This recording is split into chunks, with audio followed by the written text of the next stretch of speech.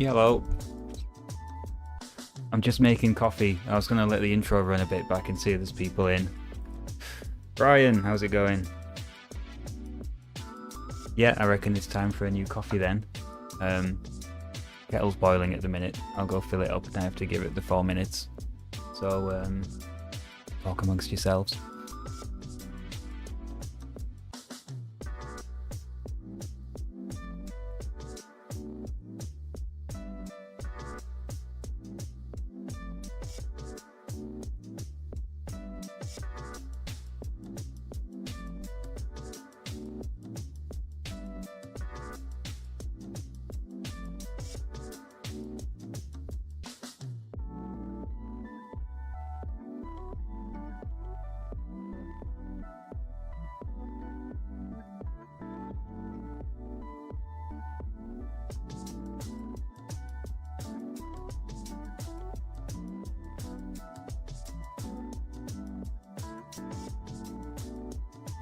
Okay, coffee's brewing. Afternoon.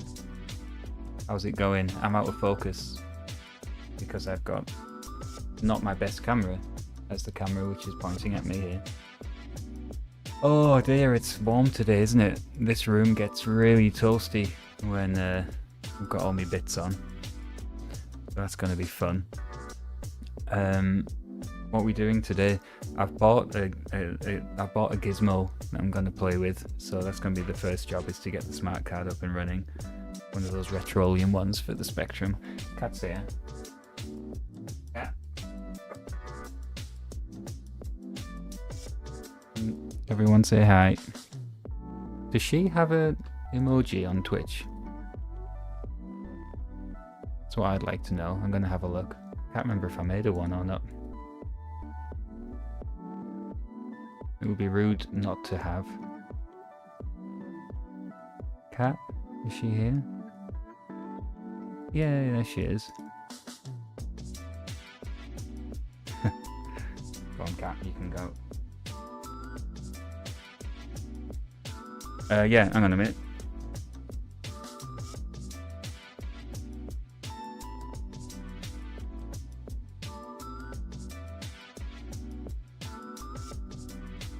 This guy. Have you seen these? This is the newest smart card from Retrolium. The Spectrum parts. Ian, how's it going? How's it going? Nice to see it. The Spectrum Bits shop, and he makes this little game loader card, and I bought it because a friend from work has bought a Spectrum off me and he wanted a game loader with it, and this one's pretty reasonable. I think it's like 45 quid for a capable smart card. So let's get that up and running first before we get on to fixing some stuff. So I've been messing around trying to format the SD card because it requires what does it require? FAT16. FAT16 is a bit of a funny one, isn't it? So I've been messing around with disk partition, but I think I've got it, and I was just loading it up with some tap files to try out.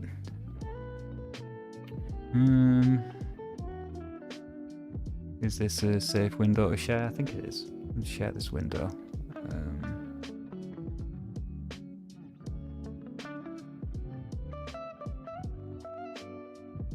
Window capture. Not very slick with this. Alright. Make that a bit smaller. And where's my window? There it is. So this is the SD card which I've formatted. And I've loaded it with Attic Attack because I want to have another crack at that today. I'm determined to finish that game. And I'm going to find some other tab files. So what I want from you is what games should go on this. If I'm providing this to someone who's never played ZX Spectrum before, what games would you give them? I obviously think Manic Miner. Yeah, I think Manic Miner would be a good start. Where are my games? I've got a lovely folder of games somewhere on here. Maybe in the YouTube bit. Yeah, games. There we go. Microphone's working, isn't it? Let's see. Now, I think it can only open tab files. Julian, how's it going? We're just testing out the newest Retrolium smart card. And drop that there. Picking some games to go on. So this is for a colleague who's never touched or seen a ZX Spectrum before, wanted to buy one to support the charity drive, and yeah, pick some games for a new Spectrum user. Let's have a look. I know I've got Manic Miner. Cat's back. I know I've got Manic Miner on here somewhere in tap format. There's one.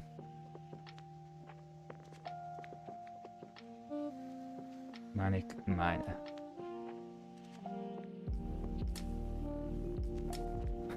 Yeah, I could dump them all on the card. The problem is, it's because I have to use FAT16, I only get 2 gigabytes.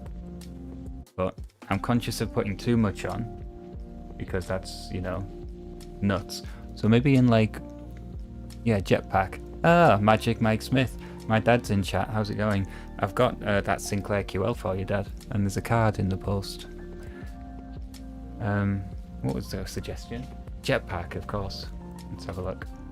It's a 48K Spectrum, by the way. So here's Jetpack. Let's get that in.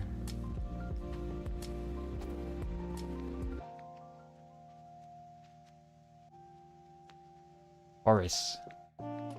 Another good shout. Back to school. Yeah, I like that. I'm losing my chat. Let me bring chat over here so I can see it. Yeah, I can see it. Jetpack. Jet Set Willy. Yeah. You might have trouble with that. I've got a bug fixed tab file. Jet Set Willy. It might still have a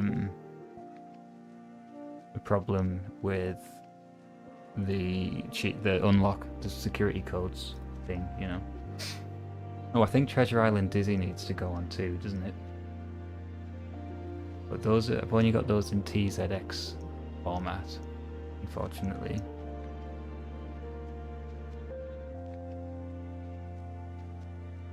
Do I have Back to School?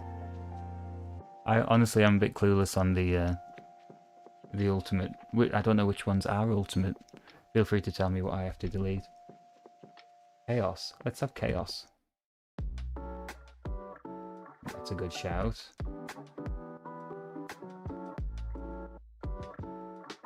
And we wanted Back to School, didn't we? Let's see, I've got a zip file with lots and lots of stuff inside. Very big zip file.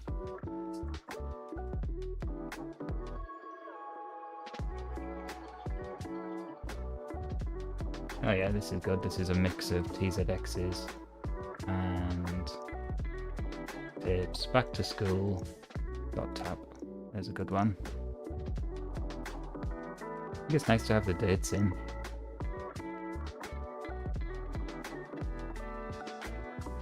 Peter, how's it going?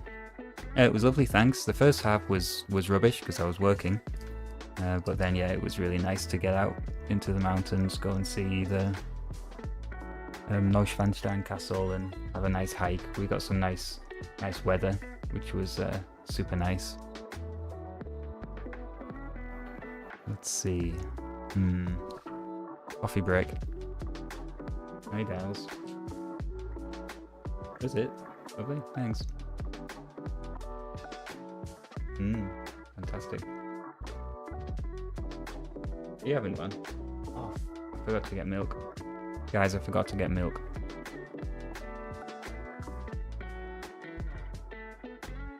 Chip Swap, how's it going, buddy? I wasn't going to do this because I haven't posted a video for a while. I've got an overdue repair that I'm working on and I have to review this thermal camera, the new one from Thermal Master. I'm in the process of reviewing it.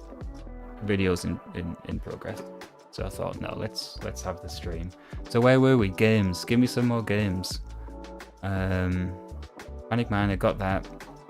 Jet Set Willy, got it. Oh, it was School Days, not Back to School. Sorry.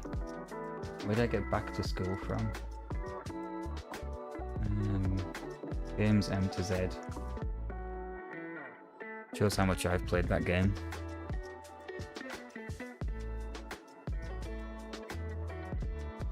I've got to be careful with dumping them all on as well, because he wants to play these with his kid, and if I end up dropping strip poker on or something stupid,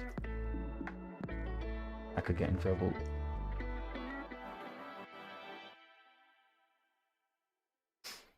School Days going to be on here? Yeah, there we are. School Days. I mean, the guy's an engineer. He can figure out how to get more games on. R-Type was available, but wasn't that 128k?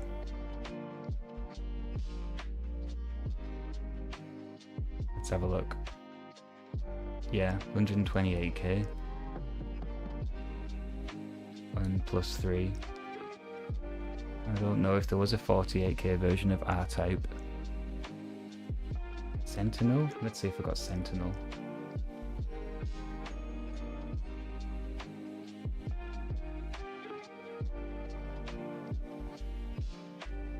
There's so many games. I feel rotten, you know, when I see just how many games there are, and I haven't played hardly any of them. These are Sentinel. The Sentinel, right? Is there a 48k version of R-Type? Let me Google it. Red Spectrum 48k R-Type. Oh, you're right. There is. Alright, maybe I have it then. Good shout, thank you. Let me look again. R-Type. Great game. Well, this might be our stream today, playing these games. I should be fixing stuff, but it's a bit warm for that. Is hyphen before A or after Z? Oh, it's at the end. R-Type. Let's see, R-Type.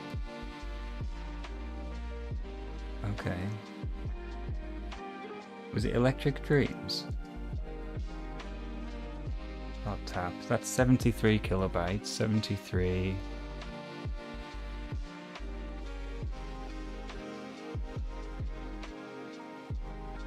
$78. I'm not convinced yet I can find it. Let me see. Well, World of Spectrum's good for this, isn't it? Oops, I've opened my Xgeku. See what World of Spectrum has to say. Machine 48K, yeah, okay.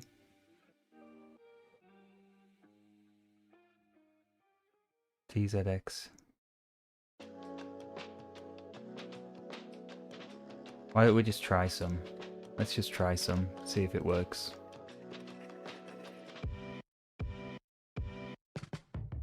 Where's my other Explorer window gone? There it is. What I'm worried about is it's a 78 kilobyte file. Let's just try it. Let's try it. I have not read Bob Pape's book on R-Type. Where can I get it? That sounds good. Okay. So, let's scooch over and have a look overhead. I'm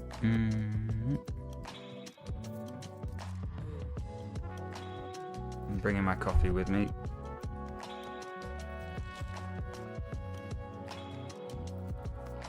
Coffee. Out of focus. Let's focus. Nice. You can chat over with me as well. Yeah, so if you're looking for a card solution, obviously the Div MMC ones are great, but this is neat as well. And it does have a switch for a diagnostic mode as well to run the diagnostic ROM, which can be very useful. So let's plug in.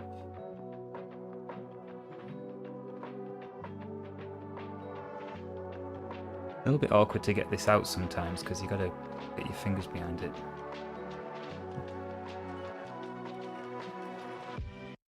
It's called a Retrolium Smart Card V3. Phil sells it on Retrolium Parts Shop. I spend most of my money there. Great, more game tips coming in. That's fantastic. I'm just going to test this R-Type out. Let's give you a picture-in-picture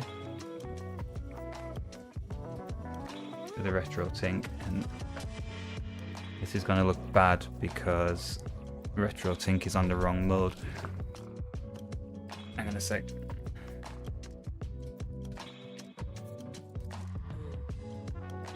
Thinks it's YPB, whatever. I haven't put the card in.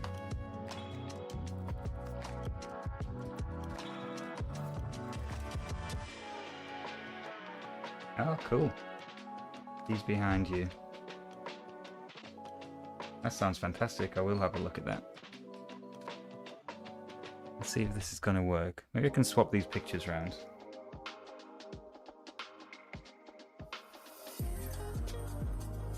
That's better. I tried to get that in one click. That to switch the pip with the main picture, and I basically failed. So, QAOP or joystick. Let's go with seeing what R-Type does. That looks pretty good. Nope, that looks bad.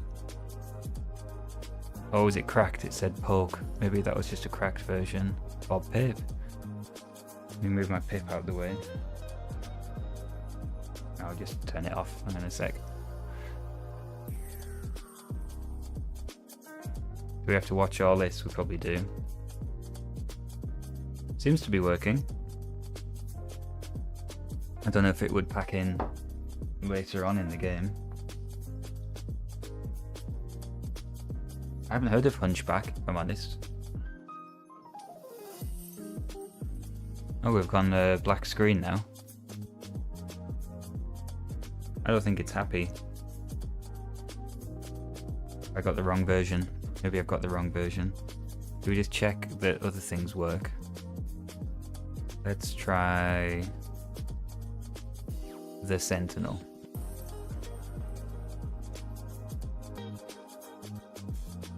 No sound, obviously, because I'm on composite, sorry.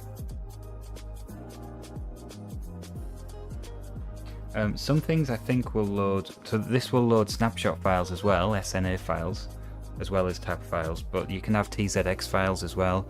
This board won't load TZX files. I was pointing then. This board won't load TZX files. I'm not sure which ones will. Keyboard. Blue screen. Ah, there we go. Sorry about the dot crawl. It's just because I'm on the lousy composite output of this. This is a Harlequin. Yeah, it loads in a flash. It just straight to memory. It doesn't use the audio loading. So the ports, the audio ports here are not plugged in. Nicely made. It feels pretty robust. It's not wobbling. I'm wondering if this is playing music or something, which is why it doesn't appear to be doing anything.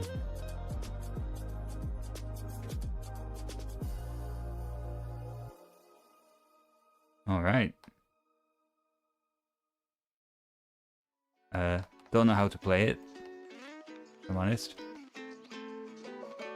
I can turn on and off a crosshair. Okay. I can move it up and down.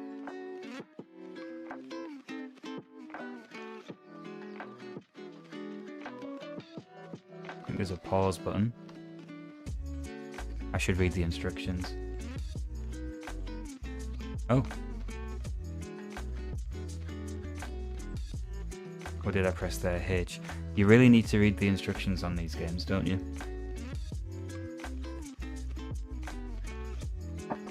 It seems to be working, I guess.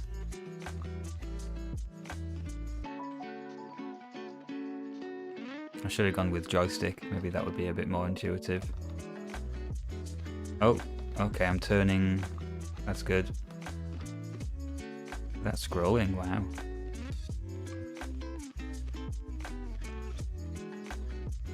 S and D seem to scroll me around like that.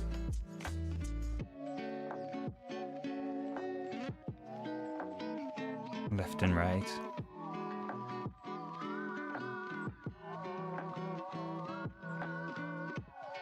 H is hyperspace. Oh, okay. Oh, you know your stuff, clearly. Now I can see. I can move my cursor left and right and change colors.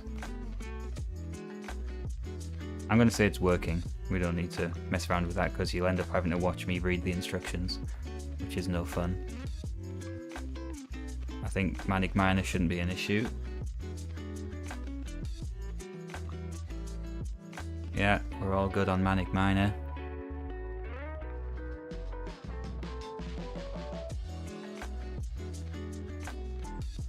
No sound though. I should use a different machine to get the sound.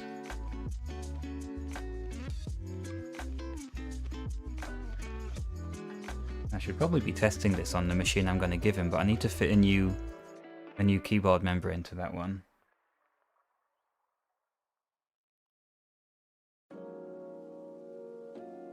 See if I've still got this this first level assigned to memory.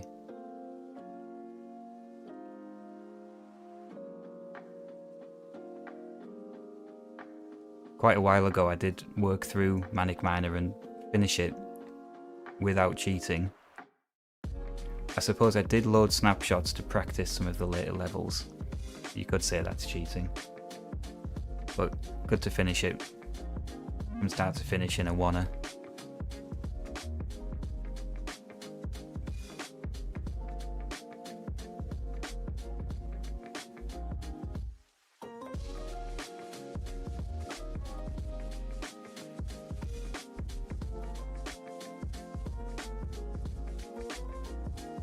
chiller. Is that something that it exists? I reckon I could have a look if I've got that in the archive.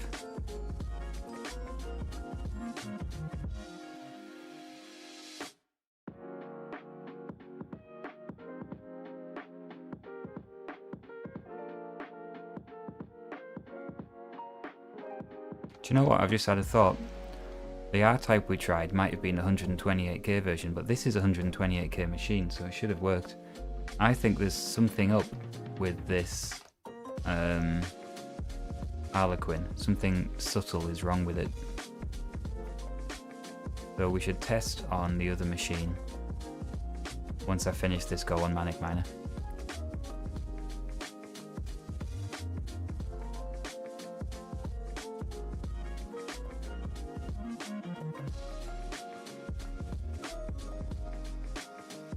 Oh, okay. I wonder if it's in the game pack which I've downloaded.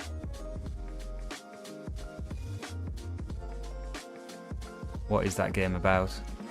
I'm guessing you've played it on other formats, have you?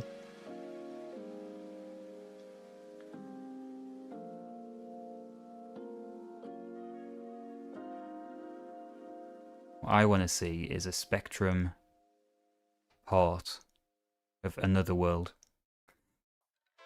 No, it's not possible, but I think that would be wonderful. No, nothing spectacular happens at all, Ian. It just, you finish the last level and that's it, I think. There's not much ceremony about it. Oh god, my eyes.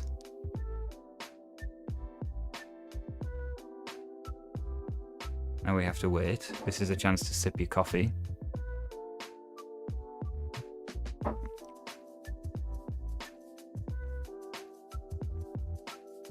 How's my timing?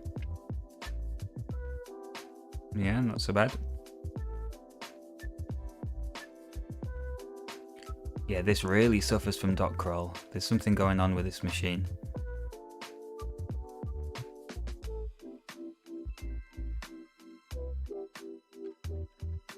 Am I gonna make it? It's quite close behind me. Now we're okay. I have to tee this jump up just right, like this. That's good. And then I can't remember exactly... Oh man. What if I gave it one of these?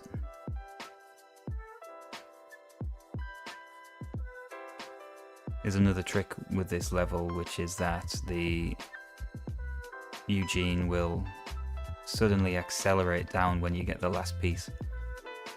So I'm going to hang out and let him get back up to the top.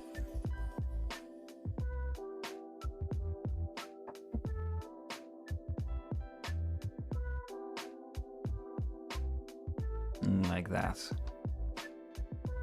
You have to be quick. No, you don't. This isn't the quick level. Oh god, I've lost a life already. 2 lives. I might be sabotaging this to move on. Thriller inspired game. Thriller, what, the genre or the song? Whoa. Oh god.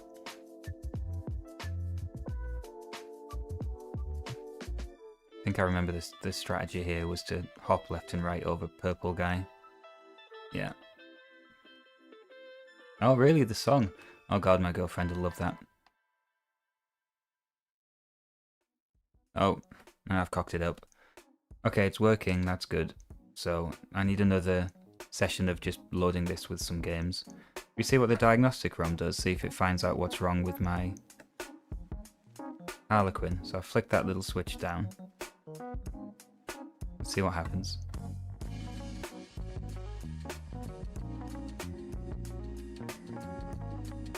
Really, the C60, that's a good testament to the C64, isn't it? What is it on the C64? The SID chip? Is that right? It never worked on one.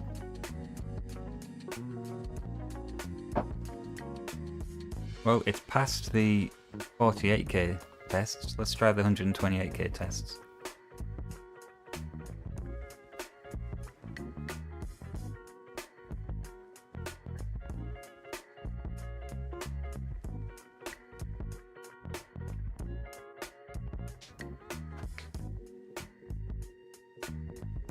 I think it's gonna be fine, isn't it?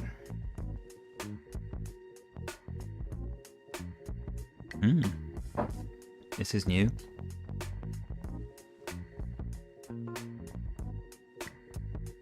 Dead handy, this.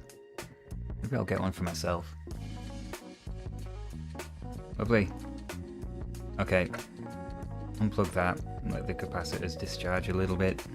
And you see what I mean? It's pretty hard to get out because I don't want to grab it like this and pull, because that's going to flex the whole thing. So I'm going to have to...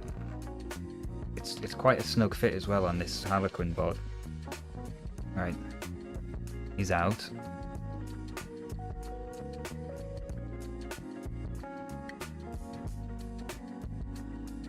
And this is the board which we've fixed up previously. It's had a lot of chips replaced, some patching done.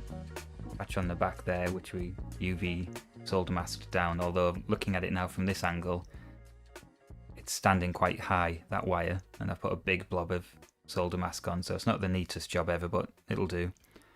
Just realised that shield is trapped under there. Let's sort that out. No, man, we're gonna... This channel's about everything. I even considered firing up the PS1 today, because I've got one here, and lots of games to play.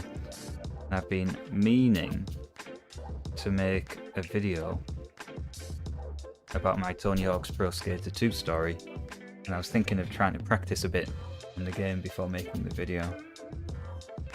I need a screw. I'm going to find the screws. Where's my screw drop?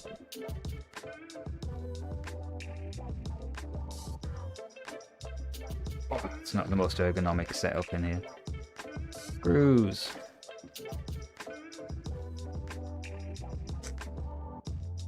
Now I know I've got a motherboard screw in here somewhere. Maybe that'll work. This Spectrum, the only mods are switching regulator, composite mod, and the DC-DC mod. I guess that's quite a few mods.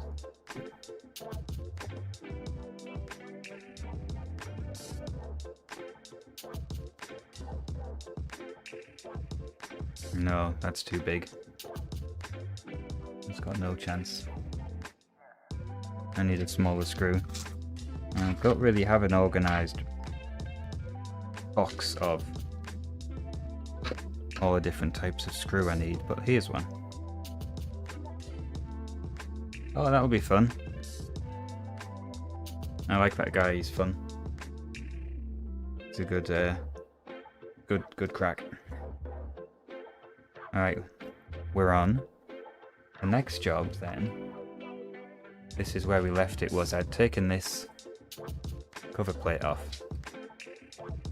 We'd given this a rinse, and we were waiting for membranes, so bear with me. Membranes. I bought these from ZX Renew. As you can see, I've got a lot. Lots of membranes. Horrible word that, isn't it?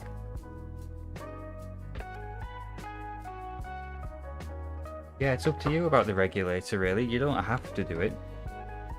It just runs cooler. That's all. Some would argue that the switching regulators introduce more noise into the system. Probably a case for that, but I've not really tested it. Good. Look at that. Lovely. Just say on here there's some text printed on. Part number. Oh, it comes from Ideal Spares. Copyright 2022. Date code 250610. I don't know what that means, the date code. Is that the 10th of June or the 6th of October? Well, as you can see, nothing to worry about doing the membrane. You just pop that in there, pop that on there, make sure it's all aligned. Go away, bots. There's a bot, look. I'm gonna get the bot. Can I delete his message. I think I can.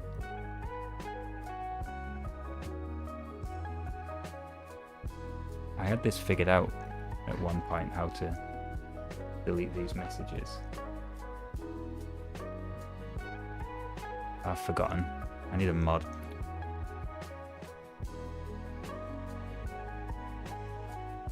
Oh, Northwest Computer Museum tomorrow. What time is it? I don't think I can make it, but I did hear about that. Now I have to wiggle this in here, which means I have to manipulate these brass tabs, which is a little bit of a pain. But I tell you what, it's a hell of a lot better than the ones that were glued on. So let's just try and straighten things out with these nice delicate pliers.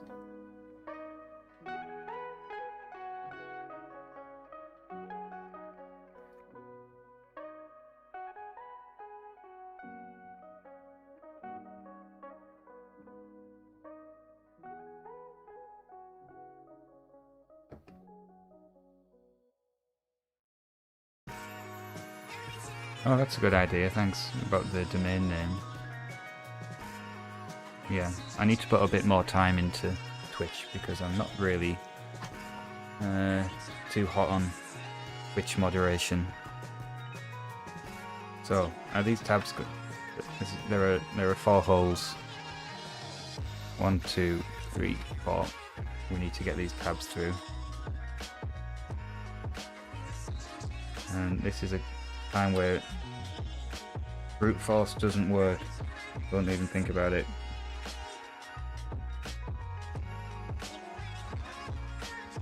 The faceplates are too delicate. 10 AM. Maybe. How far is... Remind me where it is again. Not Bury, is it? Preston or something.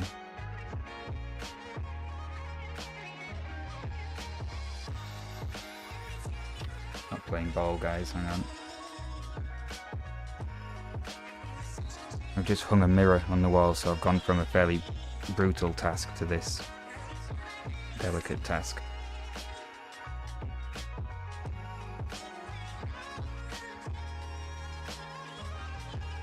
It's a Commodore event, they might not let me in.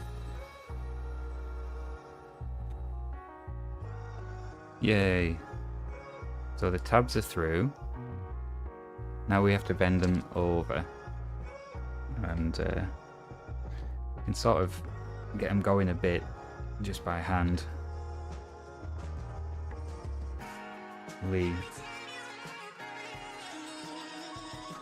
Let me look at the directions.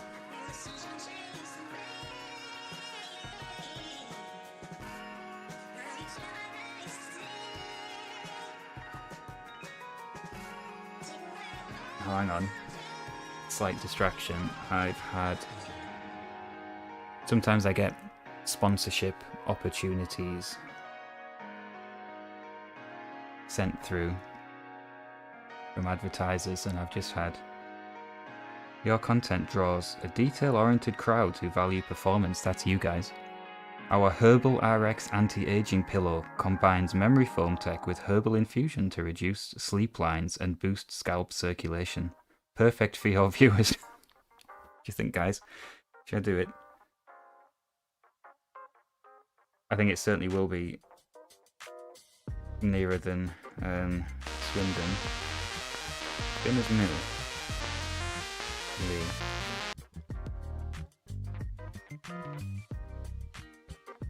Can do it in 1 hour 17. Do I need a ticket? Hang on a sec.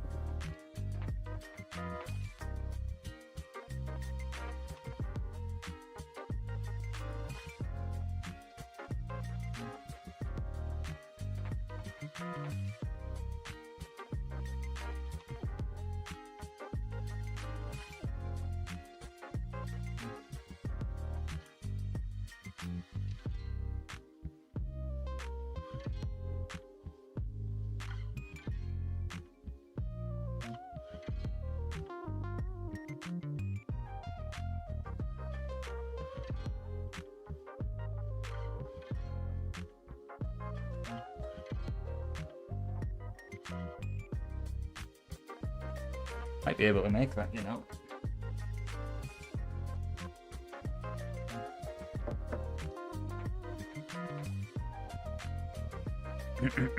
So, sorry, we were bending legs.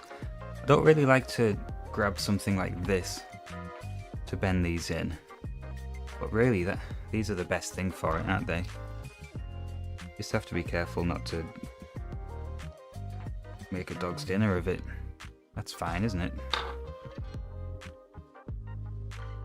I'll have to see, because we're in the middle of a bit of DIY, got some painting to do, and I'm feeling a bit snowed in with all the house jobs and life jobs at the minute.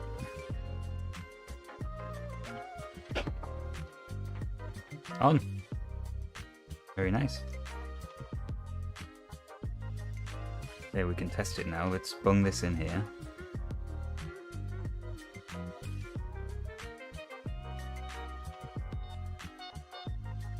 Okay, I'm gonna curse this string now. I'm gonna put a couple of screws in, and if there ever was a way to make problems appear magically, it's put the screws in. Hey Hasib, how's it going? Thanks for joining in. Everyone's watching on YouTube today, right? Yeah, they are. No tickets.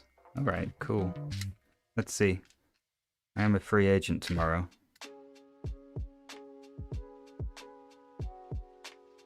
I'd like a screw that's not too long and not gonna cause any problems. Thought I had this packet of 48k screws around here somewhere.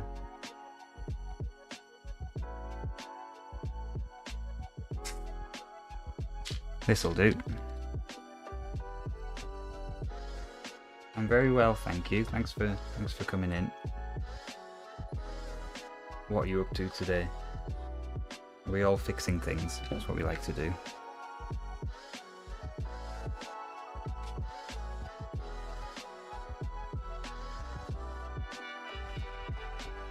Been watching a lot of Mend It Mark recently, and he reminds me, because I knew this, to turn the screw backwards until it clicks.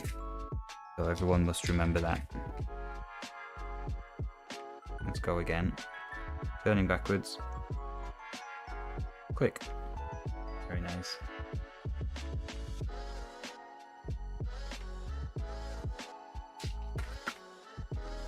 Good.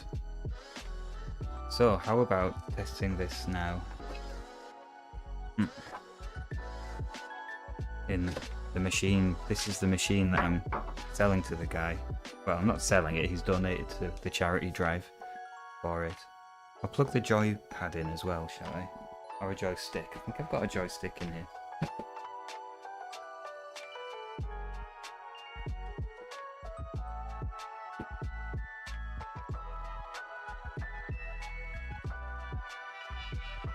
Oh, it'll have to be the joypad.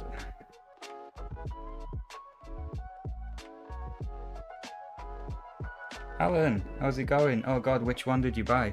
Somebody's been going absolutely mental on eBay selling them. I've seen, must be at least a dozen of them by now. Gone up. Okay, let's see, is this going to work? There'll be sound now, but it's going to be coming out of the speaker on the Specky. It's beeped, so it's running the diagnostic ROM.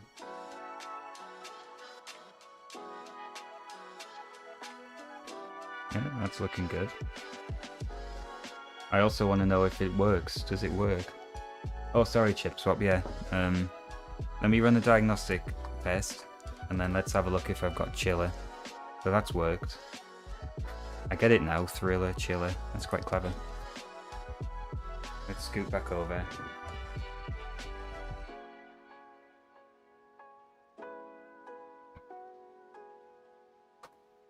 Yeah.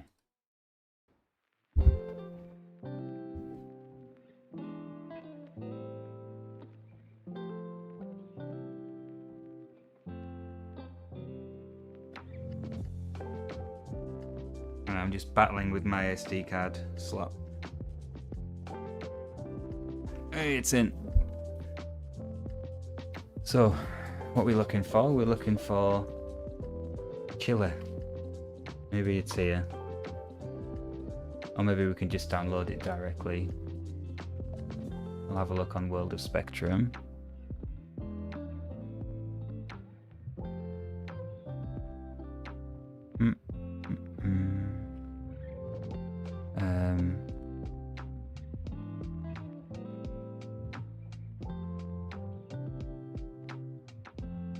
That didn't work.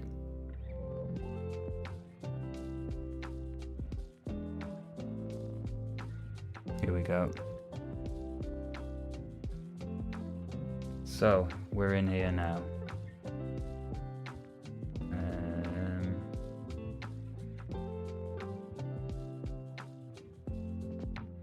World of Spectrum Chiller.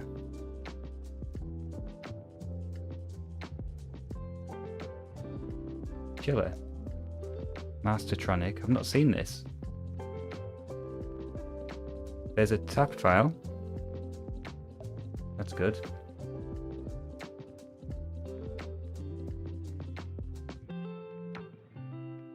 Stick it in downloads. I don't know if it is it 48k? It is 48k, yeah. Okay, I'm gonna drop it onto the SD card. It's on.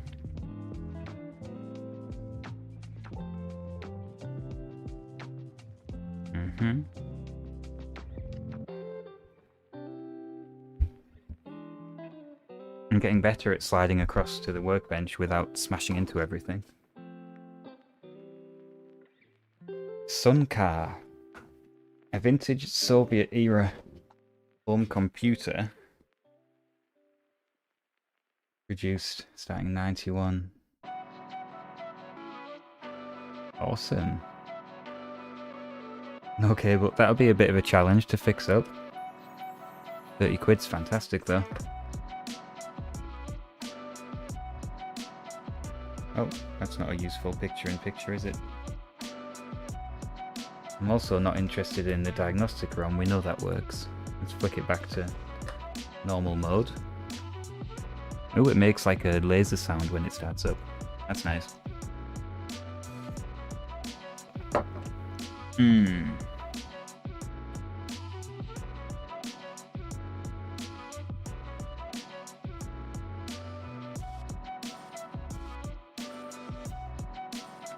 So, what we doing?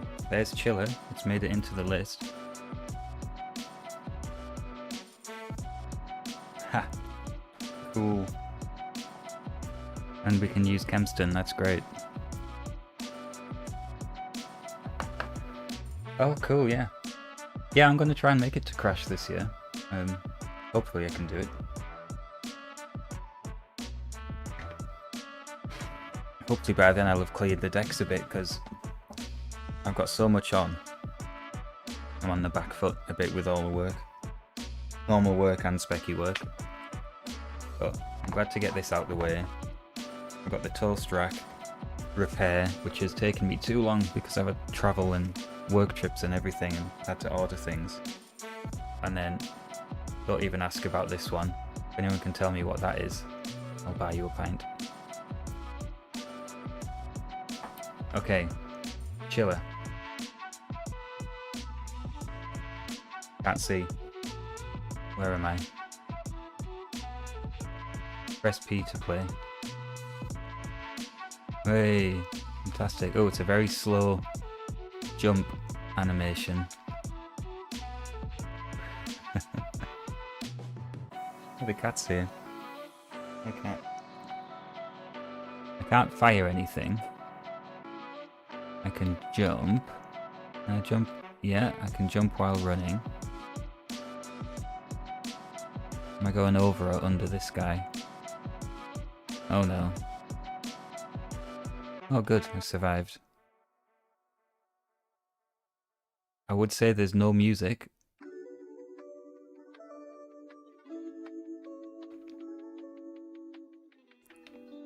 He seems to be losing. Can I climb this thing? Can I climb it? Yeah, I can climb that. Oh. Yeah, don't worry, you're not missing out on Spectrum rendition of Thriller, because it's not playing anything. Oh, I've cocked it up again.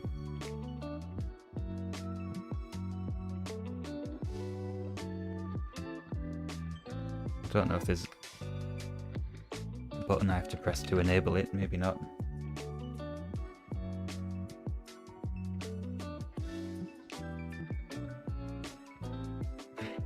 If someone's gonna add thriller music to this game, Alan, I think I know who the man for the job is.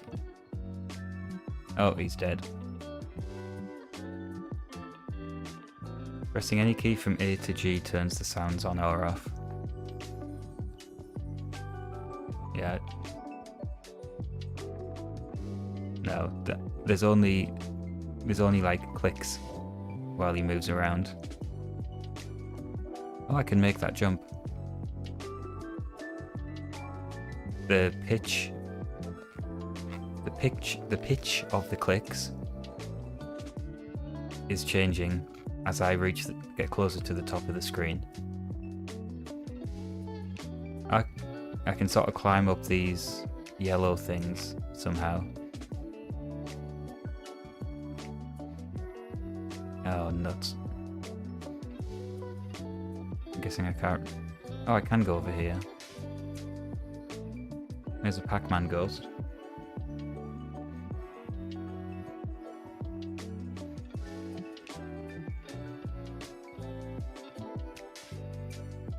I'm guessing crosses are the main goal here, aren't they?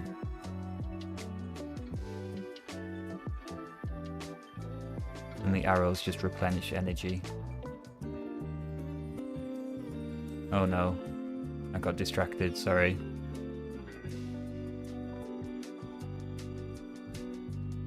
Let's give it another try.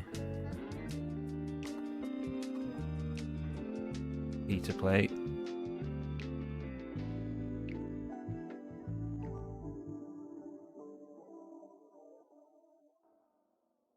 Yeah, I'm not seeing huge parallels with Thriller.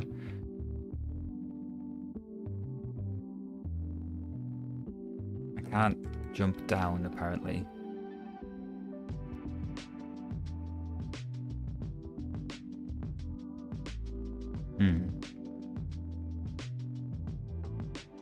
You can just barely make that jump. I'm gonna have to fall down though, aren't I, to reach this cross.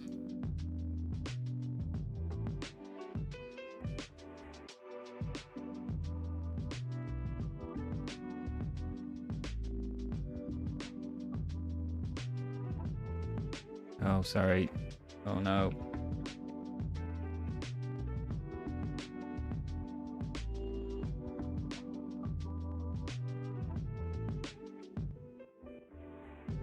Seems to be a constant stream of this green person coming left to right. Oh, it's all gone wrong.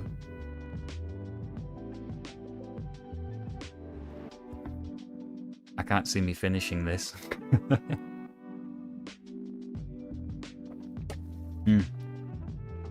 What else have we got? I think we should test it a little bit more. It's only fair.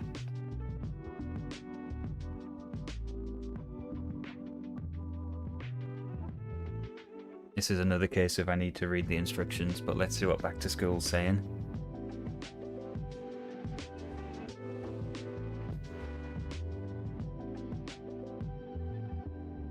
I'm guessing the C64 version's a bit better. Why is there a countdown? Why is my camera turned off? I think the battery died. I'll just swap it.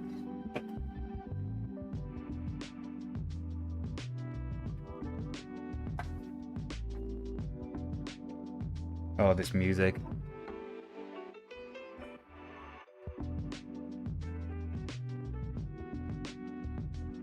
Yeah, I don't want demo mode.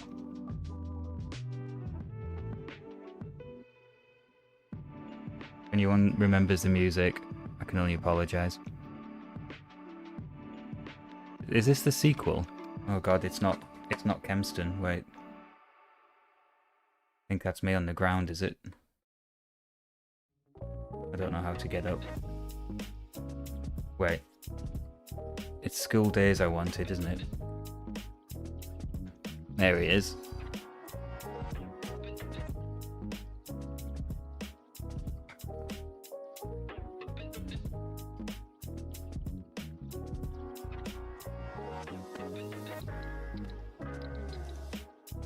Was it really? Do you want to put in my own name? Yes. I'm pressing yes. Am I doing something wrong? Let me load it again.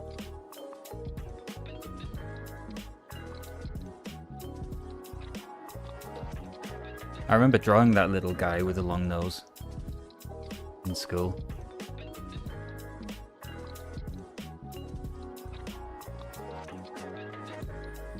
Am I being stupid here? Why can't I press yes? Is this another busted app file?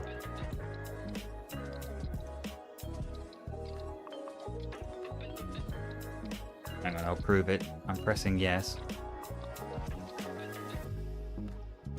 I wonder if there's something with the keyboard. Hang on. Can I get this to boot?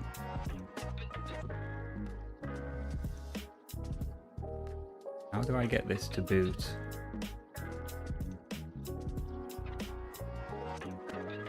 I can't get it to boot to the normal boot screen. Let's try this out. On this, I can run the keyboard test.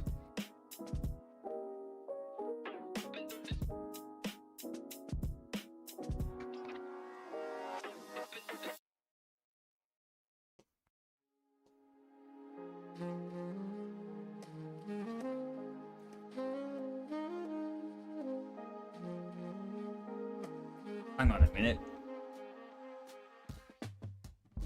New Twitch Prime. How did I miss that? 17 minutes ago. Was I outside of the room? I'm trying to replay it now, but it's not replaying. Oh, these Twitch alerts, man, they're not good. Alerts. Stream manager. Yay! Gary Meg, if you're still here. There it is. I missed that entirely. Thanks. Oh, I missed it. No, I appreciate that very, very much. Thanks so much. That's my bad.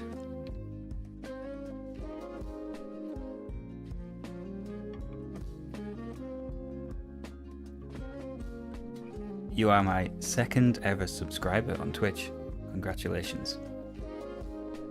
And thanks for using your Primarino. That gives you some special emotes, right? If I just refresh my memory, the Prime, or at least the tier 1 sub, should give you some emotes you can play with. Yeah. Hey, you're here, thanks so much. I'm just wondering what emotes you get. I only set these up a little while ago. I think,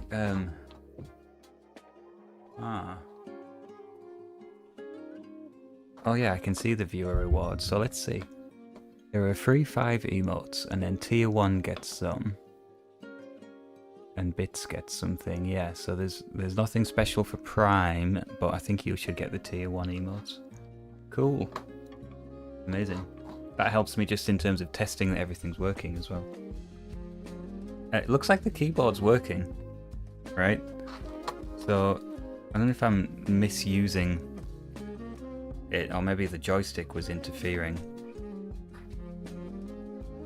Let's try loading it again. I guess I don't have to pull the power out when I want to switch between diagnostic mode and normal mode.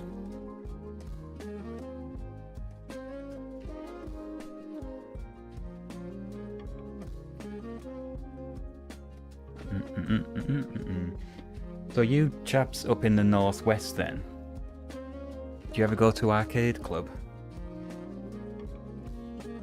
I can't do it. I'm trying. I cannot.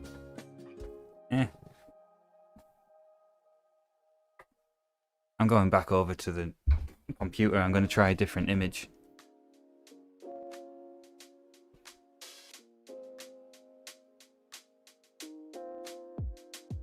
Oh, left my mouse.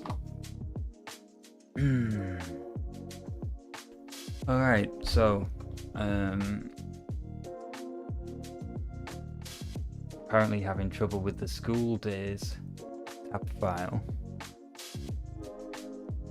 So let's try again with a different one. School days, World of Spectrum.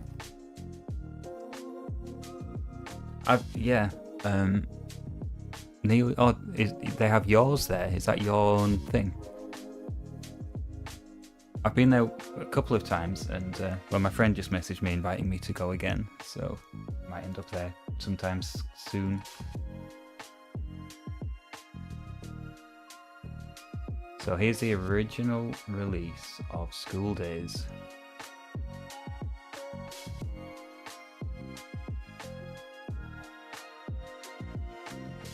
I'm going to dump that onto our SD.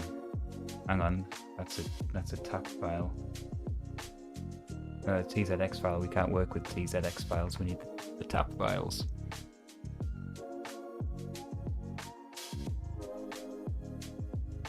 Okay. Good. We've got School Days on there. We had so many suggestions for games. Let's just see if School Days is working. Hang on. Catflap's going mad. Okay, going back over.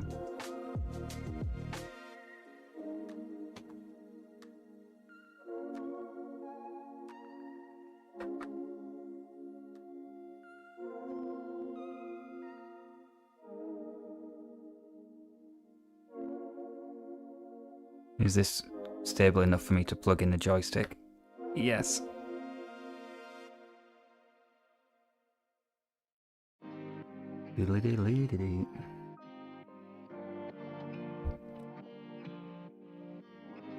Yeah, I don't want demo mode.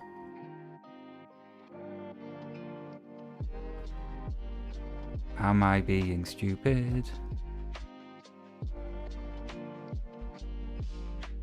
That's so strange, isn't it?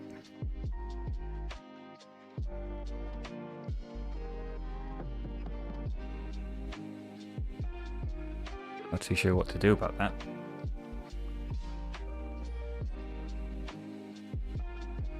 Out of interest, I'll try it out on this DivMMC. I'll use the same image file.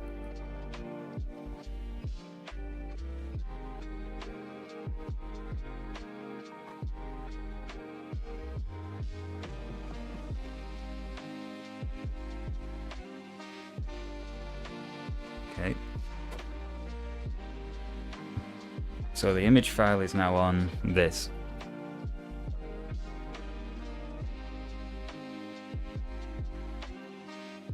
It is awkward to remove, I have to say. Yeah, there we go, he's off. This also proves we've still got a working M1 line on the Z80. Yeah, it's working.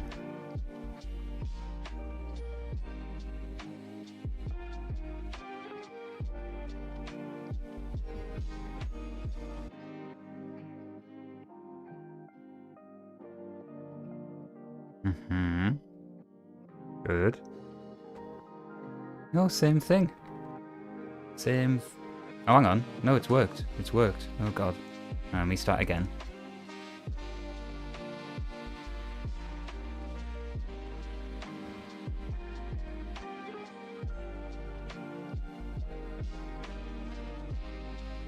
Yes.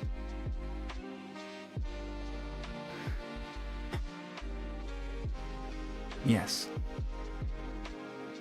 Control keys. No, it's working. What is this? N is normal.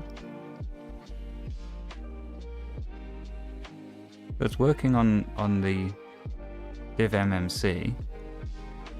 Jim.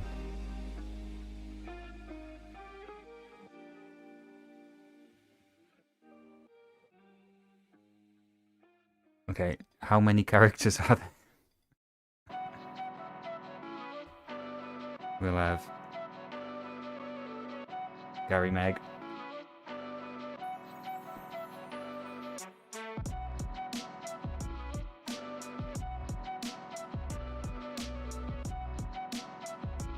Who's the bully?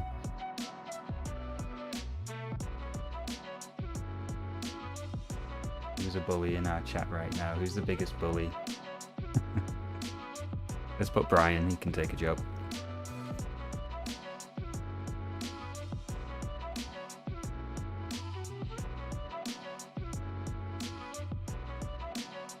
Oh, and who's a SWAT?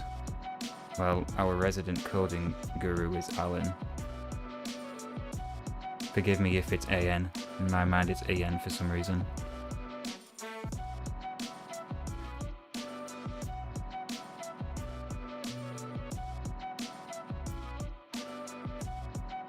Mr. Wacker.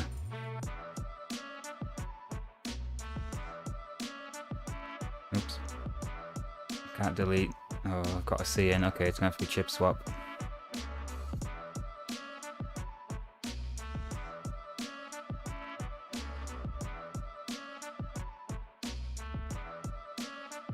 Okay.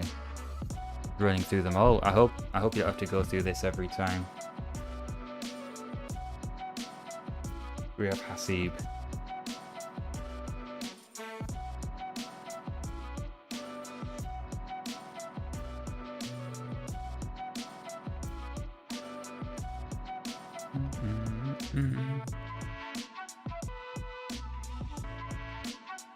Can't skip this, can I? I think it's pretty clear that it's working.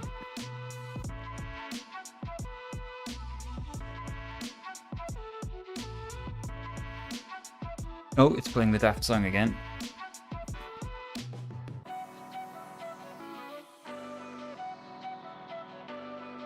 I don't know what the controls are.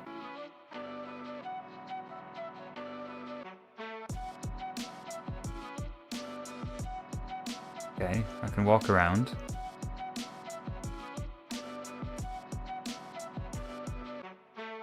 Does he go up the stairs? No, there'll be another button for that. I can sit down.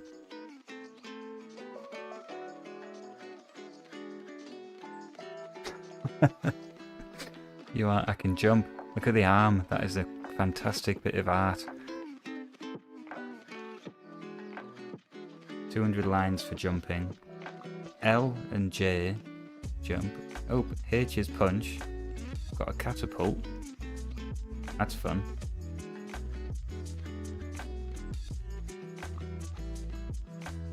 I'm gonna get someone with me catapult. Him. Have it. Oh, it went over his head. What about this guy?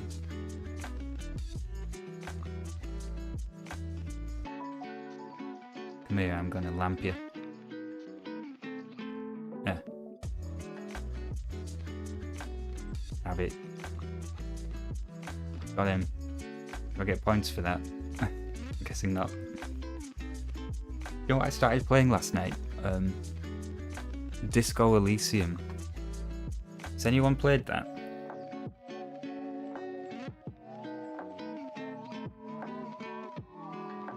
I'm getting vibes of Disco Elysium from this. Got him. I'm gonna lamp the head teacher. Come here. Got him. 600 lines for punching him. I got points for something. Oh.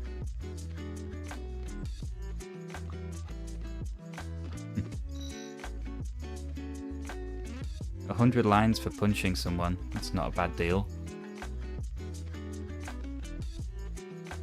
Oh, you have played it?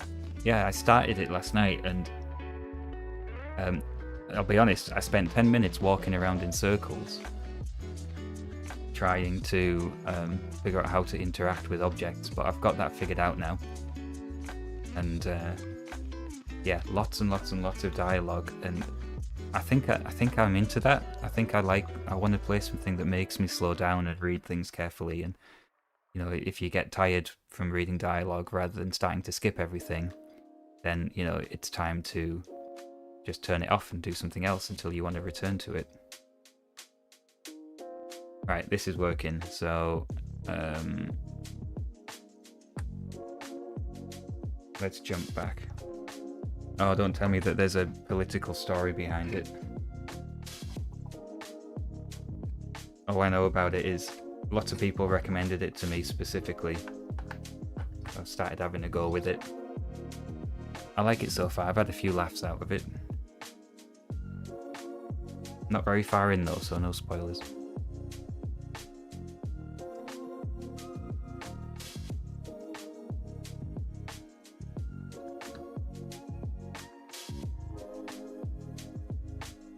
So skip the demo mode. I'm going to press no this time. And I'm just going to wait a second, because I think it takes a minute. Maybe I was just mashing the keys too much. No.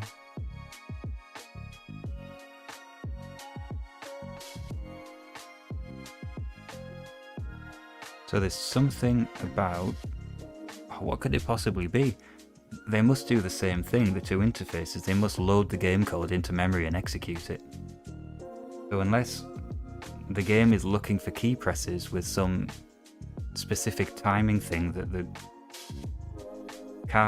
smart card is somehow interfering with that timing.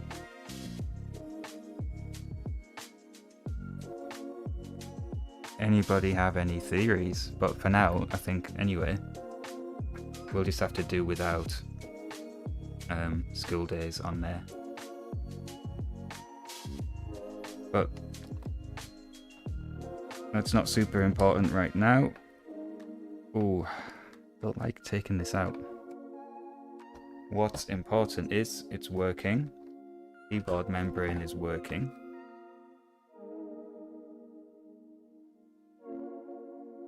And we can reassemble it.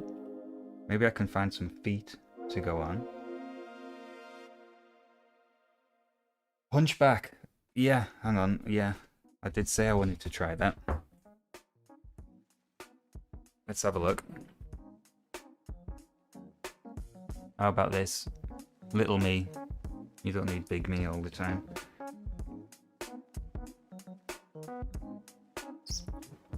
Special request for Hunchback from Gary and you. I'm going to do that for you since you're kind enough to use your Prime on me. So, World of Spectrum, Hunchback. Ocean Software.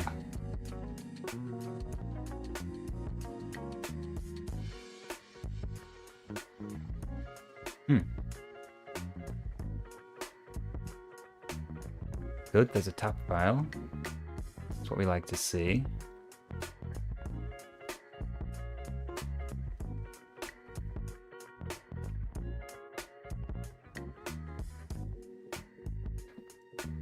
Should we look at the instructions? Let's look at the instructions. That's a good idea.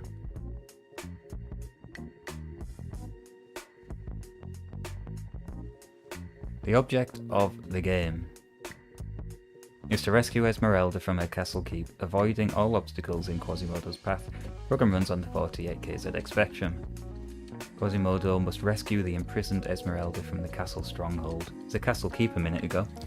Jump along the ramparts, swing over the fiery pit, single fiery pit, dodge the arrows and fireballs. Remember to keep ahead of the chasing knight. Oh god, there's a chasing knight.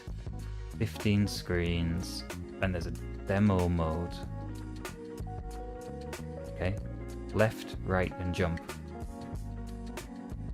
Awesome. Follow screen menu for oh, I can have a joystick too. That's nice. Okay, it's on there, so nah. Just punched my Stream Deck. Put that back in there.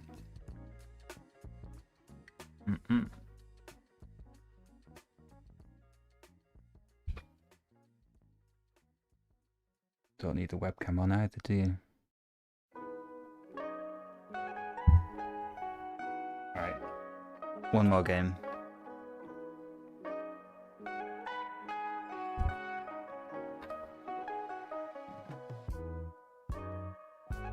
And apparently I can have the joystick for this game, so let's have that.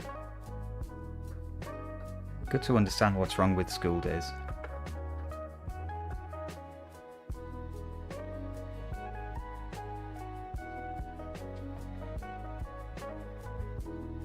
Hunchback. Lovely. Get rid of the pip. Oops, wrong button. Pip. Press a key. Hemston. Oh, nice music. Oh, Christ. Well, that's kind of a hard start. Why does it say super bonus? It's playing, the music it's playing is Teddy Bear's Picnic. Oh, there's the knight climbing up to chase me. Okay, this is tricky. Do I get sent back to the beginning of each screen? Yeah, I do.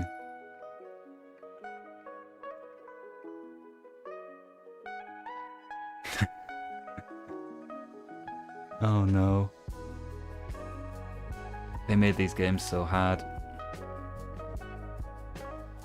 Let's go again.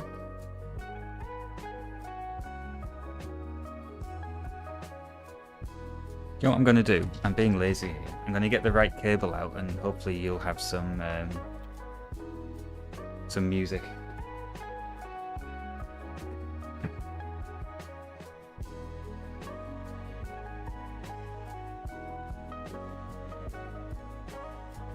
I was lucky. The first one I pulled out was the correct cable.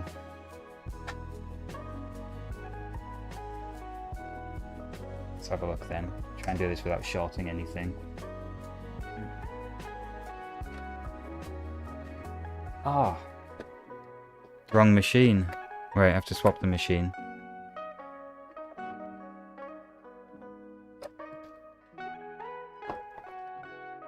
Bring the Harlequin in.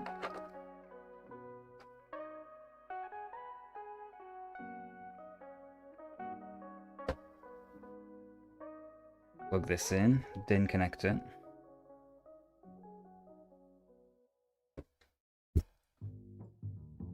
And there's an audio connector too. I can never remember if it goes in mic or ear. Sorry, mic or ear.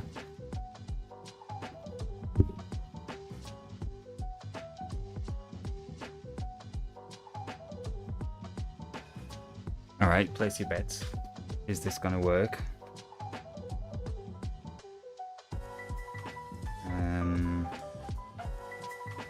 RetroTink.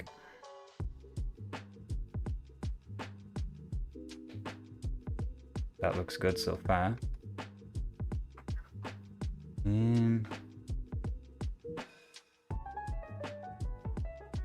Just being careful to make sure the audio is going to come through and it's not going to destroy all of your speakers.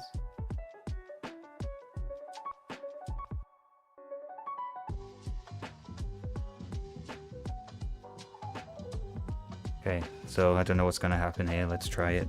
It should click, shouldn't it, when I press? No, there's no clicking. Oof, that's loud, sorry.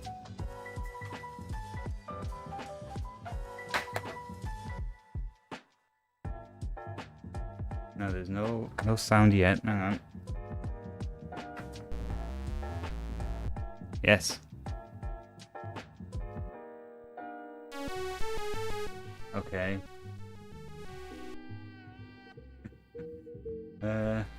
How's that? I've picked a volume. Let's see how that sounds. Quite loud on my screen. Right, turn that down. Let me load again so I've got fresh lives. Tell me if that's bursting your eardrums. Look at that picture though. That's crisp, isn't it?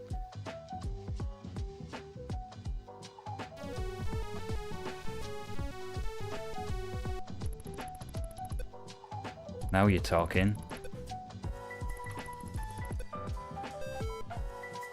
You have to ding the bell. Is that a bit quiet? The background music's still going too. I'll turn that off.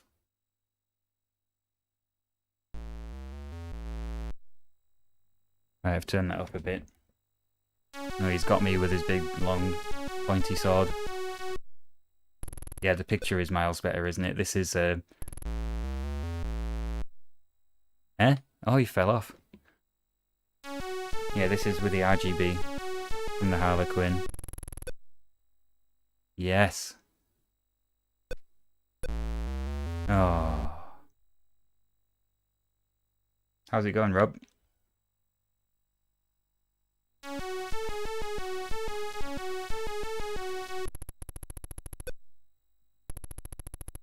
I've never played this before.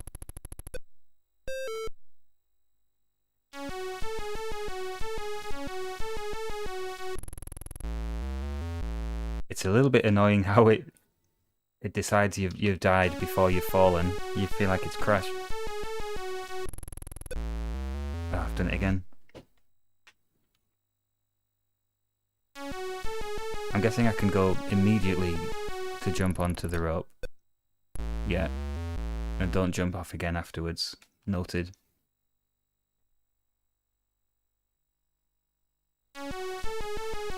Weren't we meant to be getting through the repair pile today?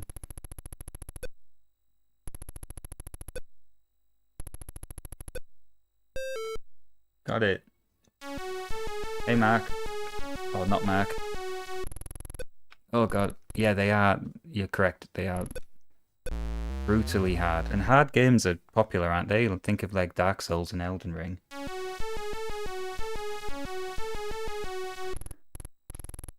Yeah, the clicking is his running sound effect. Hang on, when am I jumping here? It's when the rope gets to the end. Oh, that is hard to get right. Punchback Olympic. That is a little bit odd. I do confess. I'm not too sure about that. Hey, I did it.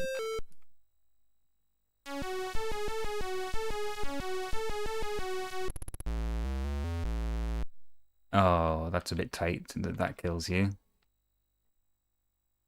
Let's go again.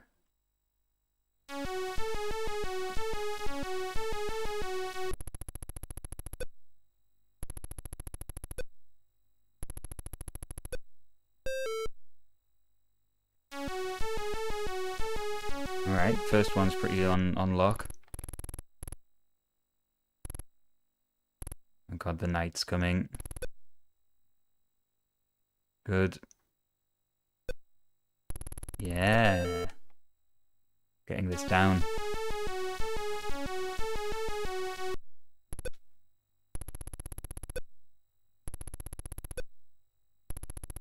That's an easy one, isn't it? Now what are these guys going to do? Stick their pikes up. It's rude. Oh god. Turbo Esprit. Not played that. Is that racing? Just by word association, it makes me think of Lotus Turbo Challenge on the Amiga. Oh. Yeah, I think you're right there, Gary. I'm interested in how... So this machine's going to... I've mentioned to my colleague he wants something to mess about with his son. But we'll see. I think he wants it more to like type in basic games and make it do Hello World and stuff. And then again, I would say good luck with the keyboard. I do have an Amiga here we could play on. Had a great time playing through Another World the other day. Sorry, are you saying this game inspired... Oh, Turbo Esprit inspired GTA? I was gonna say.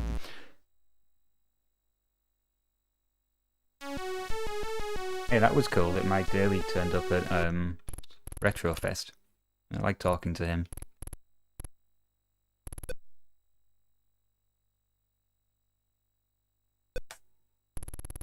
I think I've got that rope level figured out.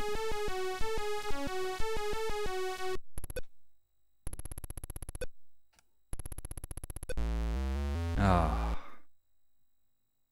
I need a cheat for this. I need some hacks. I need a Game Shark.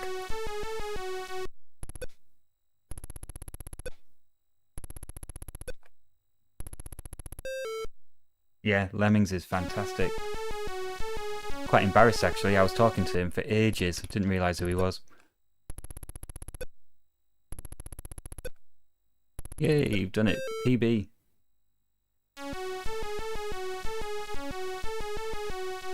Do have Lemmings preloaded as well. That's too early. Oh, I got away with it.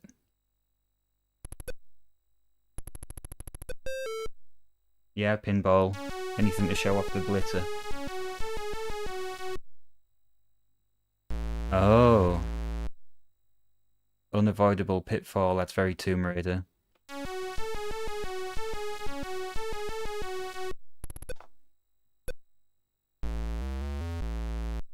Yeah, this has got tricky, hasn't it? I got a high score. Don't know how to type it in. Oh, Q, W. I can't see it. S. Huh? Symbol shift. Okay. Jim.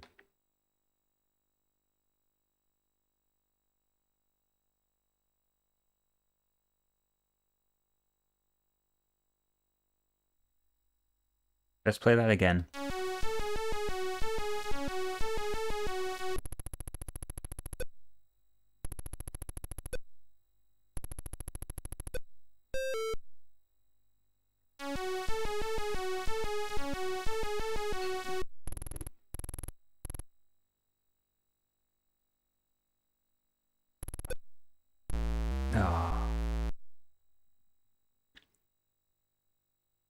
Has anyone figured out what this is yet?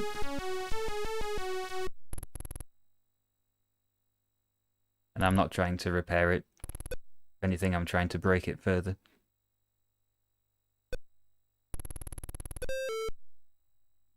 I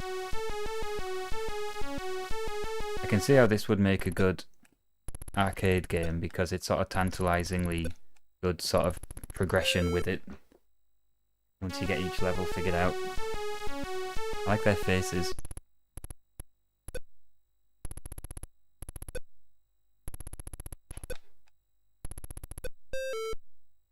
Ha!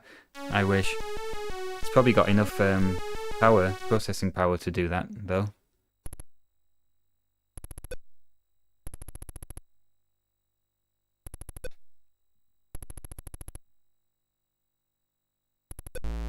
Oh, he's fell off.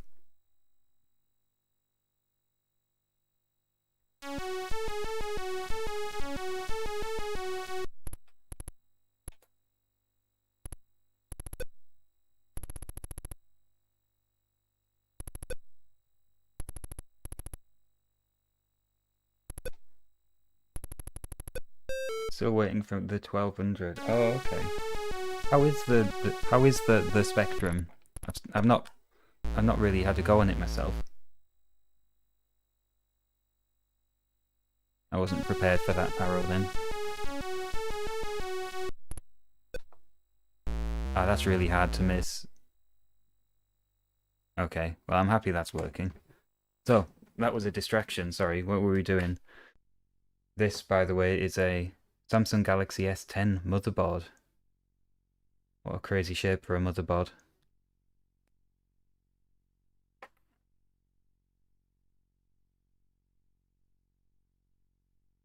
Okay.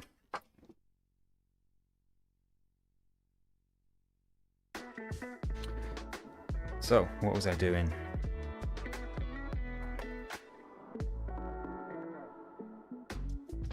I was going to pop a couple more screws in this and maybe see if I've got any feet to go on it. Here's a screw, that's handy.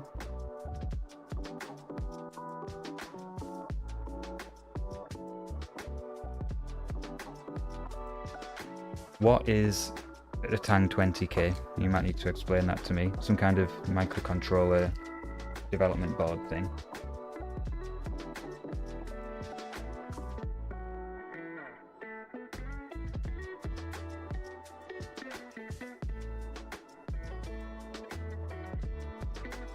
Yeah, I think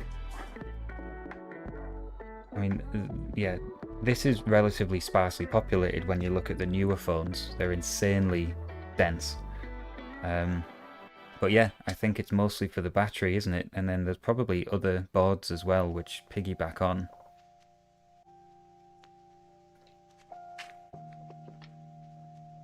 Come on, give me a reasonable screw. There's a good one.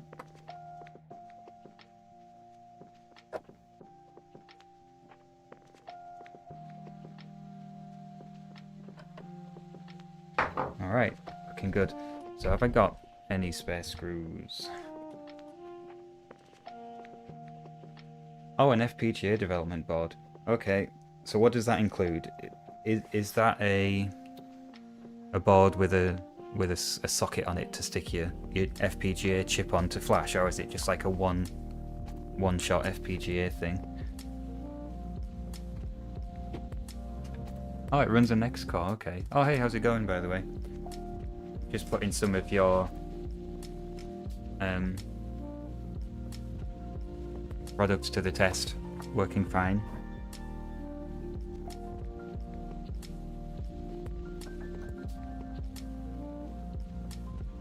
Just having a rummage around for some feet. I think I've got some pre-made ones. By the way, what should I do with that? And that.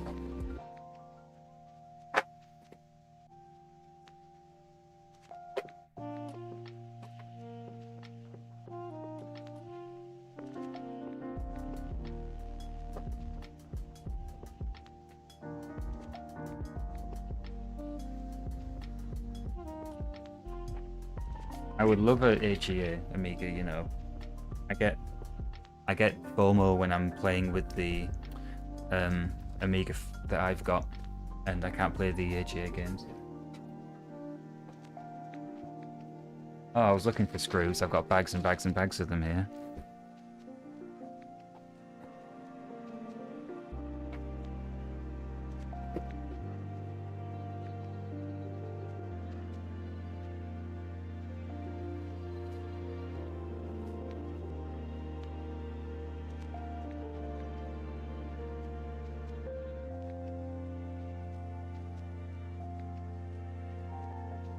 Feet.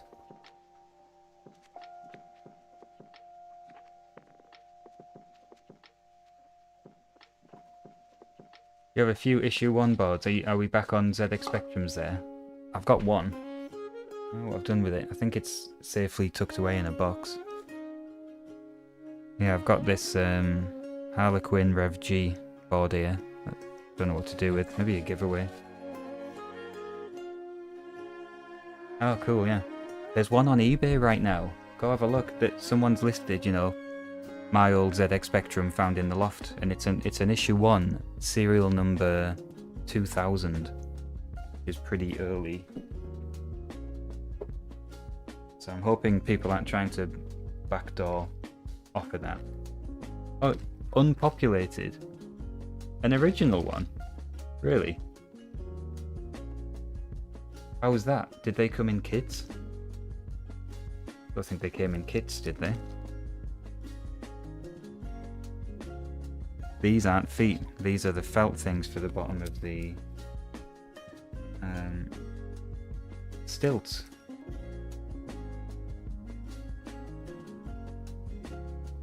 Yeah, they're not feet. Oh, damn. Oh, Repro, okay. Oh, cool. I didn't know they did them. You can look in the legs and feet and clamps drawer. Oh, there's a foot. Oh, I've got a few in here. There's another. They'll do.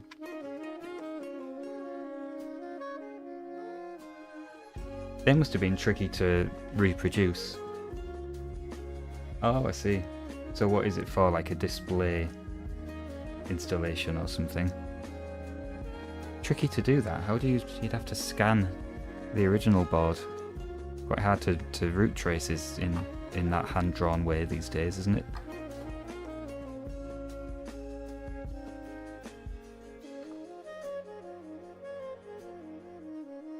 No, I don't. I've got a variety of drawers, including legs and feet. I've got one that's called John Wick, tips and nozzles. I've got headers. Yeah, headers is one. Nothing about shoulders though. Can't think of anything that could be shoulders.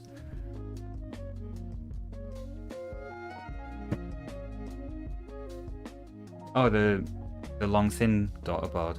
That's a nice touch.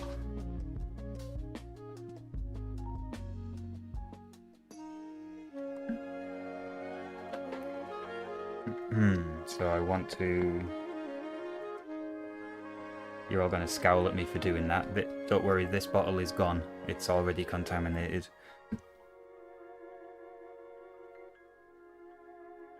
Hoping I can... Yeah, that one's on there. Hoping I can get the old tape off there.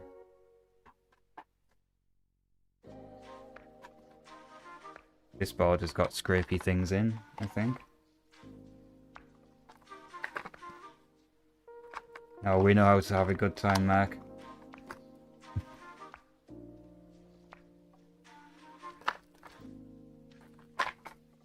Such a wild life we lead.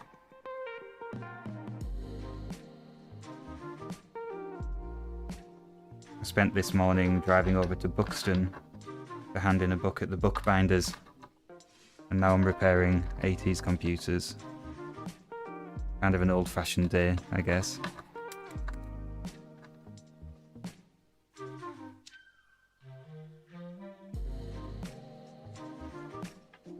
Oh, the mystery board, sorry, it's a Samsung Galaxy S10. It's a broken one. I bought it broken. Deliberately. And I'll show you why in a minute.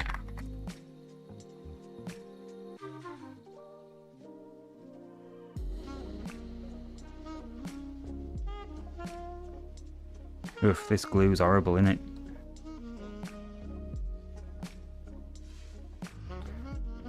I'm in the northwest. I'm from the northeast, which some people pick up on, some people don't.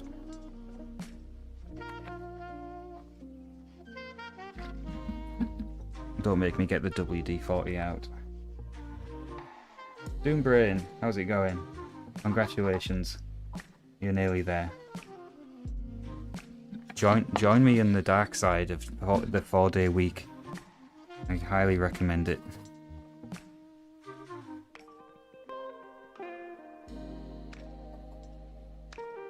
Wouldn't it be nice to turn it to 3 days, 2 days, 1 days, and then no days, and I can just do this?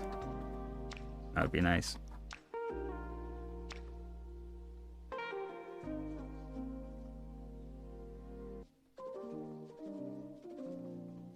Ah, Lancaster.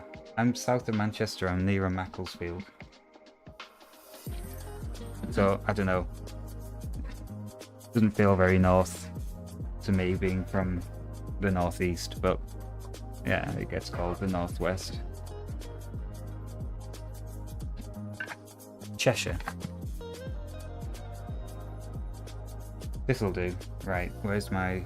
I need to clean the tape off the bottom of these as well. Just pick that off. Yeah.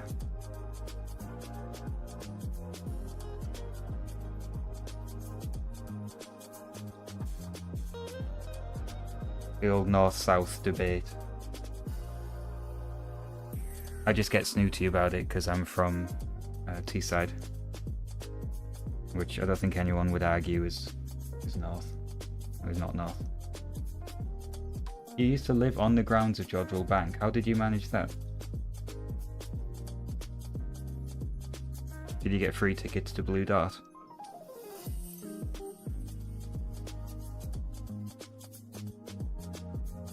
That'd be a good real estate listing, wouldn't it?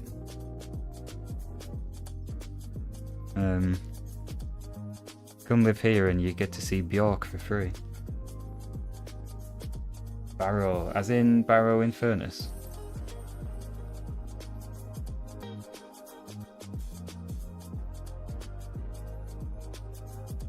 Shrewsbury. I don't go to that place often enough.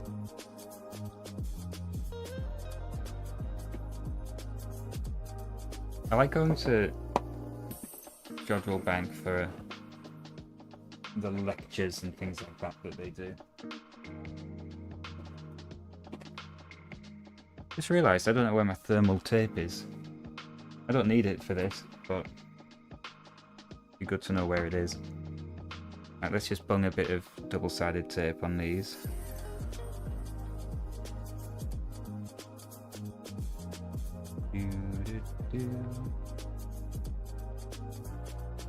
Yeah, I spent quite a bit of time around there, Barrow. Chapels, what's it called? I'm actually driving past there on Tuesday next week on a test drive with work. I'll be whizzing by. If you see any massive cars covered in disguise, it's me.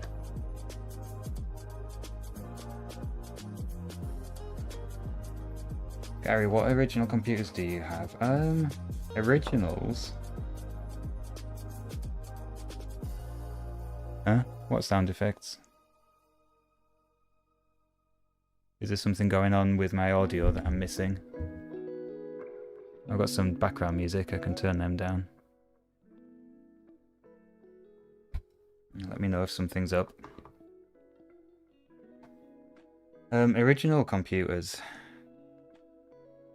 Not loads other than Spectrums. I've got stacks and stacks of Spectrums of all types.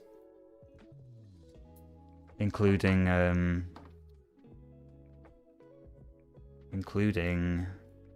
QL, thanks to Mr. Retro Robbins.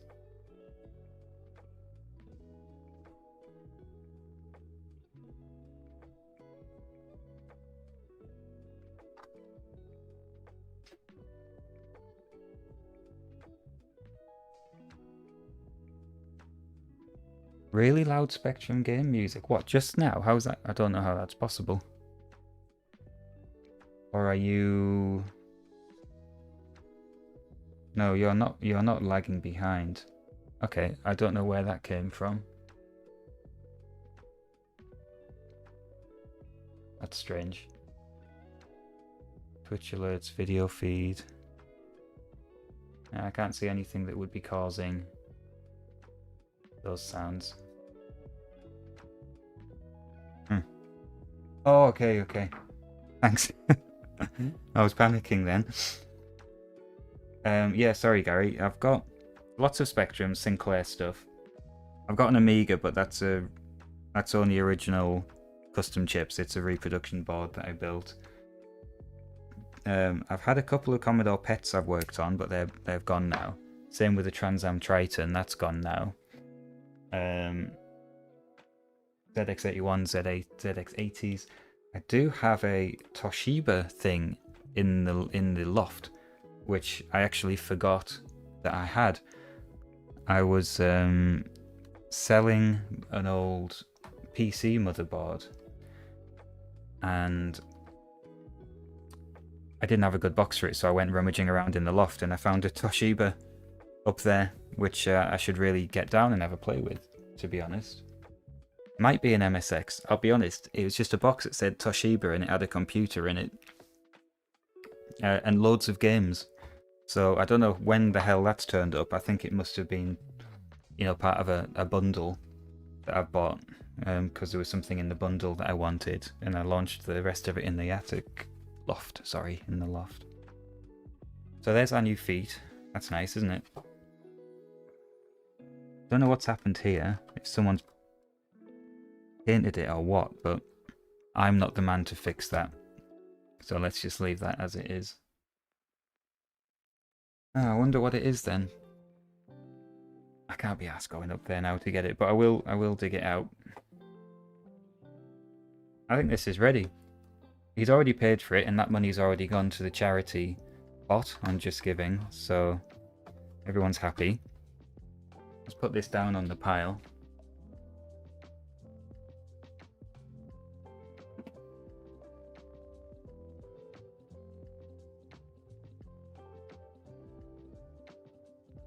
And I was going to talk about this briefly, this phone board.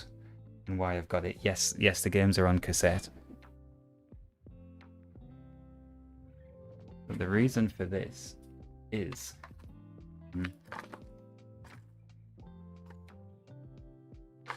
what have I done with it? Could be a weekend stream.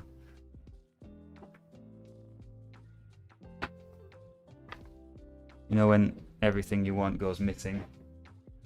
Ah, so who remembers this? This is a thermal camera. Believe it or not. And they sent me one of these for Nout to review.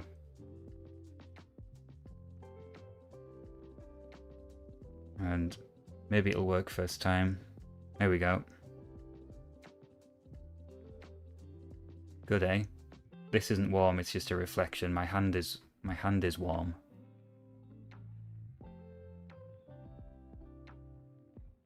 But this camera, let's plug something in and watch it get warm. Hang on. Here's a Spectrum that needs a service, but I fixed it. It works.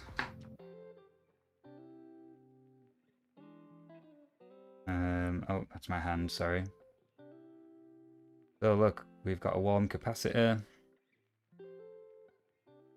The Z80, yeah. Bit of warmth there. It's only 37 degrees though. You can choose colour schemes as well. I like... Which one do I like? This one, the green one. But there's red as well and stuff. So obviously ULA is heating up nicely, that's 50 degrees. The thing with this little one is you can't tune the lens, you can't tune the focal length, so you're stuck with this sort of smoothed out view. I can see which components are warm, like that capacitor. I can see that, one is it, that one. This resistor's getting a bit warm. But as soon as you want to get in close, the RAM chips are warming up a little bit. It all kind of smooths out. And you don't get super duper resolution. It's called a Thermal Master P2 Pro. I did do a review and there's a link on there to like an affiliate link. But they sent me the P3, and this isn't the bit, by the way. I'm doing a video, so this is just me just chatting. But look at this, that's nice, isn't it? This is the P3. It's bigger, heavier, but it weighs Nout anyway. And you can twizzle this around to focus. Sorry, Alan. Don't know. I'm gonna have to dig it down from the loft. All I've got for you is I've got a Toshiba in the loft with a load of cassettes. So let's go with this one. So this is the P3. And I can get right down in there now. And if I twizzle this around the right way, look, I can see which bit of the resistor is warm. I can see these legs are warm. I can see the temperature difference between the bits of the capacitor that have got print on.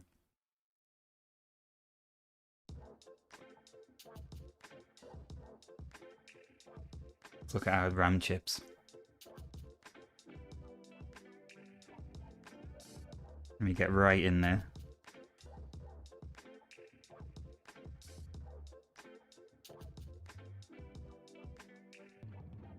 I can see, yeah. Very close up, basically, is the point.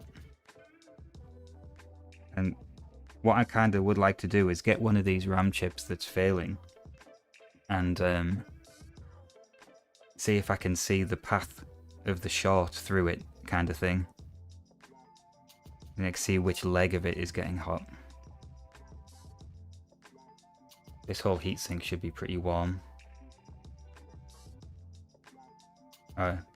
Problem with the heatsink is it's so reflective. You actually can't really see the heat coming off it very well, but I can see that the regulator is super warm. I'll zoom you down a bit more. Yeah, point is you can see small stuff getting hot in pretty good focus.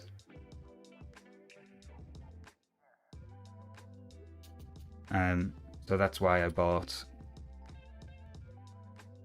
this, so I could get it right up close like this, and we can see the tiny SMD parts,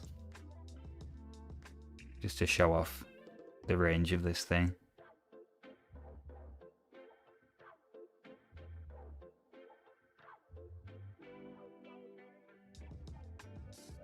Wondering if you can see my fingerprints or blood vessels.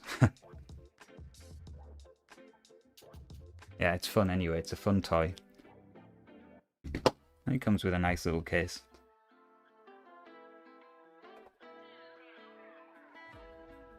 Yeah, they are expensive.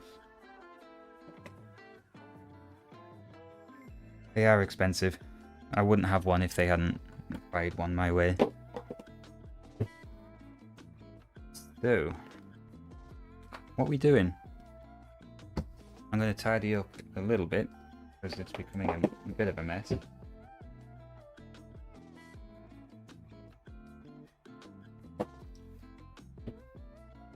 This is another machine which needs a service. I think I've got a case for it.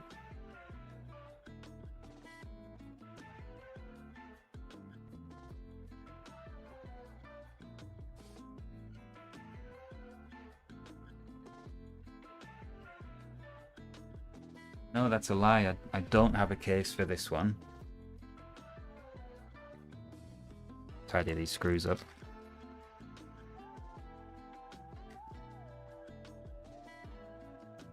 So I may be having to rummage around in the other boxes for a case for this one before I sell it.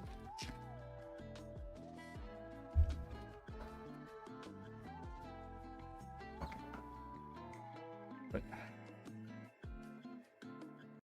shall we give this a service now? Or shall we do something a bit more interesting? I got something to show you, check this out.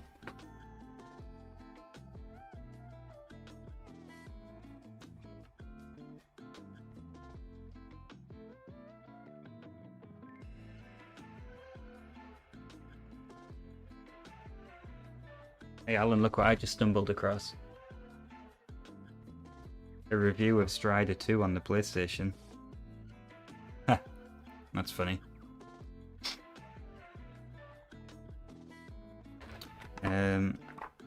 Right, what's my point here?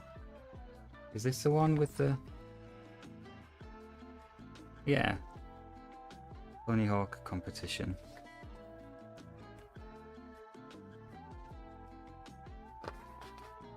Can't remember what page it's on exactly. Oh wow, look, it's still got the scratch card in. You think they'd still honour the prizes?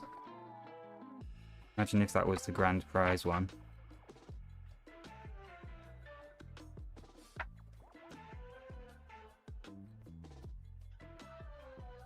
Somewhere in here. There it is. Now, I doubt anyone remembers this, but I'm sure you remember Tony Hawk's 2. And they ran this competition. They released a demo disc where you got to play this Marseille level. And they put $25,000 in the prize pot. The cat's back. And $10,000 was first prize. And you get to go and meet Tony Hawk. And you'll be... people from US, France, Germany, Australia, UK get invited to the X Games with a guest to compete in the finals. So... hang on.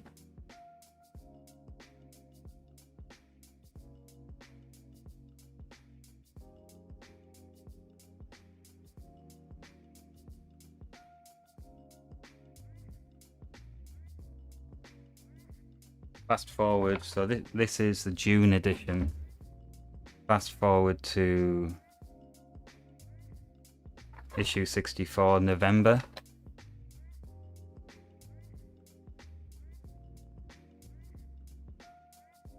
These are the results. And you entered in your thousands, clocking up your scores. But it was James Smith from Teesside with a score of 5.6 million that made it to become the British finalist. And San Francisco, X Games party. And this guy won it. He won the 10 grand, but I came 5th in the end. And that's why I have this. There can't be too many of these.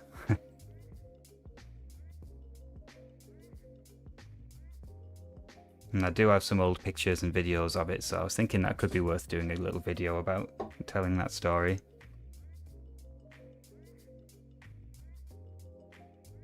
I've got a feeling he's somehow affiliated with Activision, but that's just another suspicion I had. I was only 13, and that was quite an experience.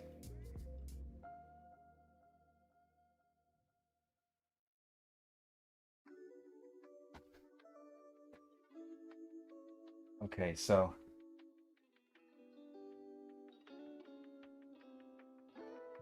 enough showing off. I suppose we should get down to it and give this a service that needs doing. Kinda looks like it's had new capacitors here. No, I've got another good distraction. Hang on a minute. I've learned that my oscilloscope apparently has a PAL mode built into it, and you can choose which scan line to look at, and it detects the PAL signal, so that should work on this in theory. I'm sort of interested to try it.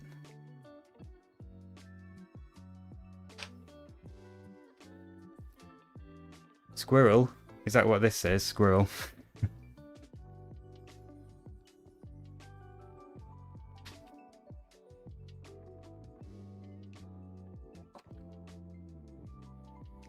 Let's get a probe, anyway.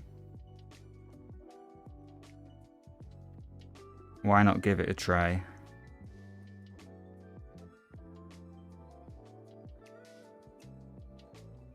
So that's the signal which goes to the TV. And let's plug in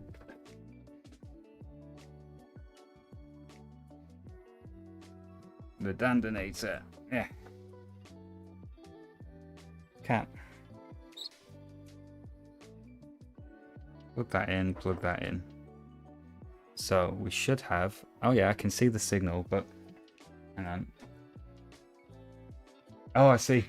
Yeah. Well, I think this is a good distraction.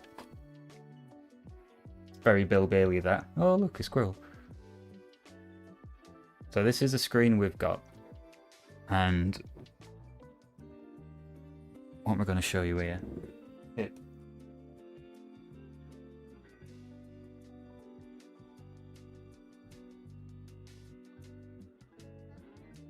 If you look sort of, if you stand back a little bit from this trace, between every dip,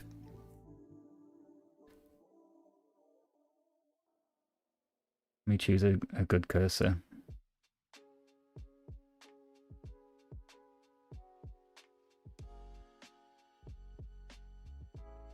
So say from here to here is a scan line. No, I haven't seen oscilloscope music videos, but I have seen some cool stuff people do with oscilloscopes that I don't pretend to understand. Yeah, between every dip is a scan line, and if I can pause it on an interesting one, maybe if I just move my trigger. How's my trigger configured? So if I set it to rising, and I set it to about there. Yeah, there we go, look.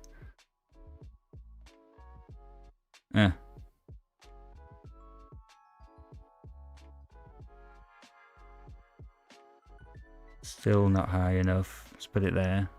Color burst is catching it. There we are.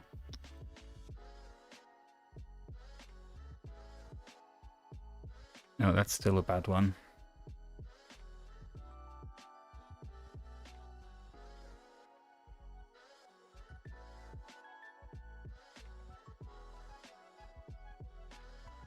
So this is a line of pixel information.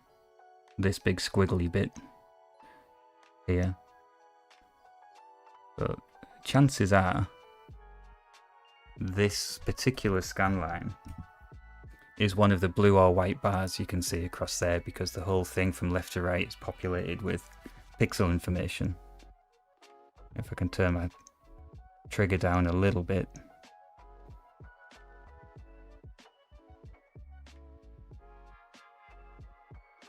Yeah, so here's another scan line, left to right.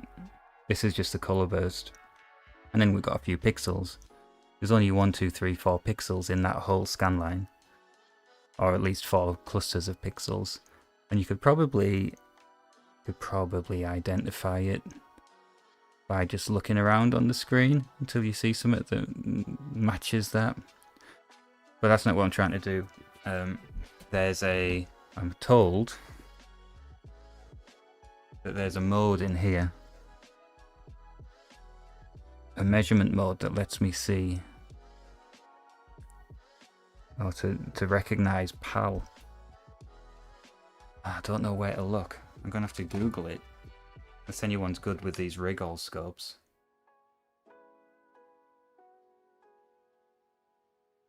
Let's have a look. So this is a Rigol 924S. PAL measurement mode.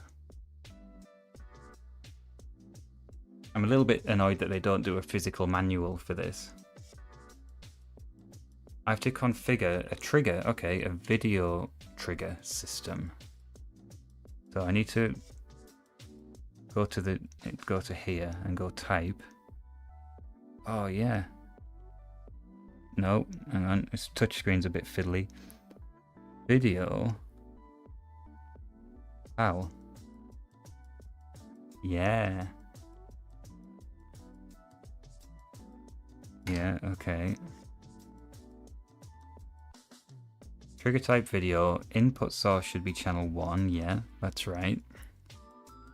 PAL SECAM, adjust the sync type based on what you want to measure. Sync type. Sync, line, and I can choose which line. How nice is that? So what line do I want? How many lines do we have? I can't even think. Is it 192? I'm pulling numbers out of my ass here. I'll just put, I don't know, I'll put 20. And run it.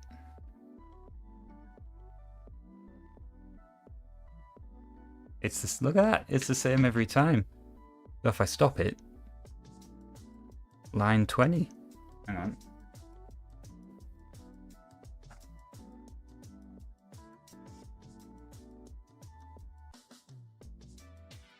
I don't know what line it is. Let me try line, I don't know, pick a line. What does line 1 give us? Oh, it looks the same. Did I set it up right? No, I didn't. I didn't set it up right. 1. Okay. So this is line 1 apparently. And I don't know how it's numbering those lines, if I'm honest. Because for me, this line looks like one big block of possibly the same colour, and then a bit of something else, and then back to that same colour again. So that looks like the bit where it says mini across the line on the bottom. I don't know what you think. Let's try line 2. Oh, now we've got something a bit more distinct.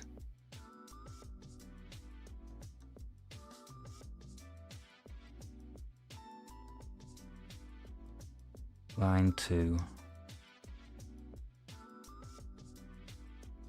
This is one, it's like a long block and then 2 short blocks and then a longer block. Is this Z? Hang on, where's my cursor? Is it Z? And then that's X, them two. And then that's the top of the, no, part of the D, probably the top of the D. A, top of the N, top of the D, top of the A.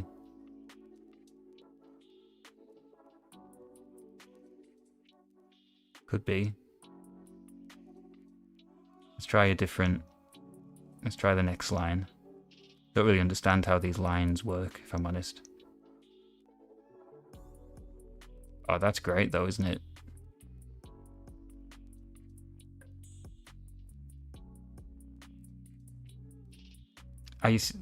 To pick a line, it must be counting. It must be looking for the V-sync and then counting the scope. I mean, the scope must be counting.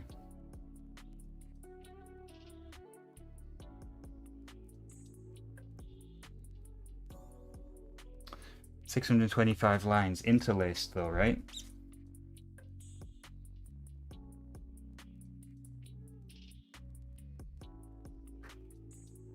I've realised the problem with having this scope right at the back of the bench is I have to lean all the way across to operate it.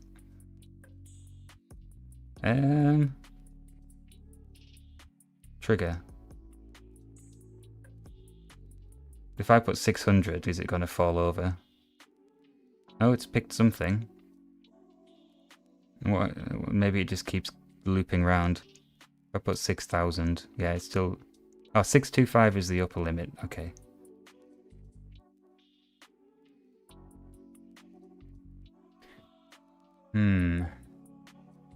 Interesting. This is 300. I've picked 300. Does that mean it's going to be in the middle? Or at the bottom? Let's freeze it. I think I know where this is. So, that's the color burst. That's no information on the screen. And then there's one block of stuff here. And what we can't derive from this is the color of it. We need some other analysis for that I don't think this scope is capable of. And then we get these four blocks of color here, which I think correspond to the red, yellow, green, blue, where you see the rainbow strike. Not to my knowledge, Alan, but there are a lot of Jim Smiths out there, and I could claim to be any one of them.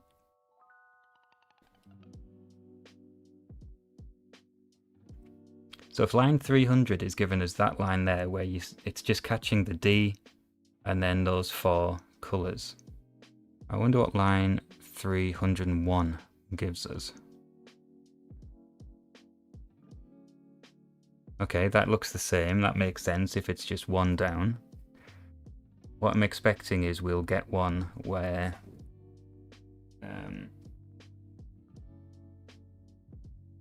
since we're just at the bottom of the big D on ZX Dandinator, we'll get one where we just get a line of purple above where it says mini.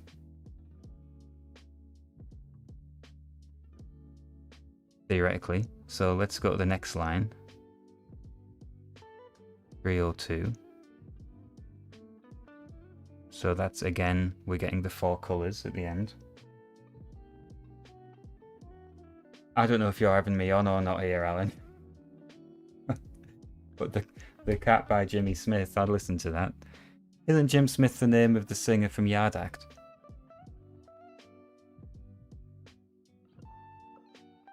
Next line. Same again. Trigger. I'm going to keep going down. Can I increment? No, I can't just increment it. 304, same again. You're serious? Okay, then I will take a look. I can't look now because I'll get a copyright strike and YouTube will tell me off again. Same again. 306.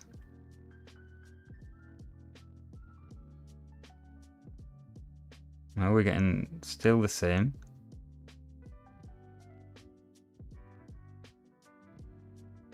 Oh, I can also set the trigger level. No, that's bollocksed it up, hasn't it? I think. Yeah, I think when I twiddle that trigger knob, it seems to override my line trigger. Hey Jairus, how's it going? Jairus? Nice to have you. Oh, that's interesting. See, now I think we're a bit above the bottom of that D there. I think by changing these line numbers, it's going up somehow. Let's try 310.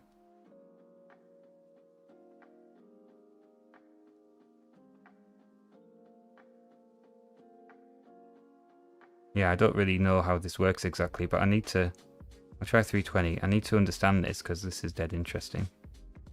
If I keep going up, we should get one with a hell of a lot more pixels, but still those 4 blocks at the end. The greatest jazz albums of all time. Does that mean I have to wait until I can get it on vinyl?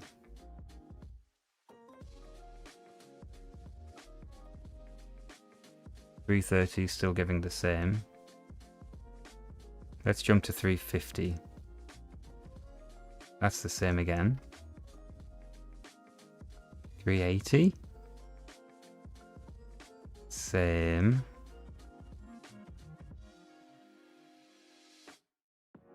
390. Still giving me the same. I don't really know what I'm doing at this point, chaps. 400, the same. Well, nice feature. I obviously need to read the instructions a bit more. Oh, that's changed a bit now. Going to 420. Oops. Let's go 450.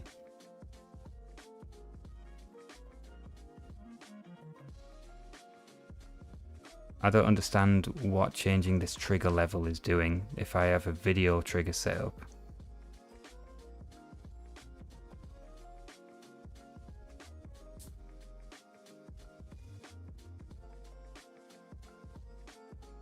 Try changing to normal sweep.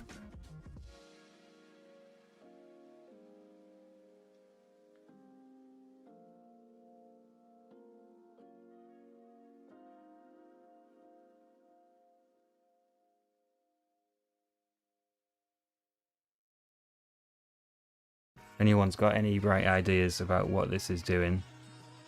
So I can change the trigger level. It's currently set to normal sweep. Maybe the instructions is a good place to look.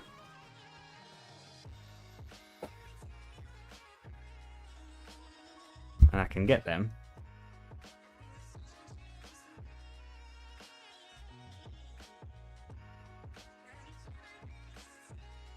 It's a massive PDF. I actually looked at local printing services to print this.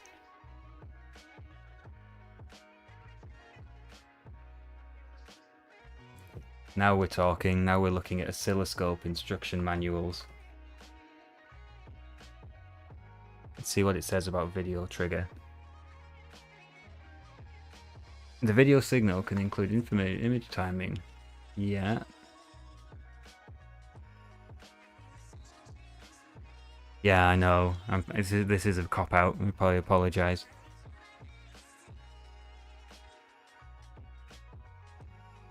Yeah, you pick your source. Once you select the channel that has signal inputs as the trigger source, only when you select the channel that has signal inputs as the trigger source, yeah, trigger 1, can you obtain a stable trigger. In the polarity item, select the desired polarity. It's assuming prior knowledge now. I don't know what that means. Let's just assume positive. Click or tap the drop down button of standard to select the desired video standard. Yeah. So PAL SECAM has 625 scan lines. Interlaced. In the sync, okay, yeah, triggers on first line found or triggers on specific line. When line trigger is selected. Oh, lovely, thanks. Thanks, Alan. I'll have a listen to that. I did hear my phone just buzz. I don't know about polarity. You could interpret it either way, couldn't you? That obviously the H sync is low, but the pixel information is going high when it goes from black to white. Yeah, I don't know. Let's see. Oh, you can use the corresponding multi-purpose knob to set the value. The range of the line number is related to the currently selected video standards. Yeah. Trigger mode. Okay, single. Maybe we should use single. Noise rejection. Okay, I can change the trigger level. So it's obviously some sort of a double trigger that's looking for a line number, but at the same time it's looking at looking for a particular level.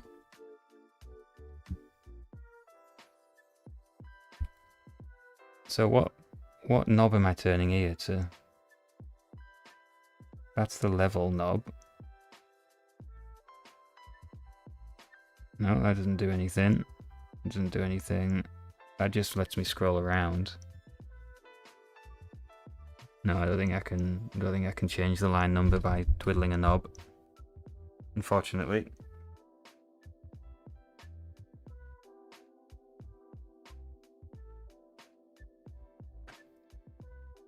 But if I go single trigger, oh yeah, I can just press the single button and now it gives me that line. Doesn't tell me the line number on this screen here though. I wonder what line 625 would give us. See? Another very busy line. And does line 1 do the same thing? Yeah, line 1 and line 625 look the same. And they appear to be halfway down the screen. Polarity to negative, should we try it? Hang on, it gives a little handy diagram there. Oh, I see, no, we're definitely positive, look, because that... Doesn't that represent our line better? Can try it. I mean, with negative it still triggers and finds things, but based on that little preview thing there, I think that's right. What about noise reject? What does that do?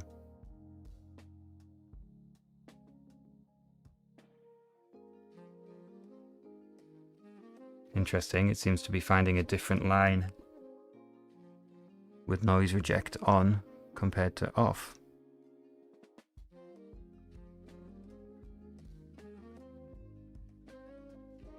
So line 1 with noise reject on looks like this. Anyway, I thought that was quite an interesting distraction. Yeah. Nifty. I'll try and learn a bit more about that.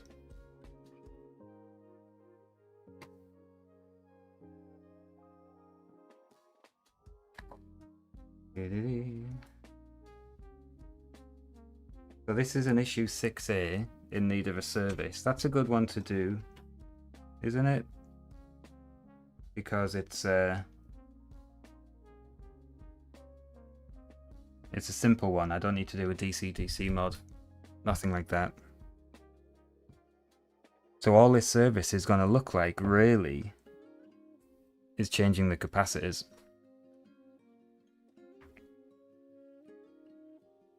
Which would be a good thing to get done, because then this one can then be sold for the charity pot.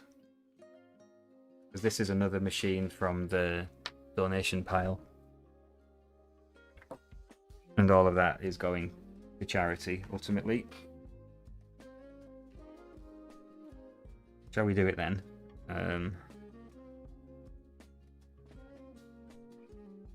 Shall we give this a quick once over?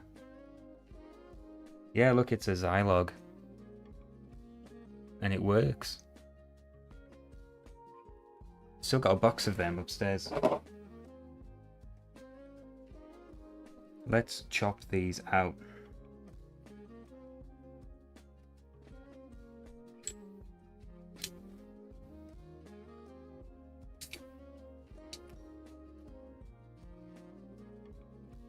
I feel like this is... I don't know where everyone is on the recap debate. I think ideally I would have just gone round this with an ESR meter and tested them all out, really.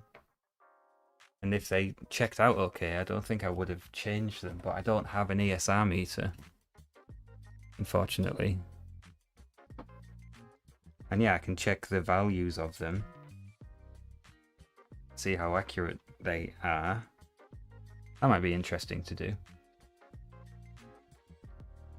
See what capacitance they're giving now.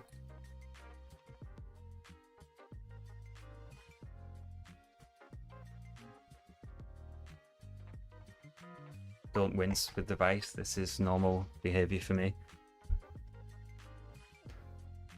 The iron's warming up. And that means we have to solve the Rubik's Cube.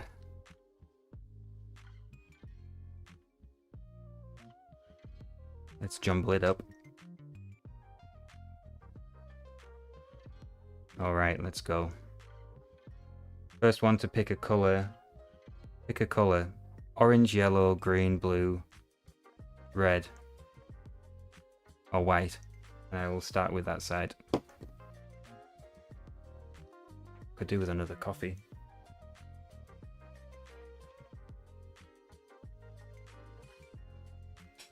Red. Thanks, Gary. So we're going red cross. Okay. Here we go. Okay, that's the red cross finish. One corner in. Two corners in. Three corners. Oops, cocked that one up. Four corners. Top is oriented. I can't remember that PLL. I can remember this one. Good choice. Okay. Let's get these caps out.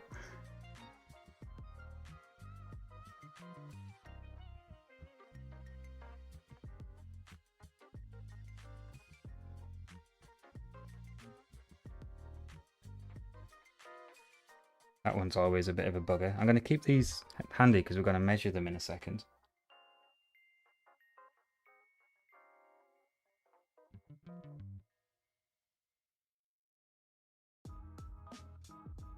I think these are new. I think someone's replaced these, but I've cut them now.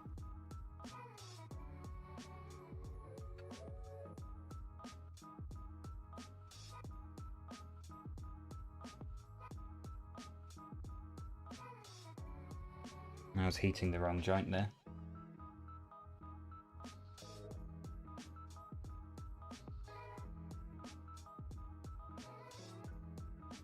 It's surprisingly easy to learn, you know, and to be honest, everyone looks up how to do it. If you want to figure out how to solve a Rubik's Cube on your own, I admire you and Godspeed, but I only know one person who ever did it, and that was the guy at uni who used to unicycle to lectures. So I think it takes a certain type of person.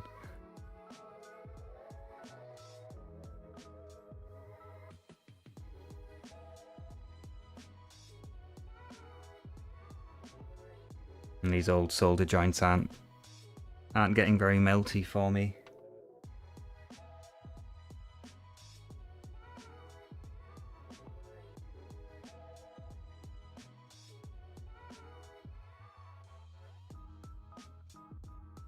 If I wasn't lazy, I would add a bit of solder.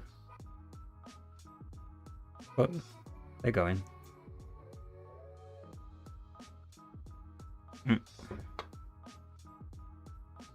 I never managed to solve the cube in less than 10 seconds. I managed a 10 seconds once. It was a complete fluke. And since then I've forgotten most of the algorithms that you have to memorize to do it quickly.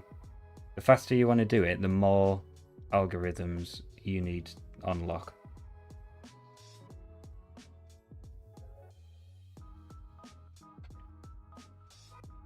Right. Doesn't it change the feel of the board with no blue on there? Yeah, I have seen that, and I'm not as impressed by that as the guys who do it blindfolded. The blindfolded guys, I saw a guy. Where's my cube gone? He messed up a cube, scrambled it like this, and it was totally random, and he studied it for a while, put it down, picked up a solved cube, put the blindfold on, and he got the solved cube into the same state as the scrambled cube with his blindfold on, having only just inspected it for the first time.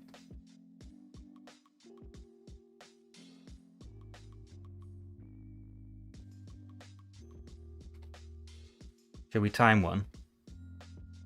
See how quickly I can do it these days. So the way they do it is you're allowed to inspect it to choose how you want to start it. They normally time this inspection, but you know, whatever. Okay, I think I've got something figured out, so here we go. No, it's all gone wrong already.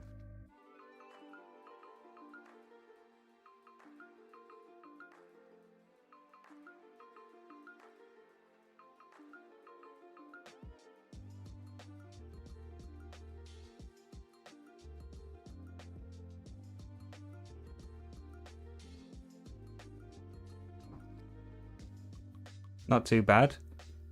I'm a bit rusty, but that's not too bad. Let's do one more, because I fluffed the start of that and I find that extremely frustrating. So what I'm doing now is I'm copying the randomly generated algorithm which is at the top of the screen there. And this gives me how I scramble it for the next one. And that way it's kind of logged, and if you want to revisit it, you can get it back in that state. So if you give me a minute, I'm inspecting.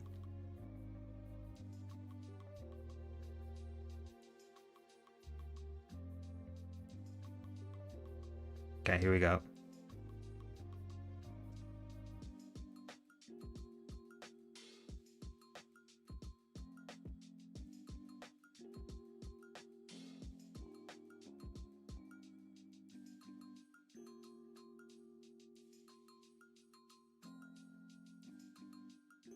Yay, 20 seconds. That's a good time for me. Anyway, we are way off topic. What was I doing? Hey, thanks for following. That's delayed, isn't it? I think you followed after subscribing. That's great. Thanks.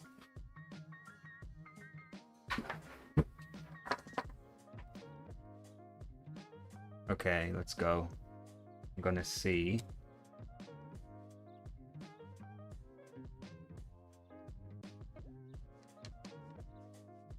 What's going on?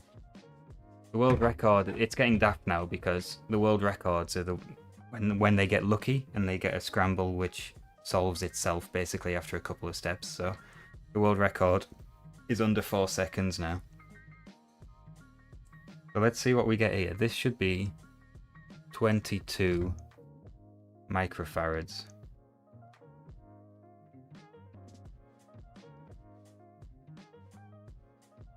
Oh, sorry.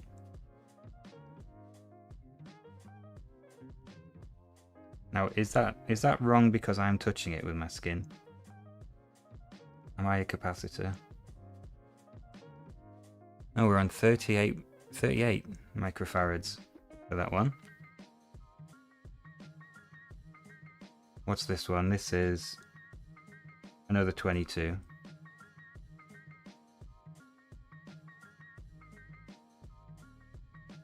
$70. Is this because of polarity? No, that is 70 microfarads, that. It's rated at 22. Wow. Way off. I think this is new. This one looks new. 100 microfarads. Yeah, 112. I shouldn't have cut those ones out. They'll be fine. Well, they would have been fine. Here's another 22. 50. I hope I'm not doing something wrong with how I'm doing this. Another 20. They're mostly 22s on the issue 6A. 83. I guess that's what happens when they dry out. I could cut it open, but I'll end up probably just getting chemicals in my eyes. 45. That's not too bad for a 22, eh? This should be 4.7. 6.3. Well, it's still pushing 50% off. Now these funny ones should be 1 microfarad.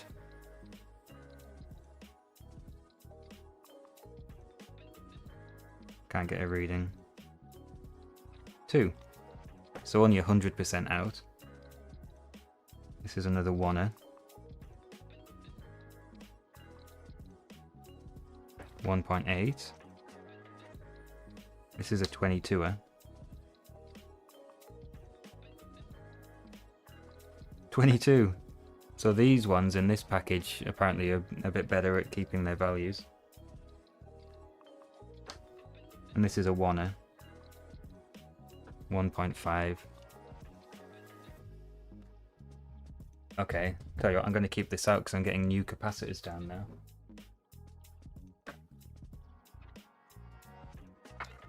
Here's some 22s.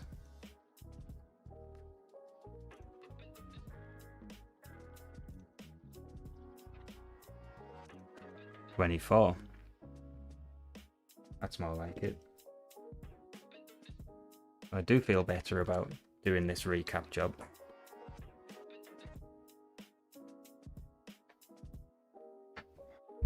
Right, before we get into this, I'm just going to grab a drink. I'll be back in a sec.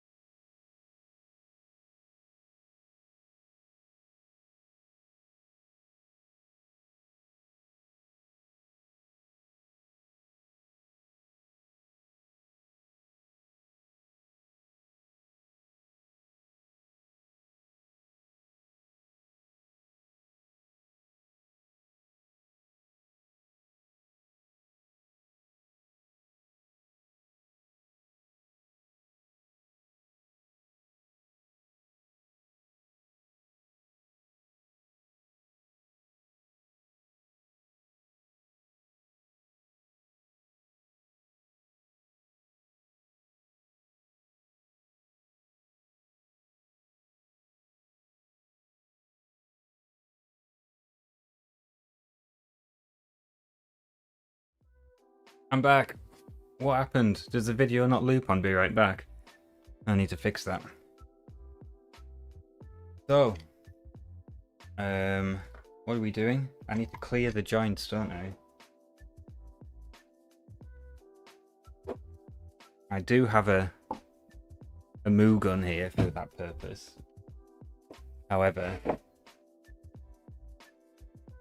in a proactive self-sabotage, I'm going to use the hand pump. I've just realised I haven't removed the legs yet either, so let's get the legs out.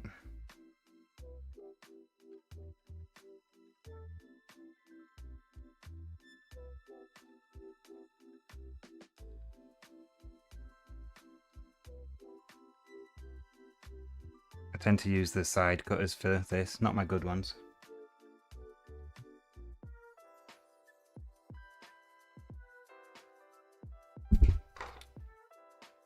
Is anyone out there interested in the football? I don't really follow it, but I heard we won. Does that mean we get to play again soon?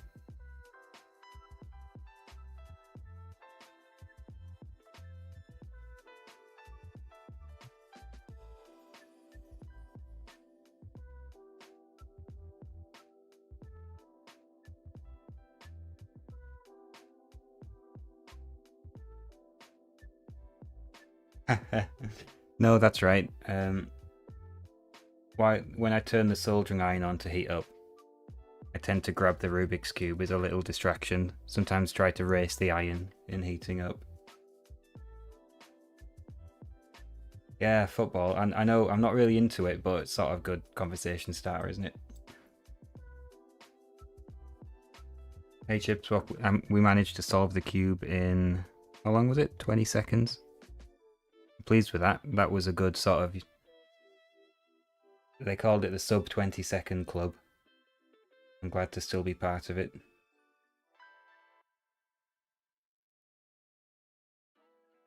Please melt.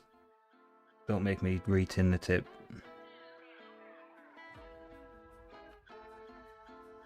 Yay.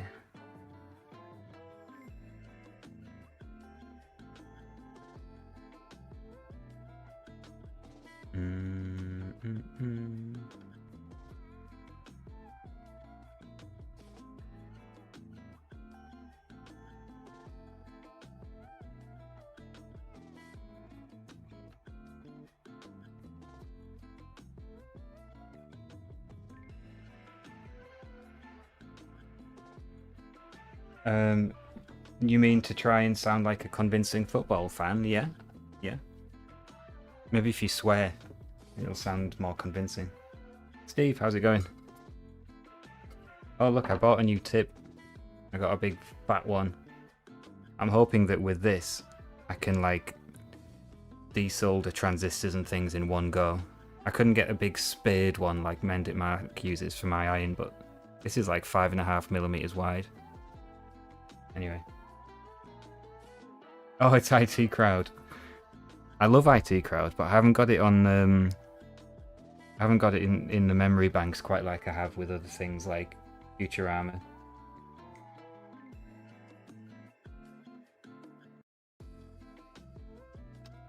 Oh, this is painful. Hang on, where's my solder?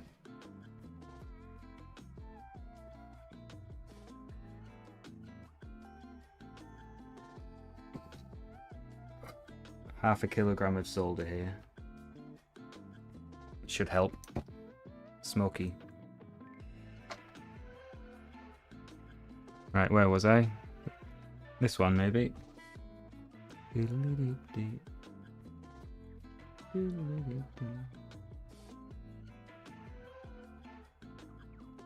Yes, what you get.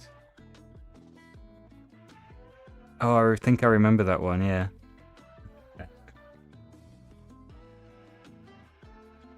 Do you know what else I really liked was Black Books. I feel like I could watch that anytime. This one? Yeah, this one.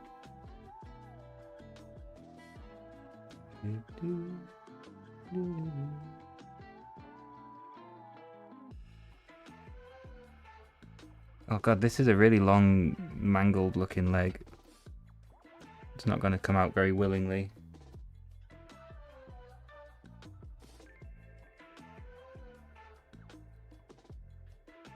The danger here is pulling traces. That's what I don't want to do. There we go.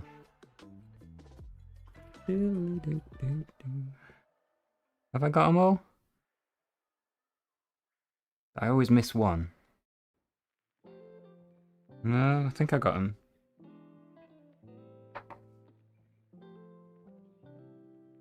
I think maybe the old computer niche is becoming more niche-y as time goes by.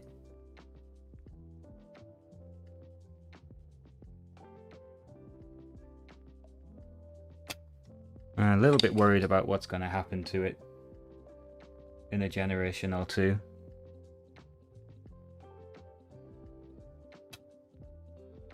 Might be the end of the story.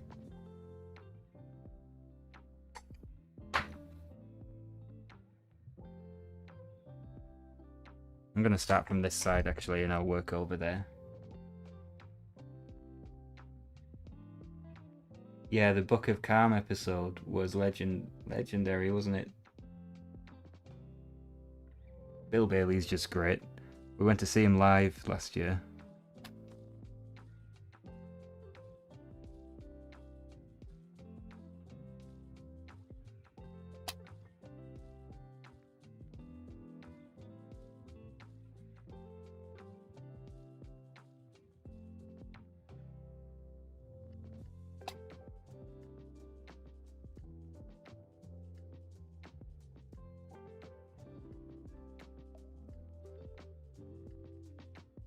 Blackadder, yeah. Do you know what? I still haven't done all of Blackadder. And I'm excited about the prospect of the day when I decide, do you know what? I'm doing Blackadder. And, you know, you start from the beginning. I think that's going to be amazing.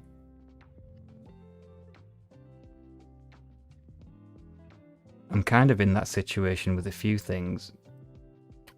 Blackadder included. But also, David Bowie. I know that's not a comedy show, but I haven't done my David Bowie pilgrimage. I need to listen to everything. And I think the David Bowie nutcases will be very jealous at the prospect of being able to listen to it all for the first time.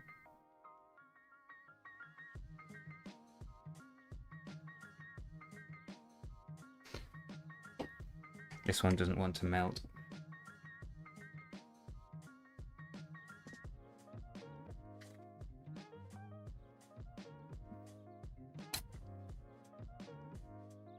Gotcha.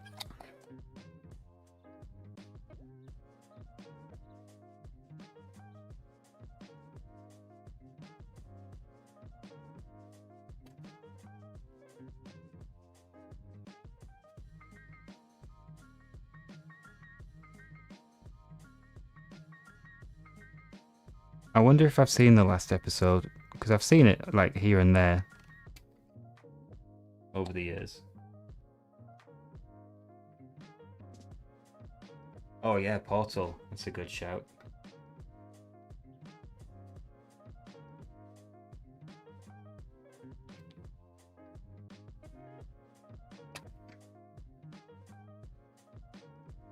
I loved Portal and Portal 2.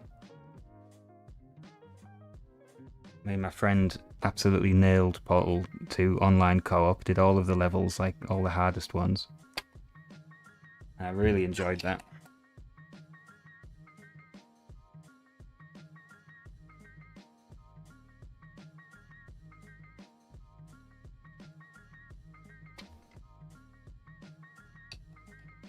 Here's one. My girlfriend got to see Shawshank Redemption for the first time. I knew I'd missed one. Yeah, we watched that quite recently together.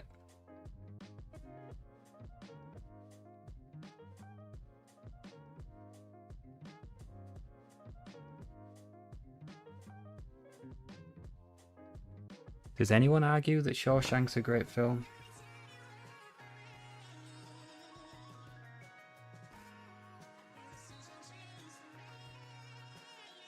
Like, for me, that is an objectively good film. There aren't many.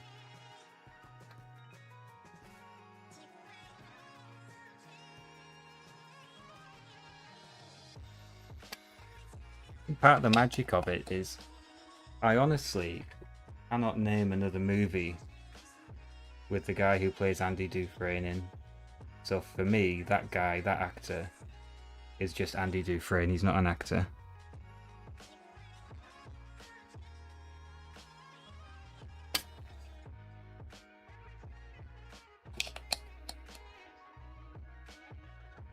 I'm getting a bit clogged in the old soda pump. Peter Kay. Yeah, he's been going a while, hasn't he? I remember when he sort of first got massive, you know, with his garlic bread sketch and all that. And people were rolling around laughing at him.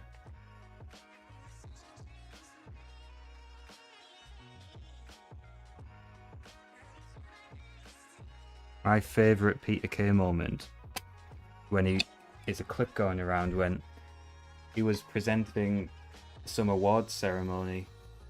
I don't know what it was, Golden Globes or BAFTA, I don't know, something, some music awards anyway. And Liam Gallagher had collected an award, and he was being very belligerent about it, as he does, you know, and very swaggering around, dropped the microphone and, you know, acting like he didn't want to be there. And when Peter Kay comes back in to the podium, the first thing he says is, "What a knobhead." Don't get me wrong, I love Oasis. But that was just beautifully, comedically delivered. Unflinching. How are we doing? I think I've just got 2 more joints to clear.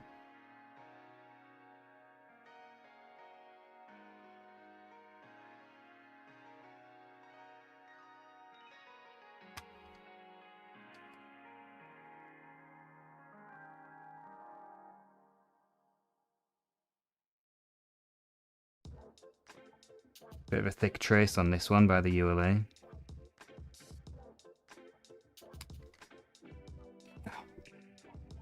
Did I get it? Oh, I did get it. Alright. I think we're clear now. Ready to start replacing the caps. Alright. I've missed these 2 joints here.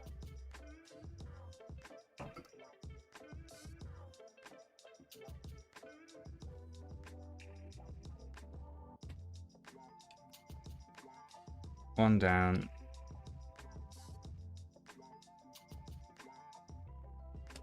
Two down. Alright. Good. I need the diagram that tells me which capacitors values go where, and I always get them from Retroleum's blog. Same person, same company that makes the smart card we were messing around with earlier. Maybe I can stick this on the screen. Oh yeah, probably a little bit hard to see, but good reference.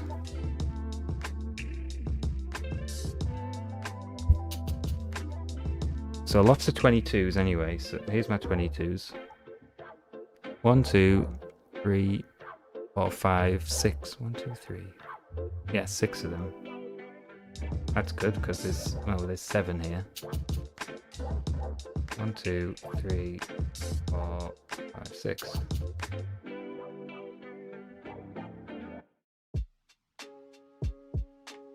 That leaves one lonely 22er in there with one that I've salvaged. I think I've got some more in a box somewhere.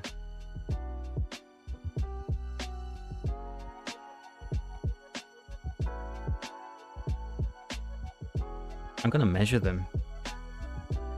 I'm just curious because we were seeing 80 microfarads on some of those 22s that we just pulled off. So this might be interesting. I'll just run through them all.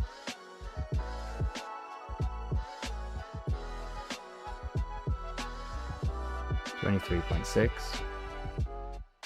$23.9,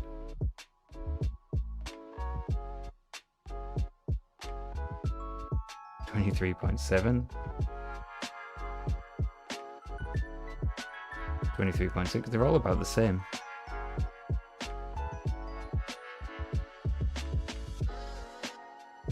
$24. Alright, here's a quiz. Two capacitors in parallel. What should it be? If I can do it. Ah, double. That makes sense, doesn't it? In series would be a bit more tricky for me to do. Can I do it? It's about half. Is that right? Should it be half? I don't know how the sums work off the top of my head. I'd have to look that up.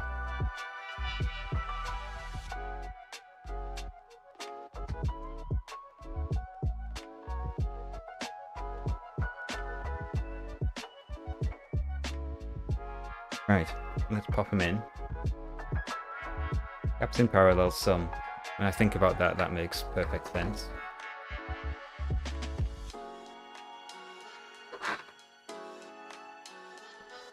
Where's me jig, like bendy jig? Here it is.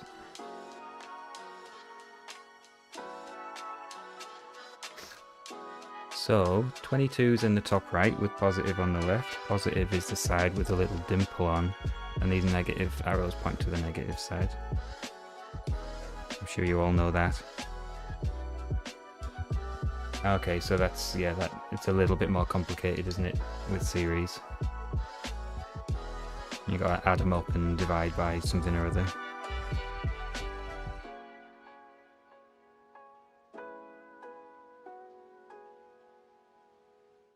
I'd like to be hot on all this stuff, really know my electrical engineering, but I don't. Never really studied it. Would like to study it, would like to go back, but that's expensive.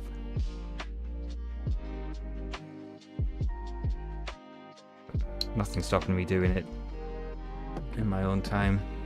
Library card's free.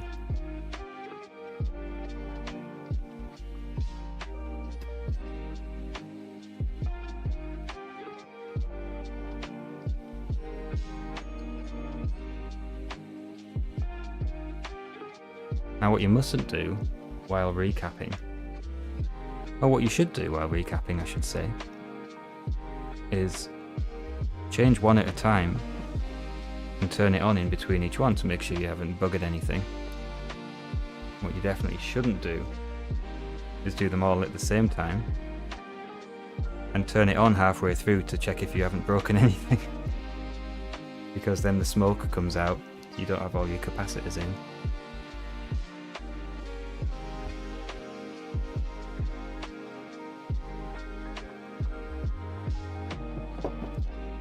When I did that, I saw the smoke coming out and I thought, ooh, I'll get a shot of that for the video because that's an interesting failure. And I got a lovely macro shot of this resistor with smoke coming out. And then when I looked and realized I hadn't actually refitted all of the capacitors, I didn't include that in the video.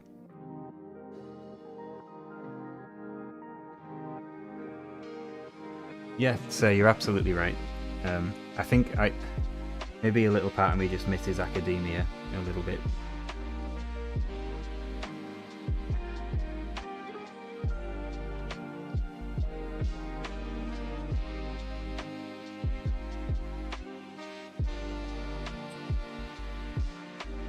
Sum up the reciprocals of the individual values and calculate. Got it. Yeah, that's the one. That's the correct way to say what I was failing to say.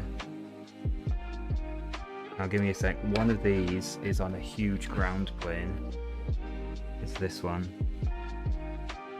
And you always end up with cold joints.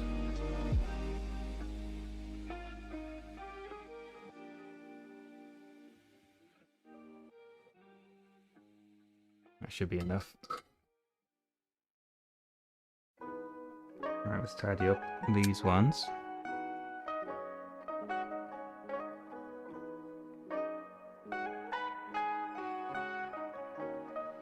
I sort of like to get old electronics books. Have I got any here? Yeah, so this is the one I took with me on holiday. This was my holiday reading. And when was this written? I mean, the old stuff is totally valid, obviously. 1994, it's not that old. But it's got lots of example circuits and things that talks you through op-amps for this particular book. And I can still pick it up at any time and go back to page 1 and still be like, I don't quite fully get what's going on here. I just need to look at it more and more and more. Because inevitably you get to circuits like this, pulsed DC power controller, and I could never look at this and be able to visualize everything that's happening. You just have to, know the components of it and why they're there and how to tune the values, and then you sort of get the whole picture. And if pushed, you could go into the details of why that component's there or why that component's there. I like reading these, and I do sometimes sit here and if I'm struggling, I'll take a picture of that and give it to AI and say, I'm not quite getting it. Can you explain this to me in terms of like water through pipes, or I don't know, monkeys and bananas, something to help me comprehend it.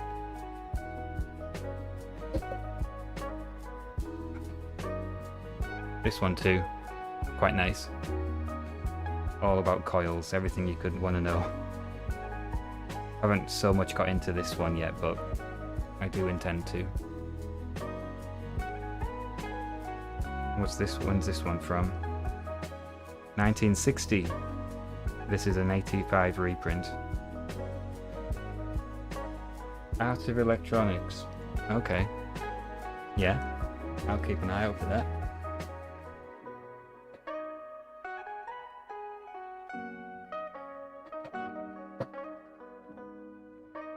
This is the one I recommend. Sorry, it's massive. So someone asked me about 6 years ago, do you know how does a computer work? And I was like, I've built loads of computers, I know exactly how they work. Alright, how do they work? I was like, well, there's a processor, there's some memory, there's a hard drive. Okay, but how does it work? Well, I don't know. And then I was lost. And I don't think you can really say you know how a computer works. Yeah, fill it with magic smoke. Until you can follow the journey from, input all the way down to voltages on discrete components, and then all the way back up to display. Then you know how a computer works. And this talks about the SAP computer, a simple as possible computer. Let's go to page 140. Maybe it gives you a schematic. So this talks about SAP1. I think it's a 4-bit computer, the simplest possible computer. And yeah, by working through this, I think you can understand how a computer works. Obviously it's a different story when you're looking at modern computers, but it all comes down to the same stuff. And I do wonder, is anyone learning these days about opcodes and instruction sets and things, or are we just going to end up telling AI to design processors? Because you could never work with a new processor these days, could you? And think about assembly and opcodes and individual bits. So many layers. Anyway, I'm ranting. Let me put this back.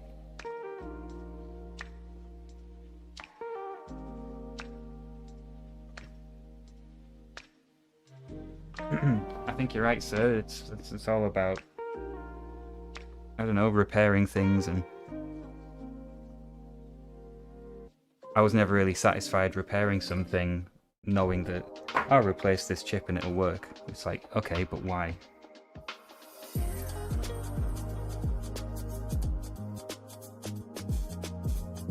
But what are the odds that this is going to work first time after I've been so distracted?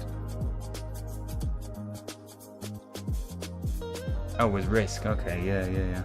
Also with PIO on the Raspberry Pi, right? That's something I want to learn about.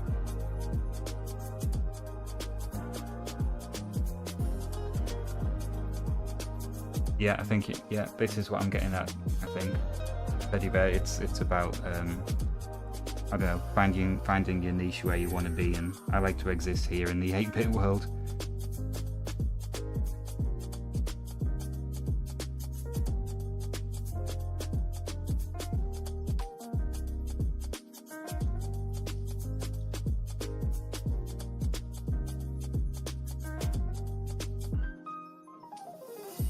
I see an error. I've stuffed this capacitor through a via. Not the first time I've done that. That would have been messy.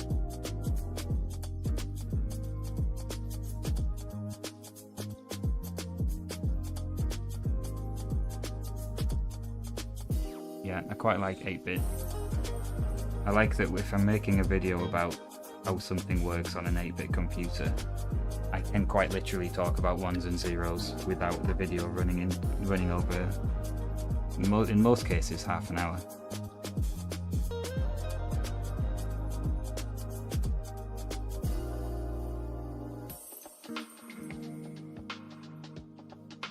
I don't know what microcode is, if I'm honest. I've never even broached the subject of how does a modern CPU work.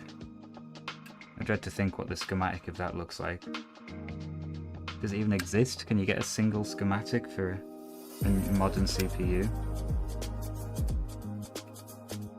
Must be out there, just proprietary, I guess.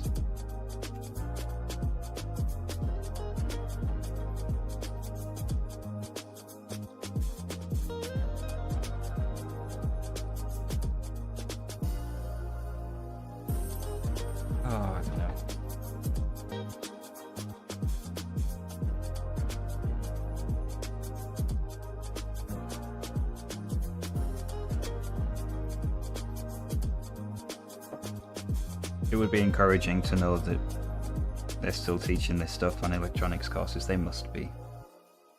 I'm just inspecting the joints I've just made because I've never been so preoccupied while working on a board before. I think we're alright. Yeah, we're fine. I need some 100 micros now. Annoyingly, the ones I've got are black. I'm not wasting them.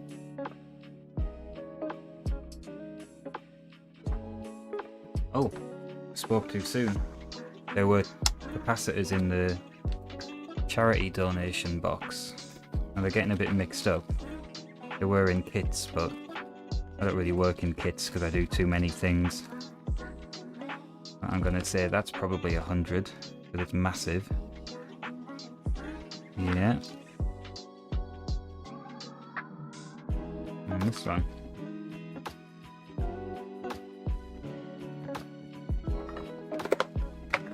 And the hundreds were all right, weren't they? The ones I pulled out, but I didn't realise I probably shouldn't have pulled them out.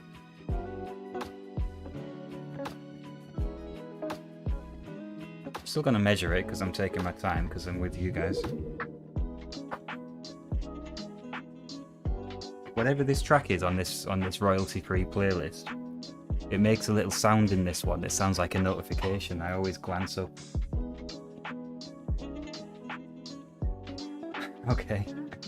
Does that exist on a meme by any chance with the guy from Pimp My Ride? 110. 110. So what is the tolerance on these typically? 20%, is it?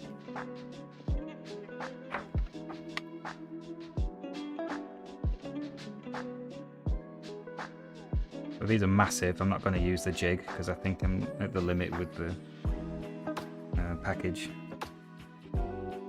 I'll just stick them in like this.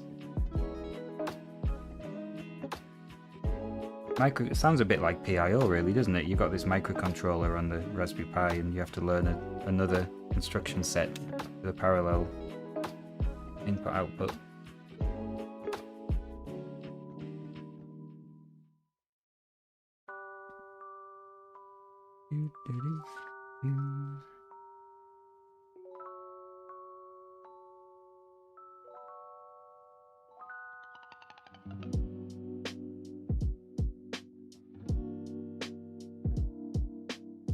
I don't know what to do about this board. So this is a board which arrived in the donation pack. So obviously plan is to sell it and put it in the charity pot, but it's just a board. I would like to bundle it in with some of the other stuff that was in that box to get rid of it. I'm gonna have to fish around for a case. I must have a case somewhere. And I can flog it off with an interface 1 and a micro drive.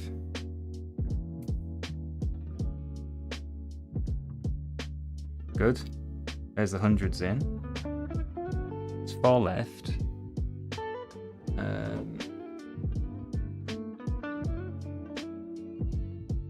3 1ers and a 4.7er.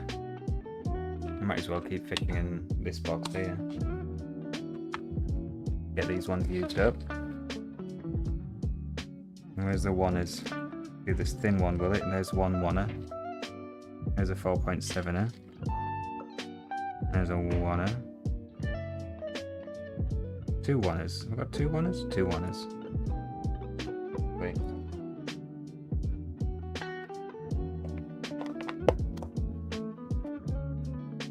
So let's start with this. What's this one? 4.7.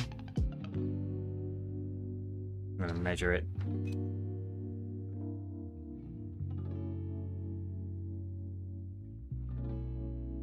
Need to get an ESR meter. Keep saying that. 5.1. 10%. And what about the 1ers? 15%. 17%. There must be 20% tolerance. 16.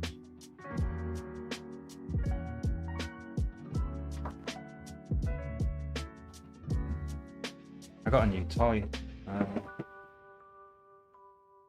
What have I done with it? Something I should have had for a long time. A capacitor discharger. However,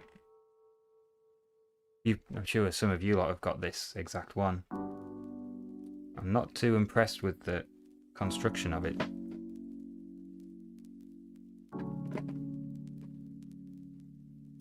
Yeah. Can't find my flathead.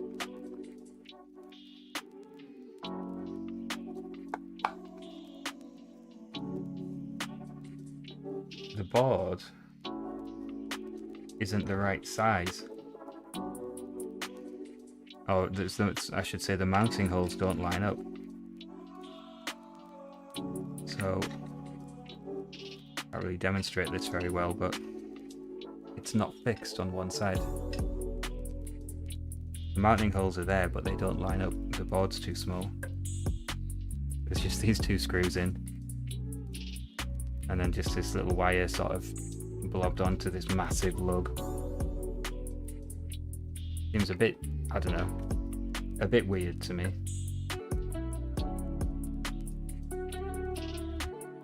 Haven't tried it yet.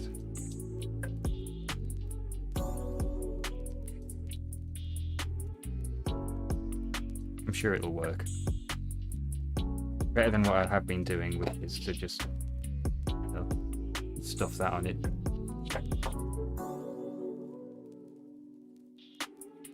Yeah, I don't know. Does it work? I haven't tried.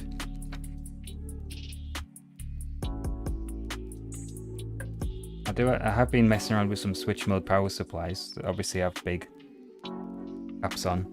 I've thrown them all away.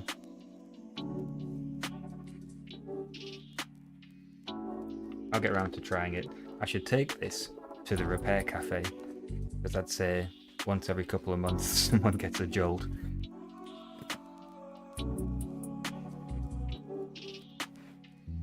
Where was I? What have I got here? I've picked up a 4.7.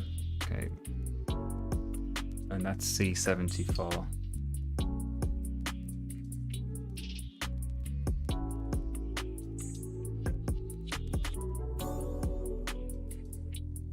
I haven't cleared it. Oh, there's still a leg in it. I guess I missed 2. Just heat it from the top and hopefully it comes out. There we go.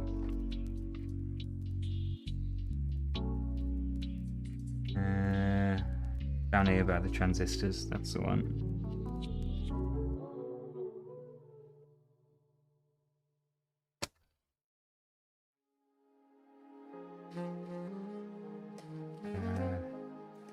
Yeah.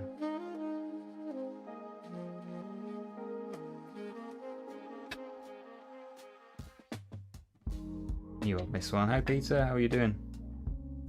Welcome to the Twitch side.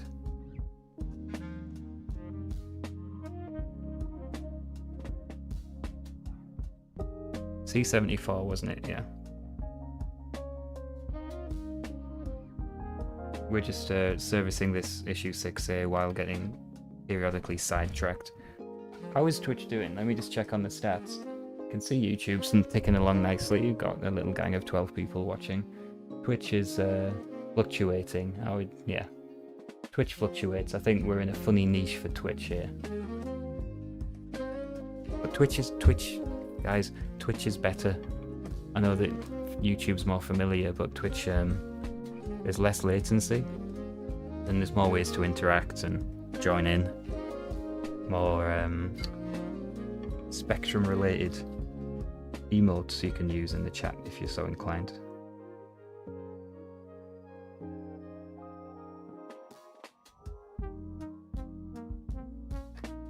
YouTube is trying to catch up with the streaming game, from what I can see.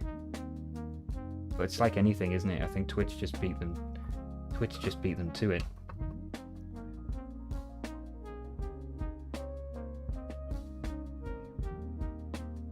They saw the potential of this live streaming world well ahead of anyone else. Alright, that's the 4.7er in. We've got 3 more ones to do. There's another sound. Oh, it was a cheer. Yay, thanks for the bits. That's my first ever bits cheer.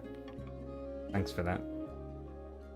The pop-up works. That Twitch alert is just the default one, by the way. It's amazing how much time you can spend creating GIFs for Twitch alerts. All the time worrying if you're breaching some copyright laws.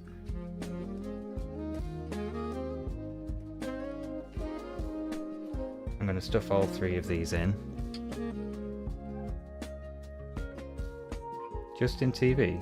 Was it? Was it really? I didn't know that.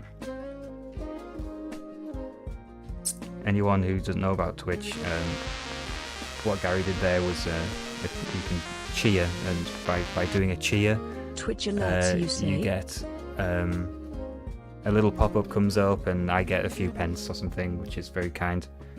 And you just sort of get to hog the screen for a second, which is nice.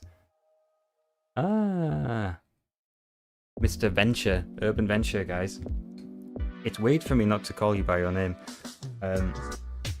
Yes, we have Twitch alerts, and look, because I'm the only mod here, I can click on replay. Does it come up? So here's one, maybe for you. Urban, when In OBS, I've got a replay button to replay those alerts, and half the time it doesn't work.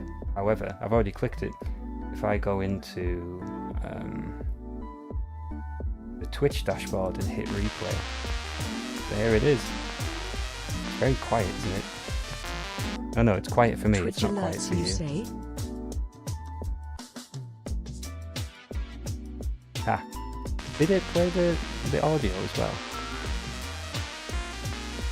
This is my monitor. Sorry, Twitch you're going to have to alerts, watch you this say? 10 times now while I figure this out. This is my monitoring volume, isn't it? That's the problem. So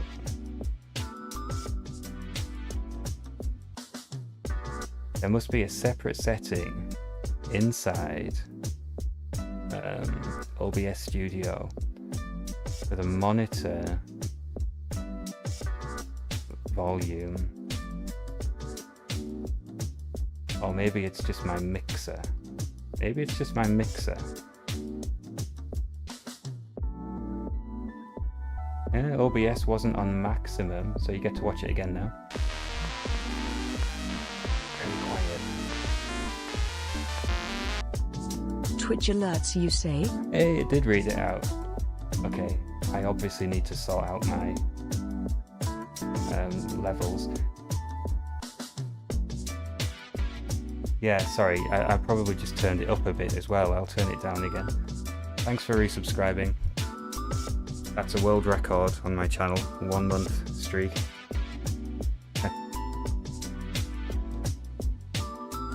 Yeah, I'm glad that's working. I know that a lot of streamers sit with headphones on, so they get like quite a good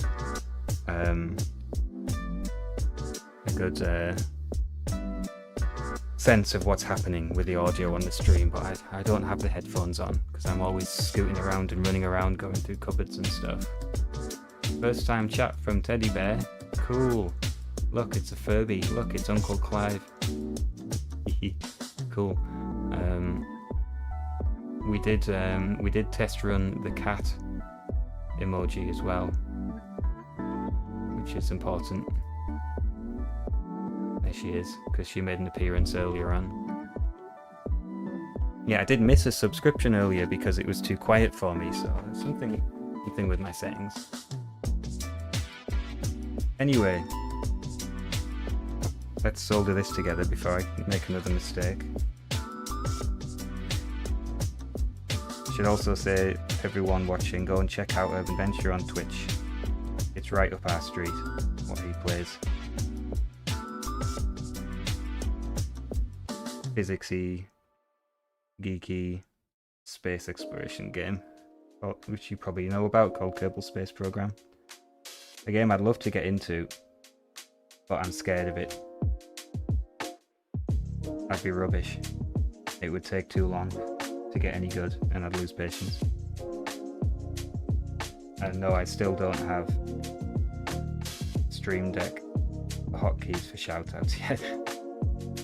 I don't have a single hotkey yet for anything to do with Twitch. Only cameras and OBS. Need to work on that. Need another page on the Stream Deck. I'm amazed the Stream Deck's still working, because every time I scoot over left and right between the PC and the workstation, I knock it off.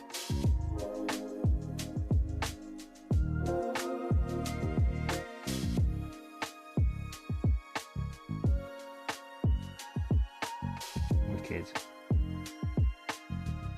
We should be done with this service now, in theory. I don't think I've sat and... Have I cleaned the edge connector?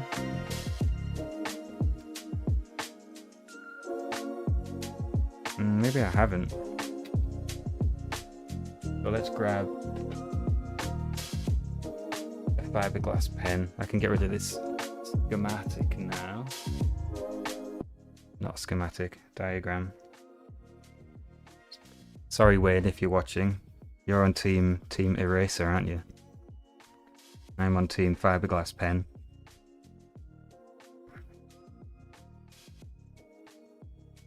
Just to shine up these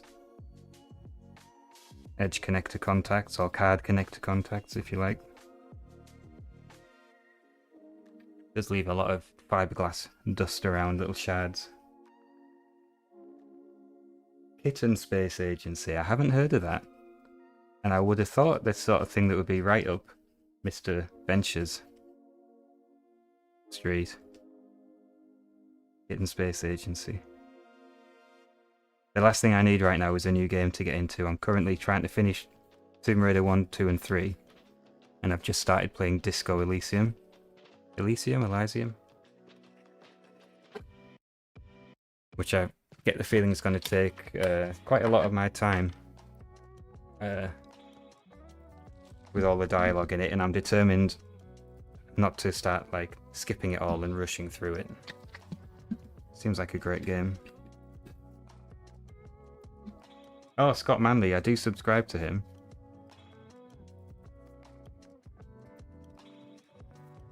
Seems to have a lot of success, doesn't he?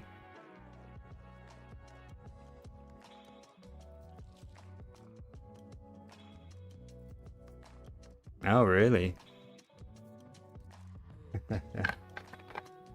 Maybe that's the future of cutesy space exploration games.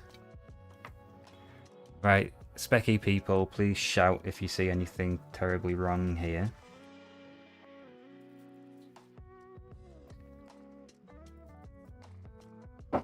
And no, I'm not talking about the switching regulator. Oh, Satisfactory as well. I know that game. I've seen that game streamed a lot on someone's channel.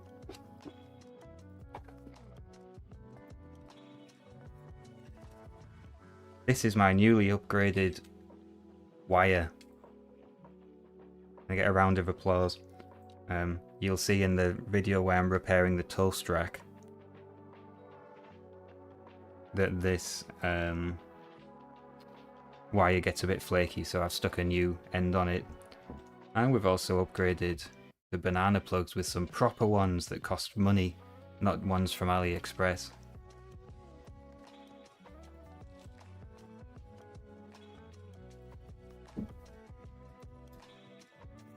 So, what am I doing? Fancy banana plugs. Just configuring the current limit. Sorry, you can't really see the screen on my supply. I'm going to see how much current we're drawing. Very little. 300 milliamps. That seems too small, doesn't it? Oh, does it? Let's have a look.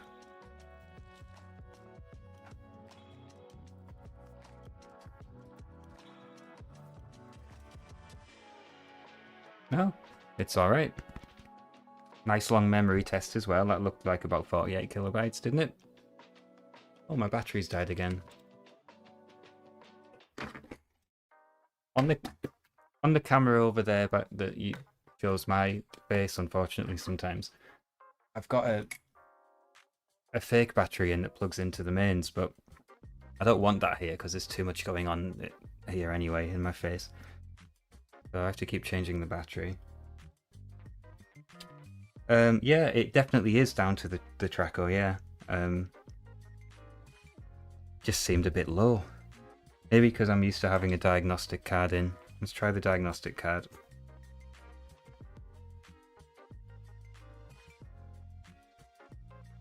So that should run through now, a memory test.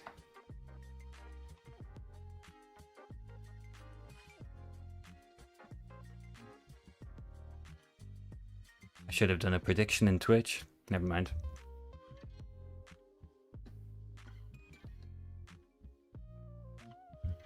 I was having these mad ideas on the way to work the other day that you could have a card that you plug your video output into the card and you fire it up and it says, right, we're doing a diagnostic test, and it tests the resistances of the power supplies, and if they're all right, it switches the power in, tests the current draw, and whatever happens, even if it has to shut the computer off, it could feed back on the screen.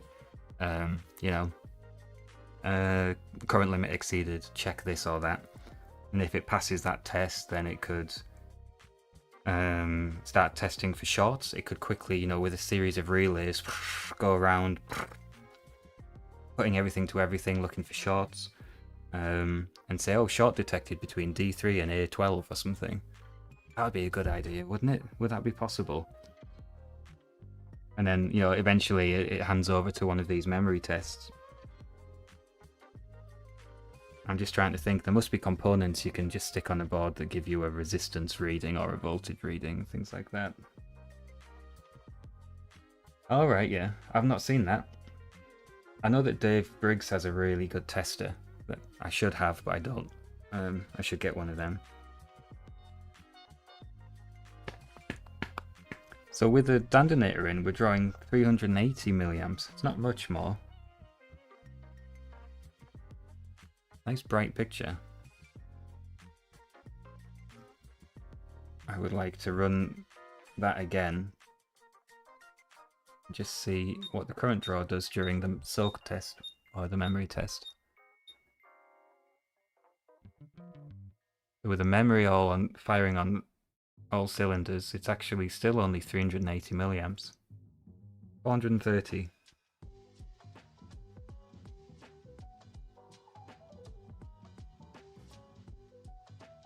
Yeah, it doesn't draw much more.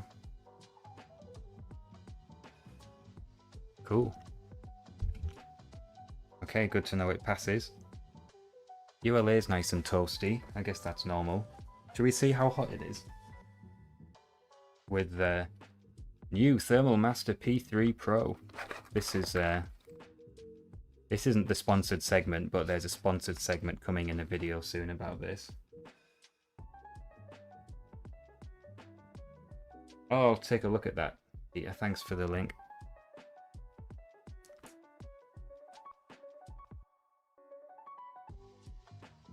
Focus.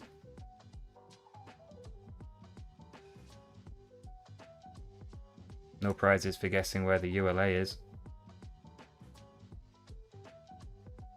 70 degrees and rising. Let me get this out of my phone case.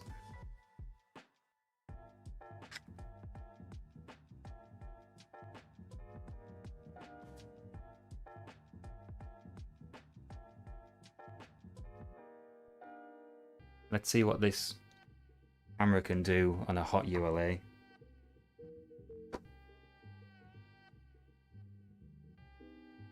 So you twizzle the knob, you focus all the way down. You can actually see the little imperfections on the surface of it here. That's how fine this thing really is. That's a warm resistor. I want to max out, get it right down as small as possible. Where do I think I need to go clockwise for that.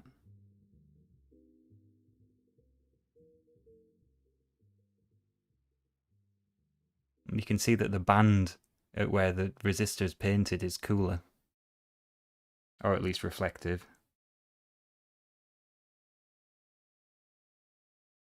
Love it.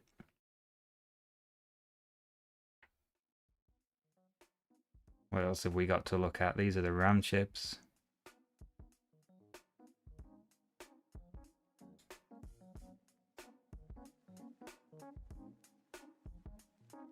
You think the RAM chips will get warmer during a soak test? Should we try it?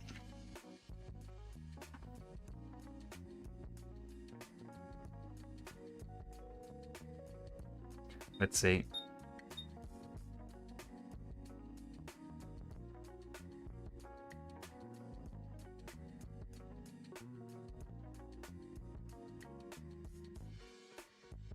So 42 right now. 41.8. Yeah, it's not really, it's not warming up. I thought that would warm up. That would have been fun. Yeah, I don't know if the resolution is any different, but in terms of like the focal length, it's fantastic. That's why I've had this phone PCB out. I've had this on the bench and I've just been poking voltage into it at random points, trying to get components to light up so I can demonstrate how small this thing goes. So this thing is well and truly foobar now, but yeah, got some cool shots which I'll put into the video. Even now Z80 is getting nice and toasty. 54 degrees. But switching regulator, there's a bit of warmth in it. Well, not really, 40 degrees. Power circuit. Warm diodes and warm trace between the diodes. Slightly warm transistor.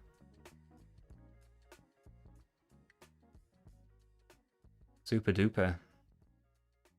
What does the dandinator look like?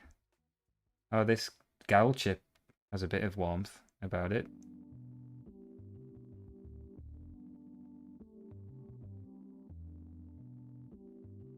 Very good.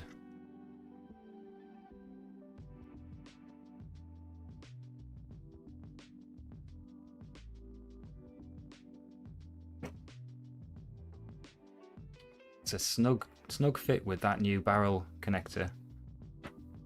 So what I'm going to do now is try and find a box. A case, I should say. Just a second.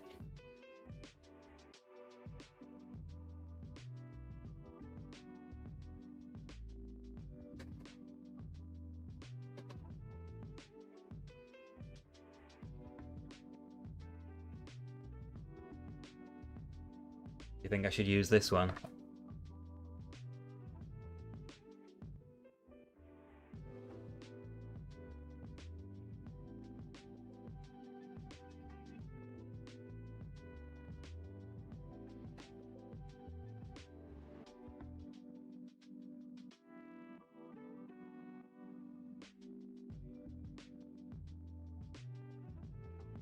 I think it is test game time. I'm not using this one, that's a joke. This is an issue 1 case. Just the case, unfortunately.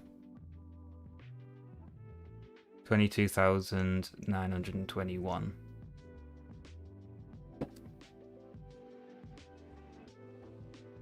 Yeah, very sad. Someone's mullered this. Pulled that off.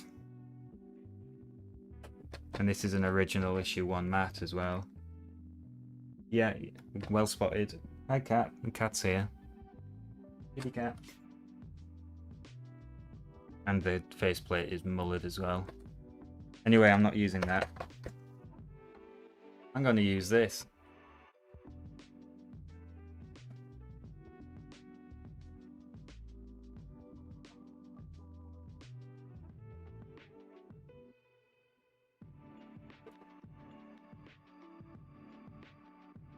And I've got a nice bottom half here as well.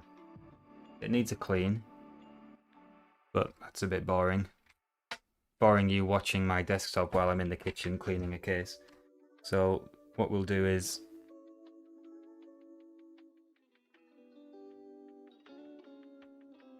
stuff that in there.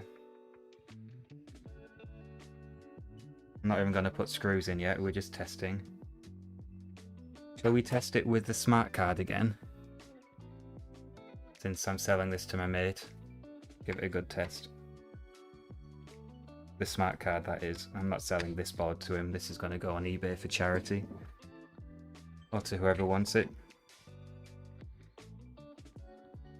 This has a new membrane in, so that shouldn't be a problem. Oh, here's a point though.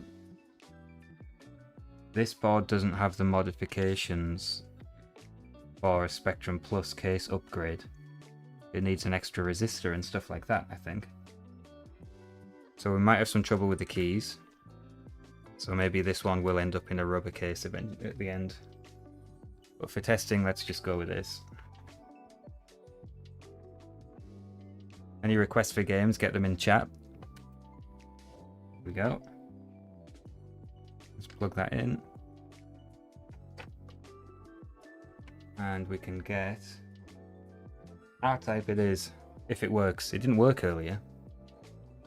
We can get Retro Tincon.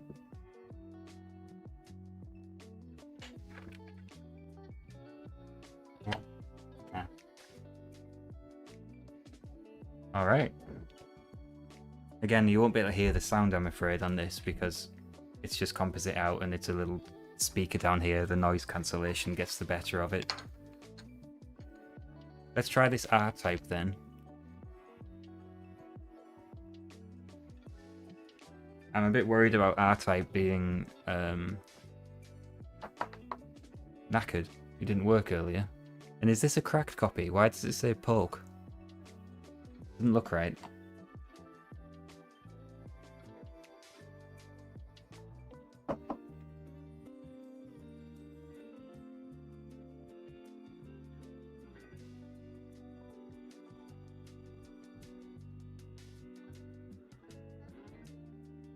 Bit of a long intro here.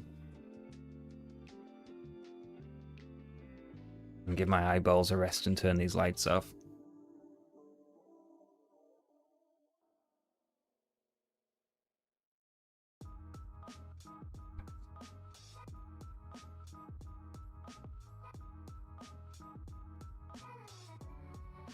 Now we just got black screen. I don't know if I'm doing something wrong.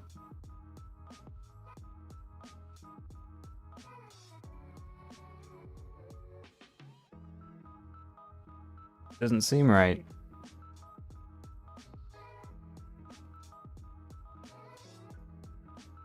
I think this might be a case of something funny with the smart card. R-Type definitely does look broken.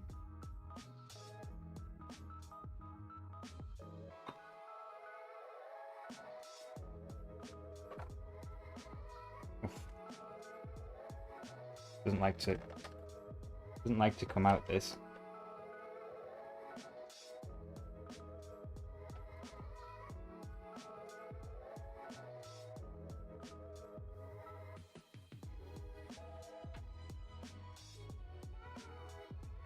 Why is it biting me?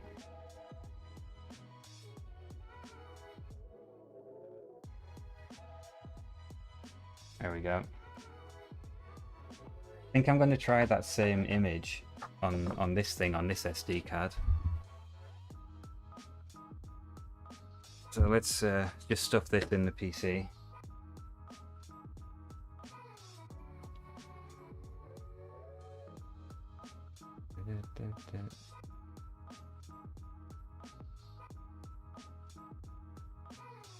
Let's see, where am I going to get this from? Why don't I get a selection of R-Type taps?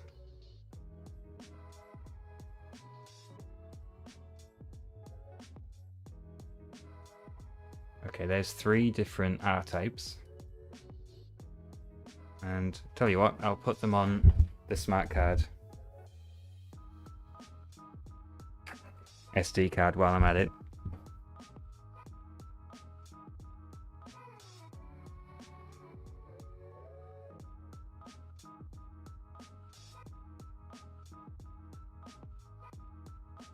All right.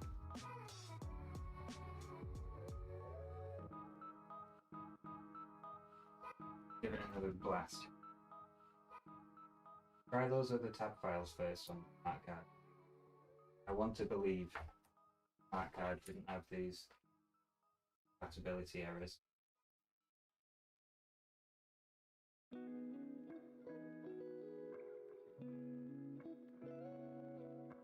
Issue. Okay, I want to believe. Let's see.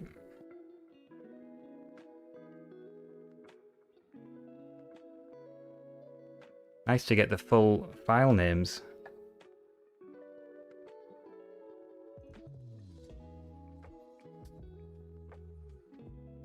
Sorry guys, yeah, that's me walking around without dragging the microphone with me. Let's try this one. That looked a little bit... Oh, stop the tape. I don't have a tape.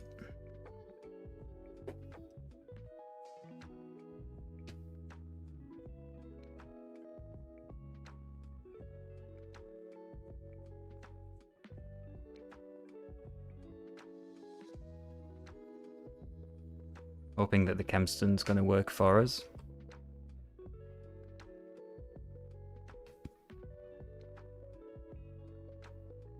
I love that they didn't flinch about putting long, unskippable intros to the games. Because there was so much more ceremony about loading a game back then, wasn't there? This is looking better, isn't it? But I don't have... This is bad, isn't it? Is it going to load? It thinks it's loaded.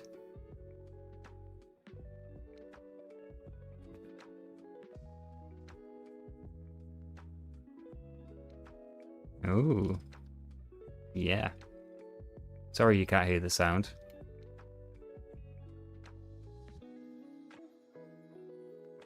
My turbo button's not working. I think my controller might need a refurb. The turbo switch works though. Is this cheating?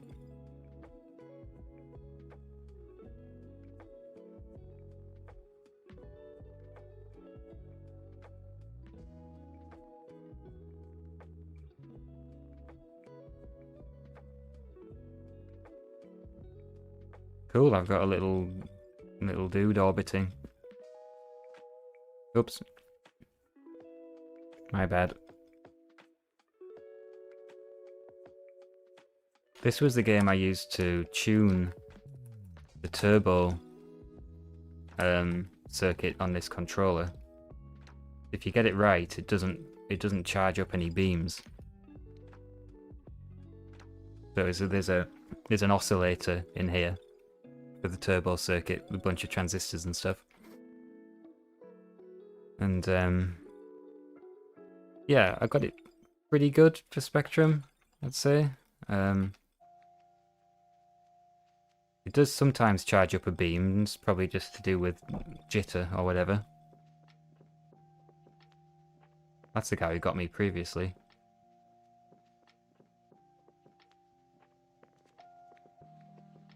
Yeah, I'd say this is working. Maybe we should test it some more, just to be sure.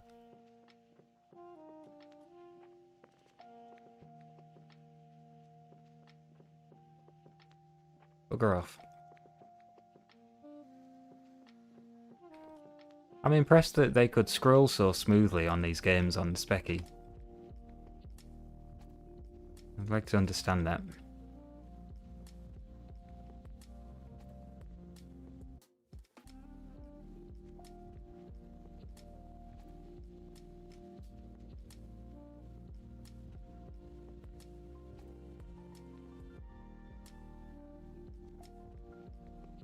It's super smooth, isn't it? It's really slick. I like the parallax as well in the background. It's a bit backwards though, isn't it? Parallax, you normally expect the background to go more slowly. Ah.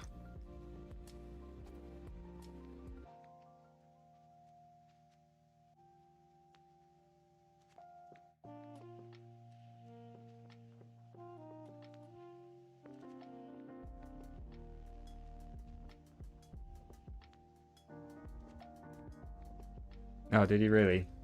Ah. I wonder if that could be a good topic for a, you know, how they did it, long-winded explanation like I do sometimes. It would require me to sit and study the code for weeks though, so I can explain it correctly.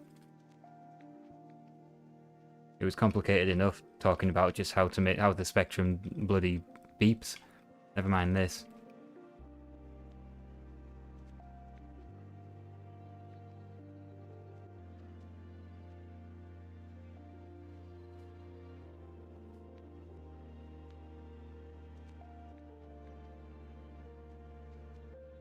Oh really? I've not played that game, I'm honest. What am I missing here? Do I need to do beams?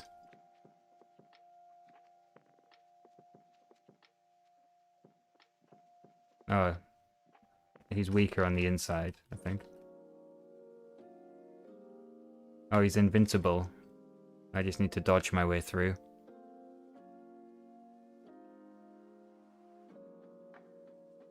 What were those games? Was it Gremlin Graphics who did the games with like the big characters that had the walking animation that was kind of almost rotoscope, like dead slick? walking animations. I thought that was impressive too. Thought they were Gremlin Graphics games. Ah. I think it's working.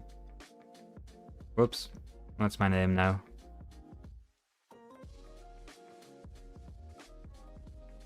Cool, what else have we got? Jetpack was requested, I think. Just gonna grab another drink, 2 seconds.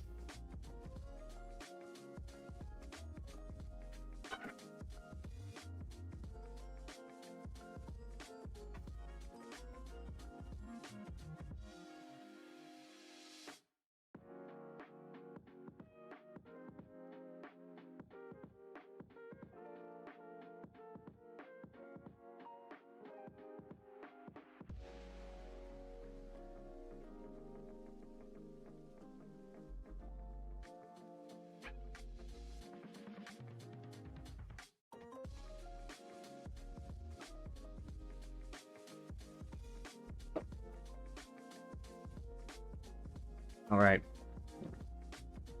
I'm back.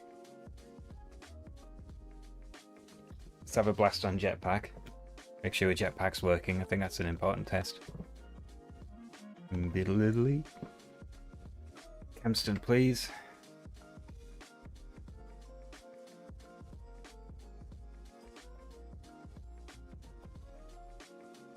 Classic.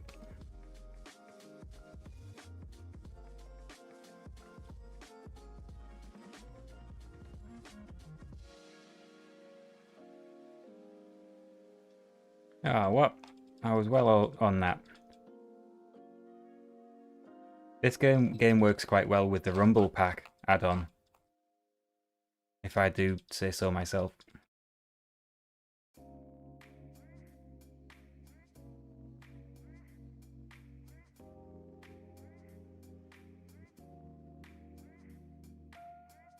I need to do something else with that thing, make another add-on project. The minimap was, the Attic Attack minimap was really well received at the convention the other weekend, Retrofest.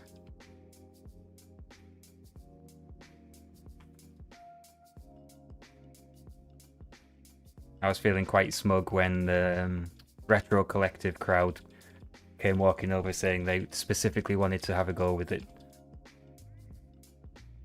And I crossed all my digits that it worked first time when they were playing with it, and it did.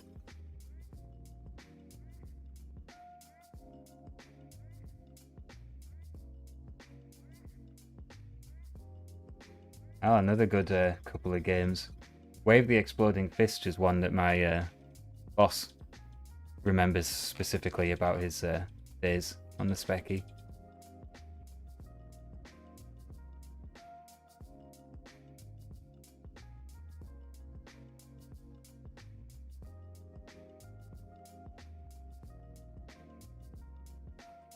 I think we could do a lot more with the minimap as well. I'm dead pleased with it. I like it. I would like to just basically to get the interface into a state that I can just throw it out into the world and let the real brainy people come up with things to do with it. But I'd really like to hold off on that until I've got the Raspberry Pi Pico implementation sussed out. What's this? Oh.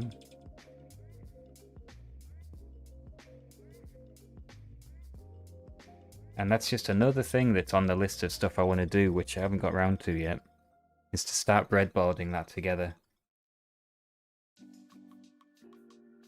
Yeah, adventure games, absolutely, totally possible. In fact, the current version of the interface would work for that. Because all you need to know... Whoa, crap. All you would need to know is the memory location in the game where the current location is stored. And that obviously gets updated whenever you move to a different location. The interface detects it, and because that's so slow. There's no limitations really for the current version of the interface, so that would be a good implementation of it. The manual labor comes in with mapping it yourself. You know, the interface can't map it for you. You would need to know the layout yourself from pen and paper, or you know, if someone else has done it online, then go online and get that. And then, you know, you would need to code that into your sketch that you would download to the interface.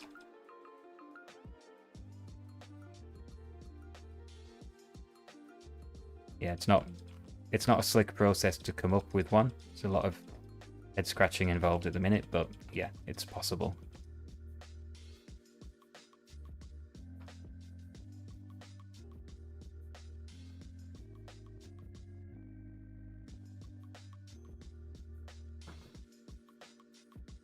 Oh, that's no good. Can't see anything.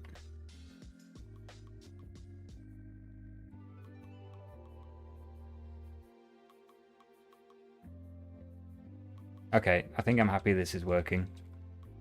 I don't need to complete Jetpack.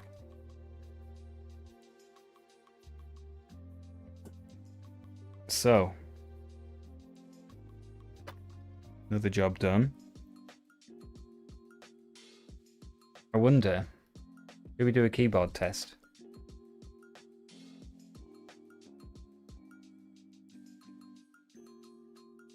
Because I think the board needs some upgrades to go into this case, technically, for the keyboard to work correctly.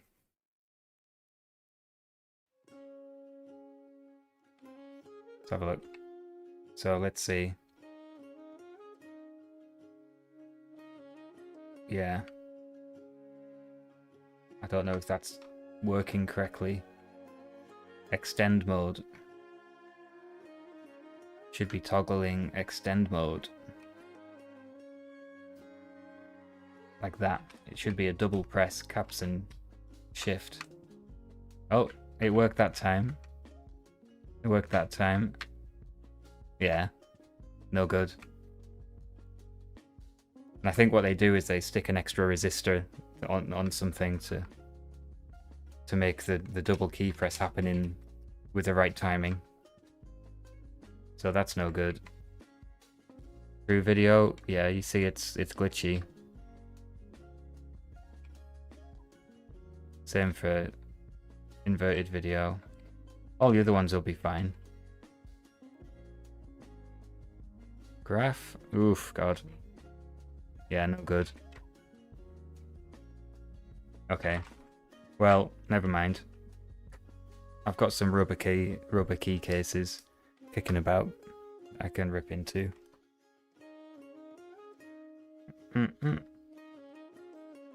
But this will do for one of the plus boards. Oh, here's one. Huh. See? So this one, you can't really see it.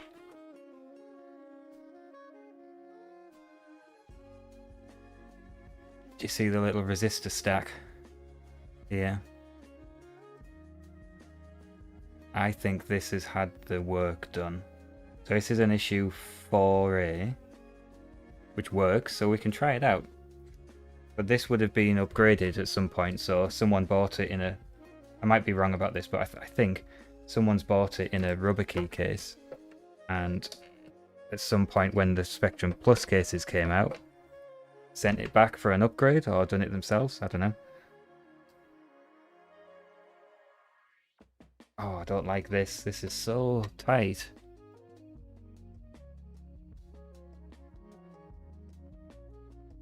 Okay, it's coming a bit.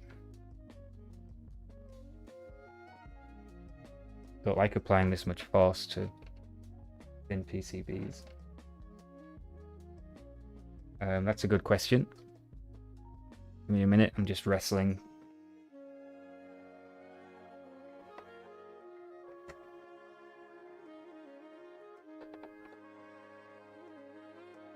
Coming slowly.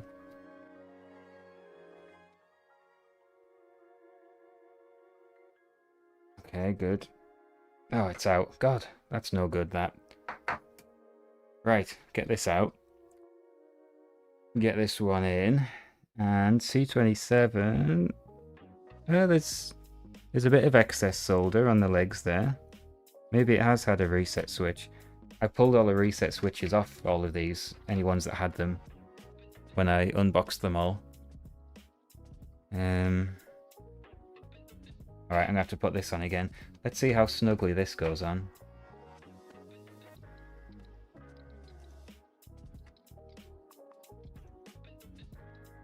It's still very snug.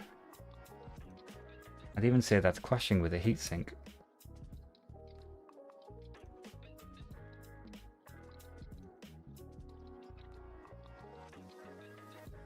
Oh, I don't like it. I know you can't see for the picture-in-picture, but it's a good thing. Ugh. Insanely snug. And I realise that's desirable because you don't want it to be flaky. Oh, really, there's a limit.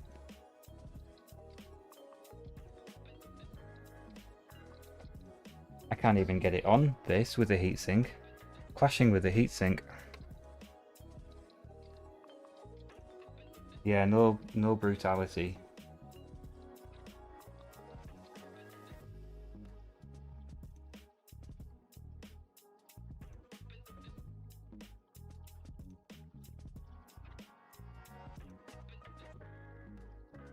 Yeah, I can't physically get the edge connector to go on because the heatsink's clashing with it.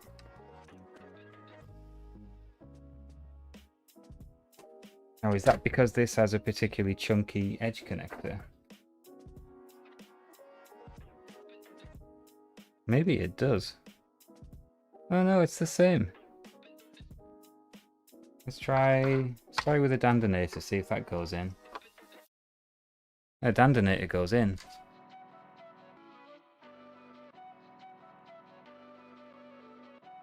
I think this has been cut down though. You know, they cut these edge connectors down. Yeah, you can see the difference here. This is one from Bike Delight.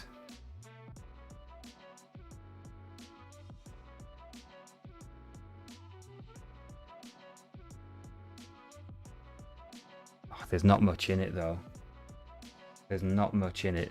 No, the heatsink isn't supposed to block the pot, but when this has been manufactured, they started with a longer edge connector and cut it down. So maybe I just need to sand away at this a little bit,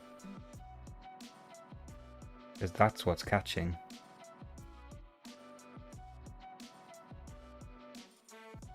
It's very minor though. You're talking like a millimeter or something. Excuse me. Okay.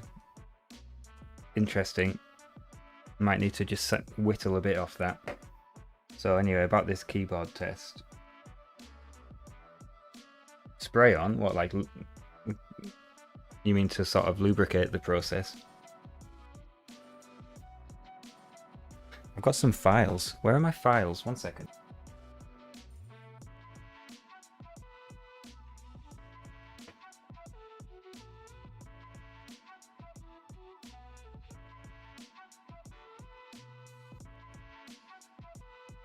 Check this out. It's definitely the heatsink which was clashing with it. Let's just take a flat one. I don't know. This one. I'm going to do this away from the desk so I don't make a big mess. Bear with me.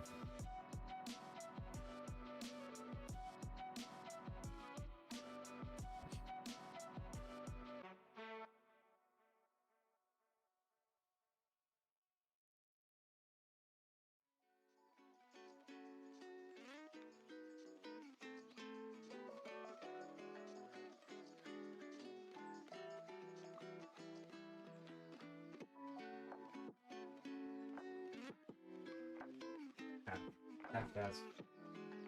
Come on.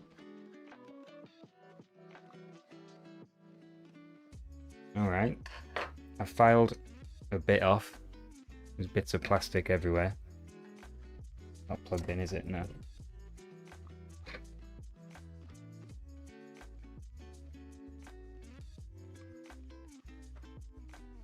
It's in this time. It's gone in. Okay. We've made an improvement. So I wonder if our keyboard test will pass this time.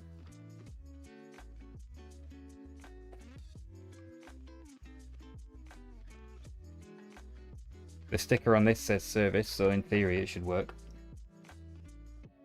Yep, that's good.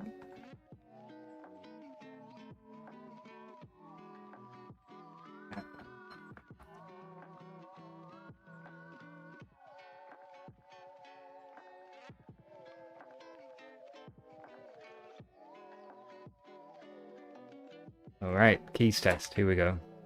Extend mode. Oh, it's doing the same thing. Ah, if I press it harder.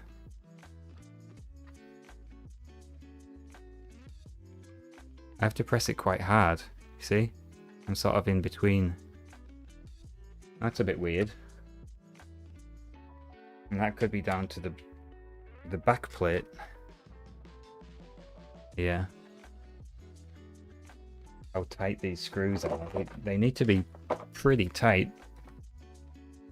Obviously you don't want to go too tight, but I had a good quarter of a turn in that, and that,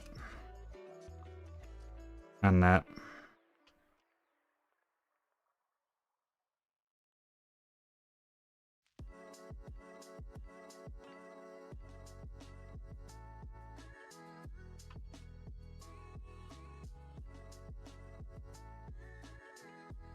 Yeah, I'm getting half a turn out of all of these. Try again. Maybe the other board was okay after all. Beep.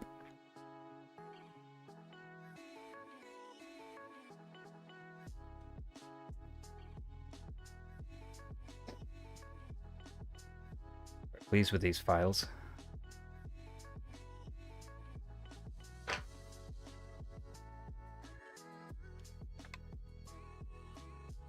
Ah, it's the same.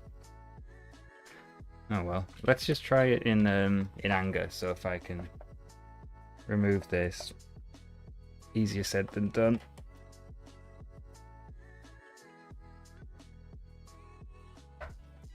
And we'll just go to the prompt.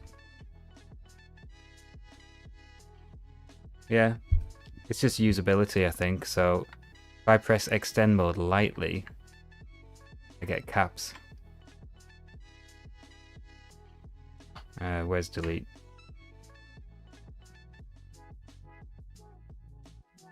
Huh. There we go. Maybe this membrane needs a look at. If I press it hard, I go into extend mode and I get access to the other commands. But delete, I'm having to press quite hard as well. Looks like a new membrane to me though.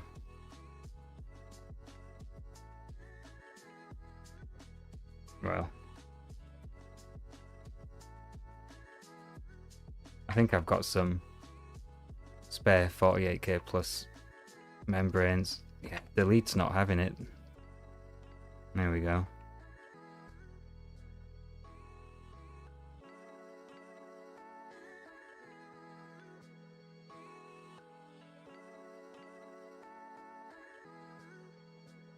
Very hard to type on these. The speech marks key is working.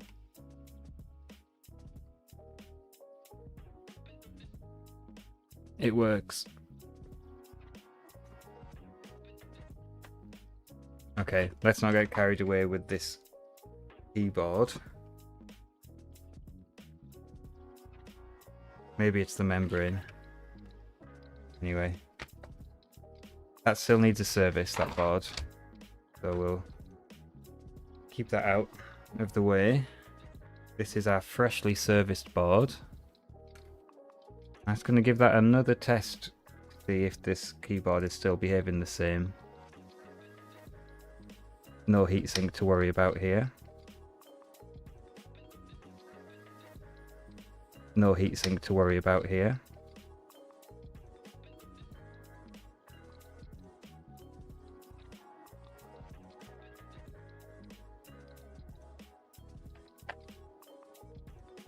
Good case this. It's kind of really good condition.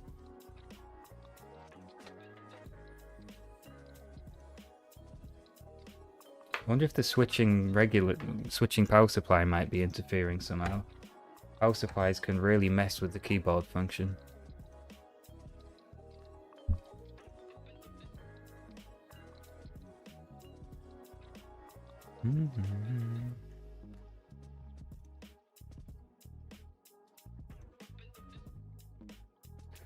Looking good.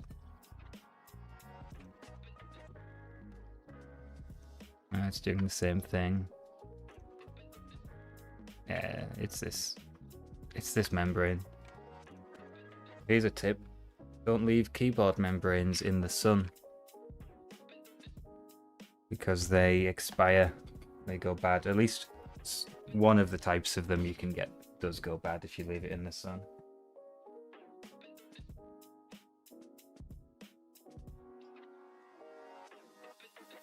Okay. So that's done. That's ready. It just needs a case. Maybe I should make a sticker.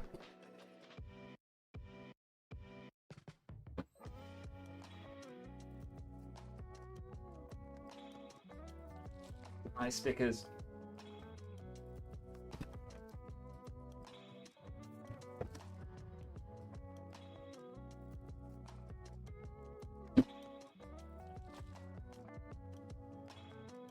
So the envelope I showed you, that's just all 48K rubber keys, rubber key membranes, and otherwise I've used them all. So yeah, I'm down to rummaging around looking for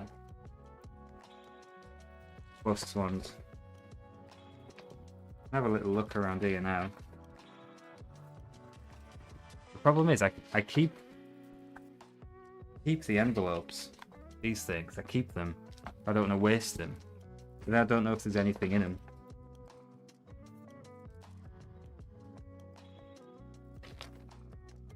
There we go.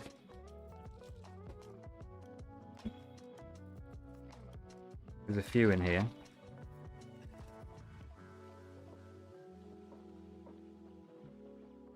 Problem is, now, I think this is the exact same type as what's already in there.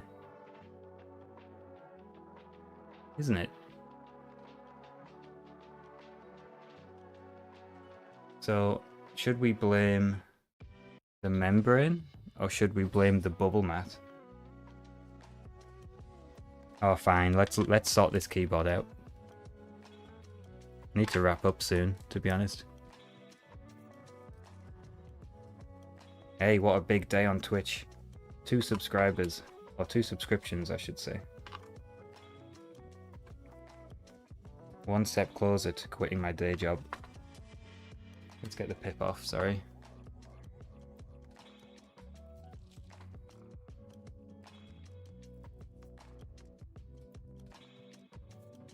I need one of them electric screwdrivers, don't I, for this?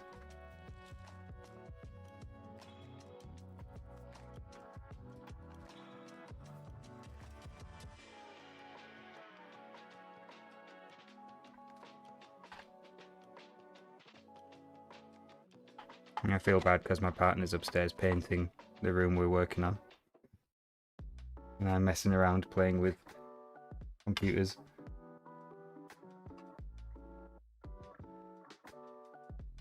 Yeah, they are the same. It can be the bubble mat, you know. I don't know if there's anything wrong with this one though. I'll try swapping it. Can't hurt to try.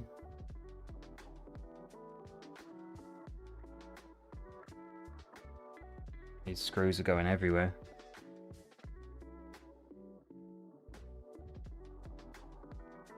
And we collect them all.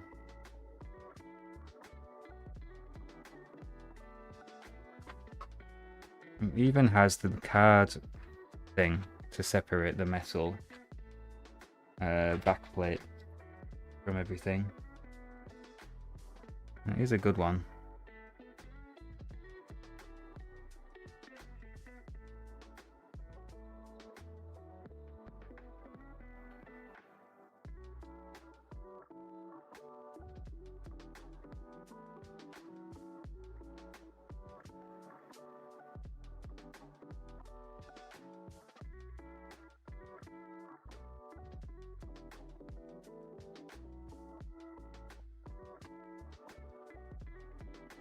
I'm not going to do these up fully tight in the first place.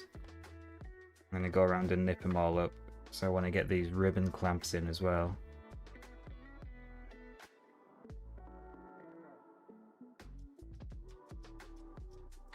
Always winding the screw back until it drops before tightening, so we don't gouge out, we don't basically re-tap the plastic threads and just make a big mess and strip it.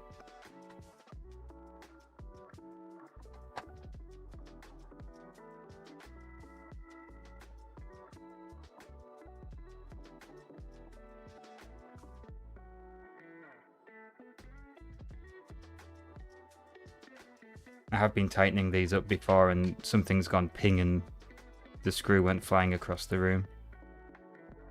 Don't quite know how I managed that.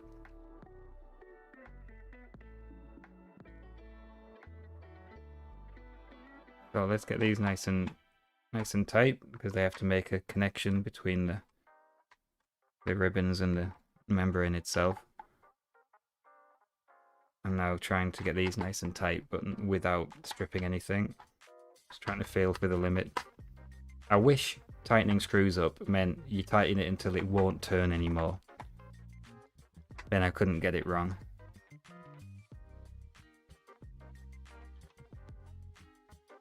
Found that when I was doing this garage conversion, that putting in like cement anchor screws. Oh, you tip. I haven't put the bubble mat back in. Whoops. Yeah, even with like the screws into the concrete floor for the stud wall, you could over tighten them and strip it and it just starts spinning and you've messed it up. I thought those keys felt a bit floppy.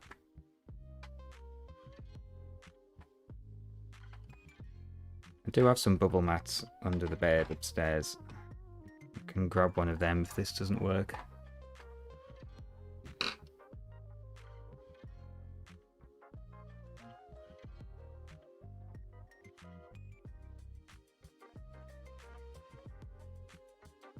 This is annoying because what these plastic cases don't like is having the screws constantly removed and put back in.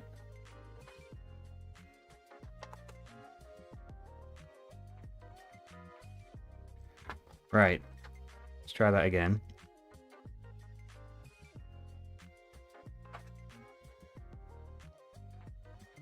And that sits nicely like that. And then this goes on top. Like that.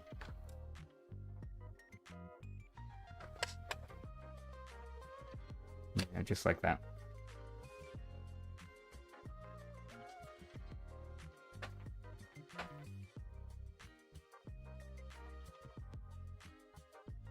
Normally with a metal backplate like this, I think you're in safe hands. Sometimes they're not metal, they're plastic. You really want it to be rigid.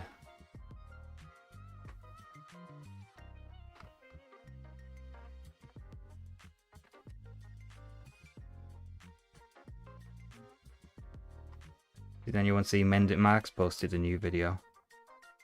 I don't feel like I can watch it. I'm trying to work through all of them.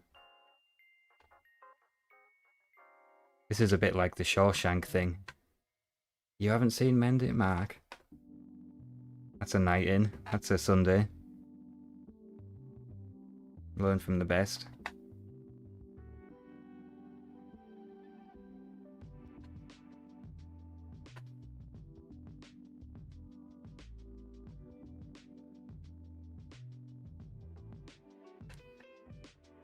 I just get envious of all of his instruments he's got, and signal generators and spectrum analyzers and all that stuff.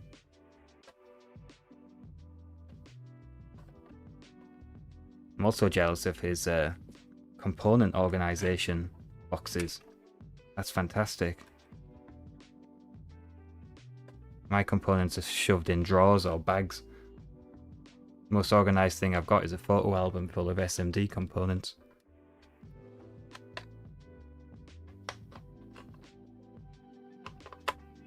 Which is a nice idea.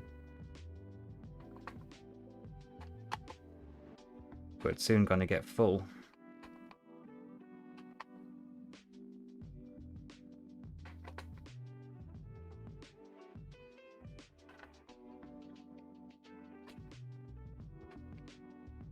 Okay, should we try this again? So this is new membrane and nothing else new. I suppose aside from it having been rebuilt.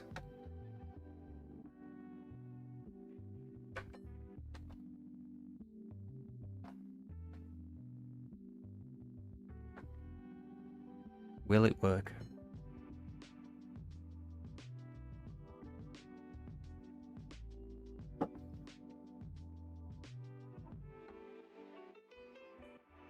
Well, I haven't broken it, so that's something. It's doing the same thing.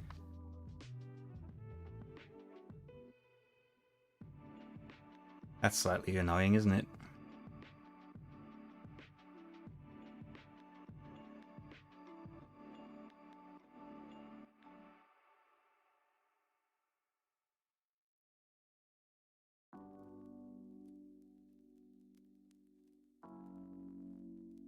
I wonder if a new bubble mat might be in order.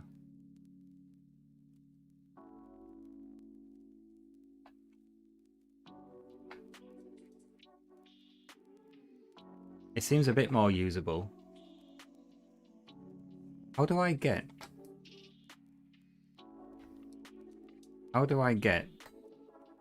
to the Spectrum prompt using this thing? I don't think it's possible.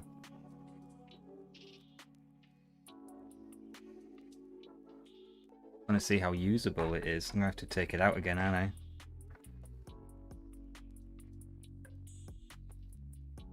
Which isn't my favourite thing to do today.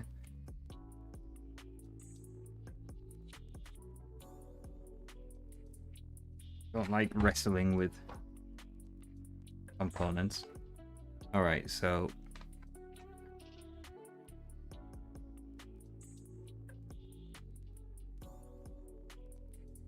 you know what? It's much more usable. And this is on the refurbished board that doesn't have the modifications. Maybe we should try it on the actual upgraded board.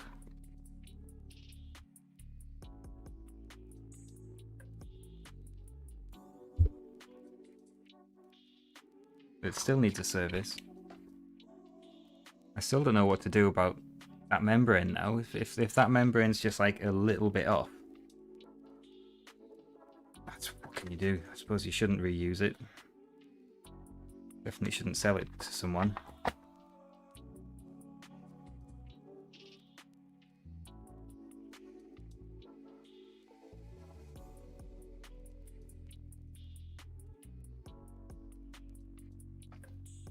So the thing is, it's not a fault. Have I got a rubber key Spectrum here?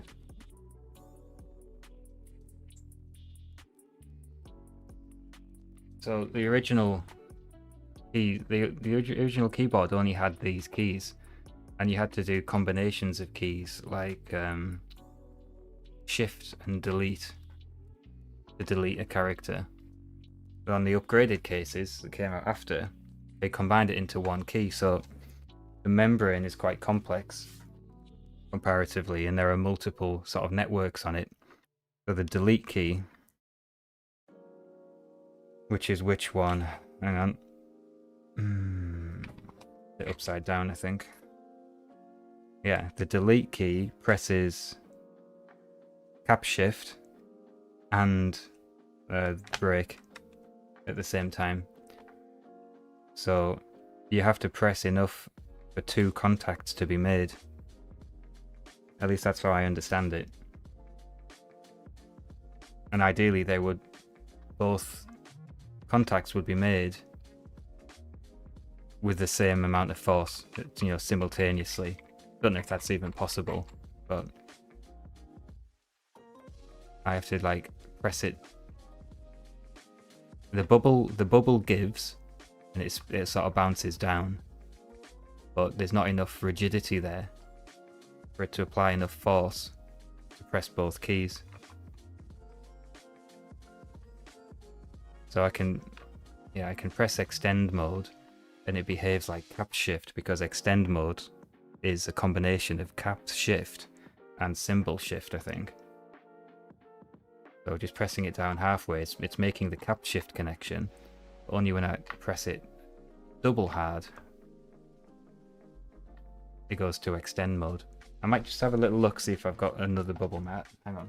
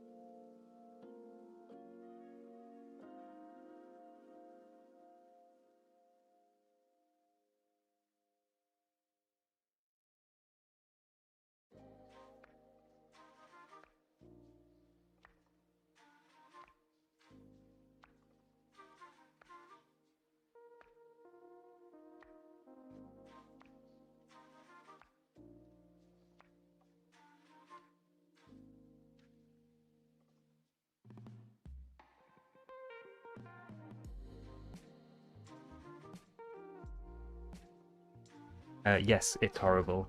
But ask and you shall receive. Bubble mats. Let's get this one out again.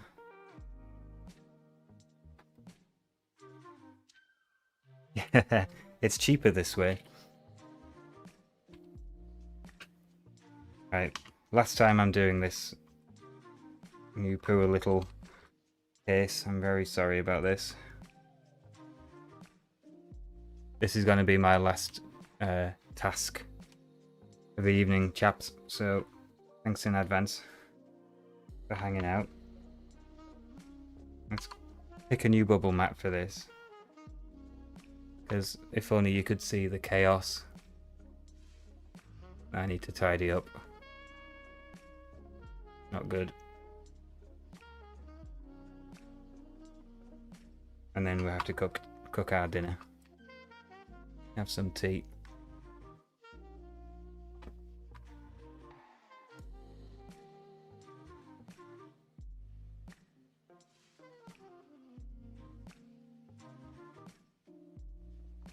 Do you know what's holding me up on finishing the toast rack repair, which I would have done today if I had the parts?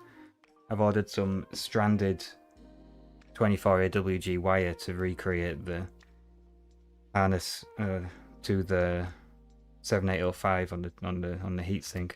I just need a few inches of wire, I don't want to use scraps of wire from other salvage things. I want some fresh wire and do a proper job. And I'm just waiting for the wire, otherwise it'll be finished.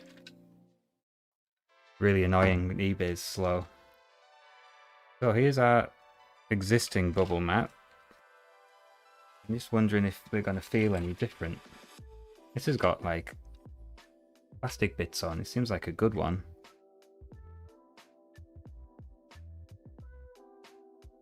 Seems to be manufactured the same. Now I've knocked that bit off. They all feel the same.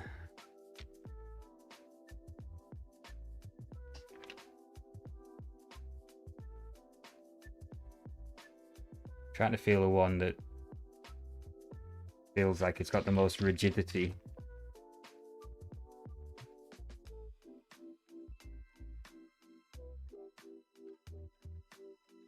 It is, yeah, it is a clever circuit. I would like to understand it better. This one feels like it's got a bit more going on. And it's less discolored, which might be a positive sign.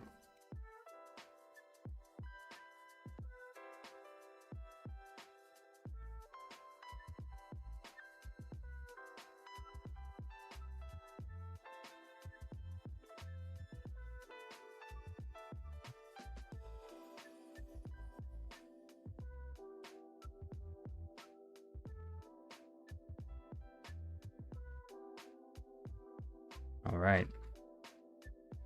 Okay, back together one last time. Otherwise, it is what it is. Oh. Practice what you preach. It's just a shame that that DC circuitry does go pop all the time and take out RAM chips with it.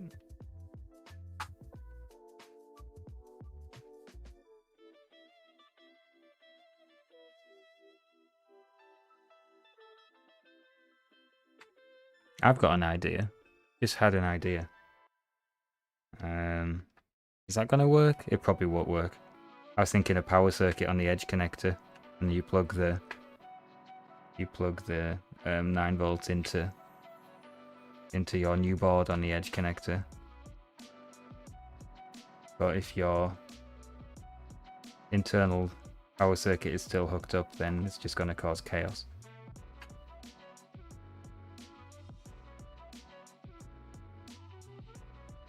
Sorry about the pip.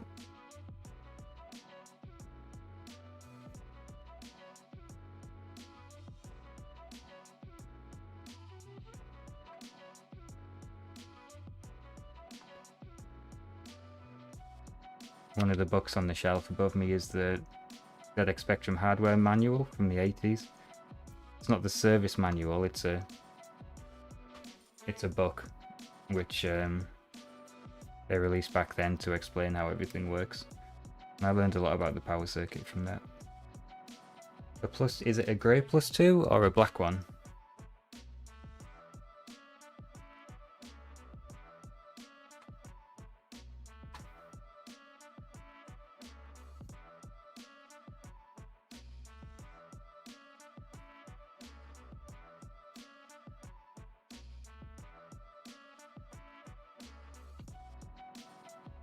Oh, both, okay. Off the top of my head, at least one of them has 3 transistors that have been put in backwards. So I would have a look up that little quirk. That's important.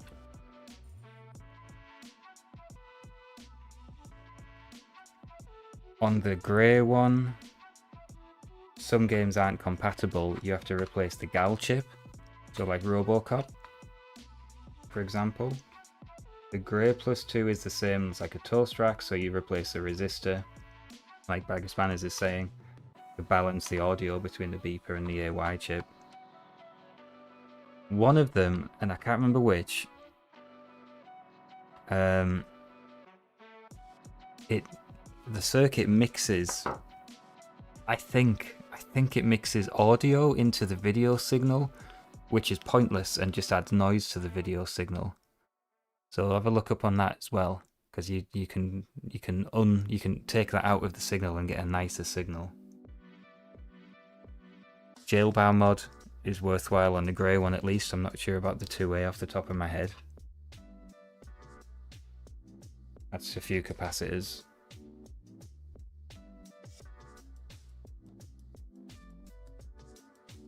And there is a mod to modify the RGB signal to make a proper switching signal, and I don't fully understand what that means because I haven't looked into it in great detail, but that's another thing which you can find online.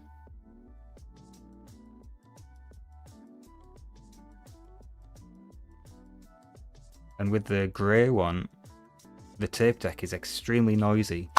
It's really, really noisy, and they don't disconnect it when you're not using it. You get really bad hum and buzz coming through all the time.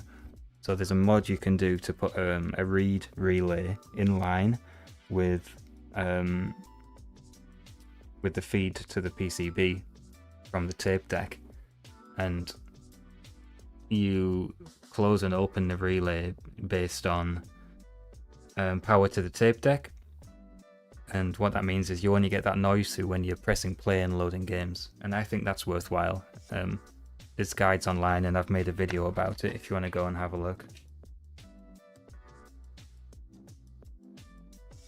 I don't know if that's still a problem on the Plus 2As. A voltage on one pin which makes a SCART TV go into RGB mode. Oh, I see. Okay, I got it.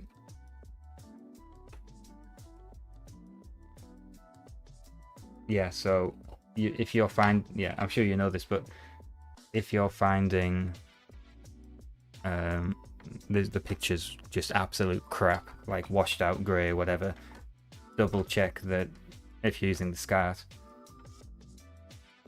Whoa, what happened there? If you're using the SCART, check you've got an RGB compatible SCART socket. Something went wrong there. I don't know what.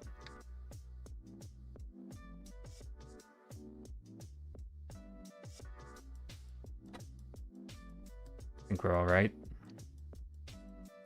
Yeah, I think we're all right.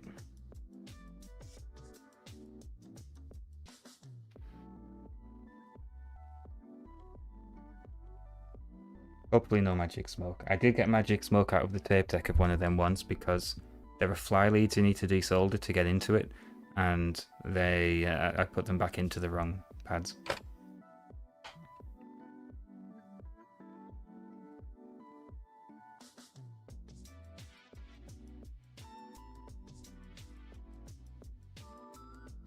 Okay, I got a question. Why is 0 getting pressed when I press delete?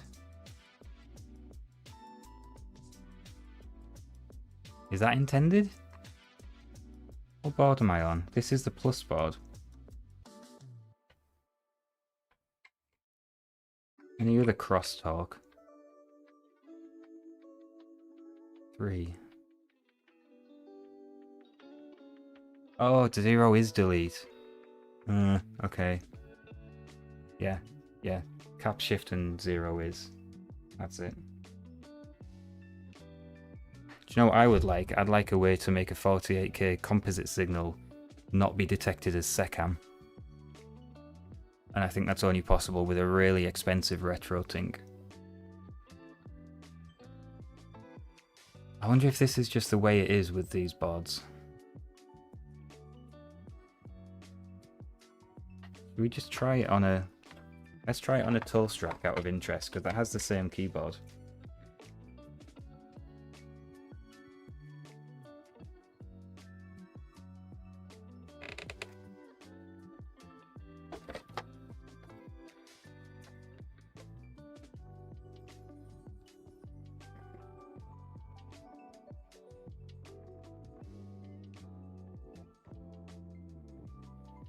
I'm not having a good time getting this smart card off these edge connectors. So first thing, here's a good test. God, the pile of bits next to me is getting so tall. Hang on.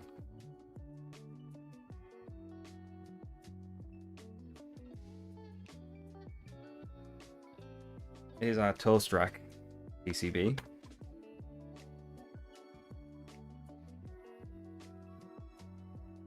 Yeah, I know, but when you're tuning an issue too, you just get it hopping between PAL and SECAM, and that's the TV's fault for misdetecting it while you're tuning, and it makes things really confusing. Okay, toast rack's in now. Now obviously I don't have any composite out on the toaster. You get the cable.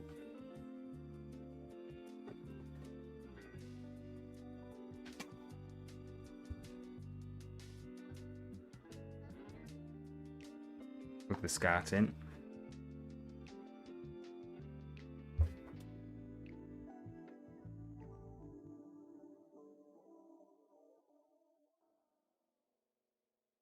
Change the Tink input.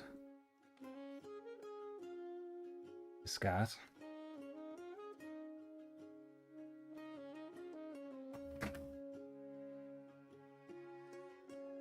Much better picture, isn't it? RGB.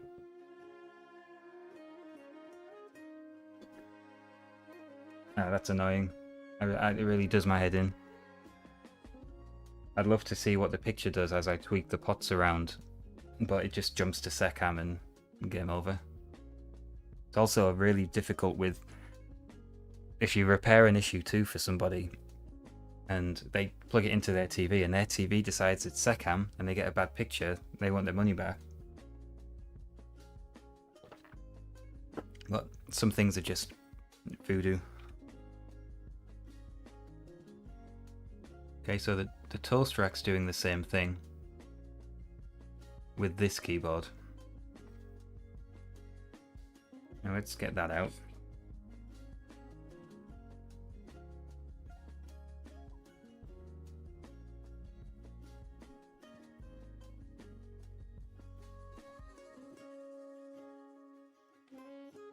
I wonder, I've got a really knackered old case here.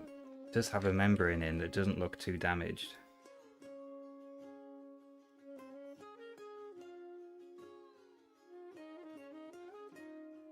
Oh no, doesn't work.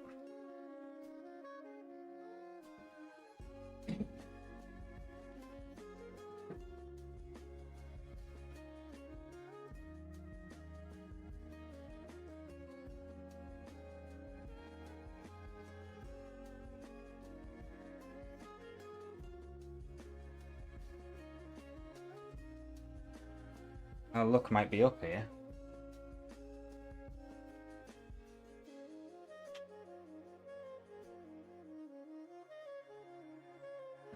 Yeah, I don't really have any other top halves of cases handy. Try just plugging the membrane in and squeezing it, see what happens. That might be interesting.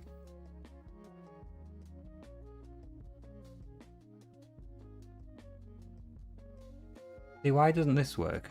Doesn't this work? Oh, I see. It's because of the clamps.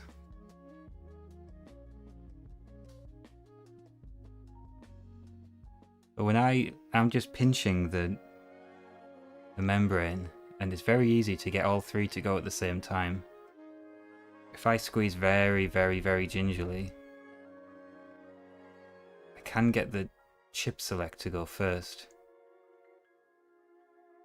I think it's all just about the plunging action of the top half of the keyboard.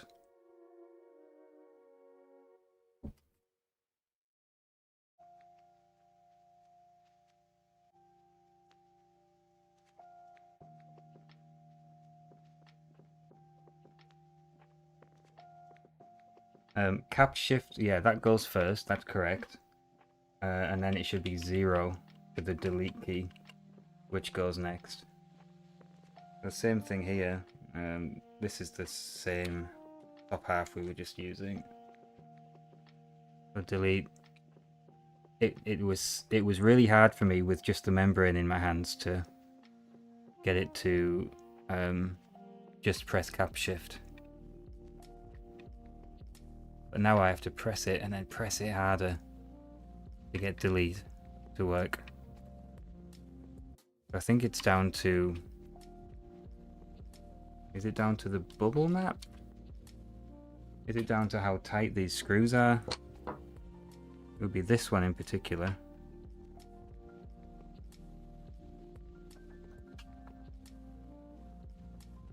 Okay, that's really tight now.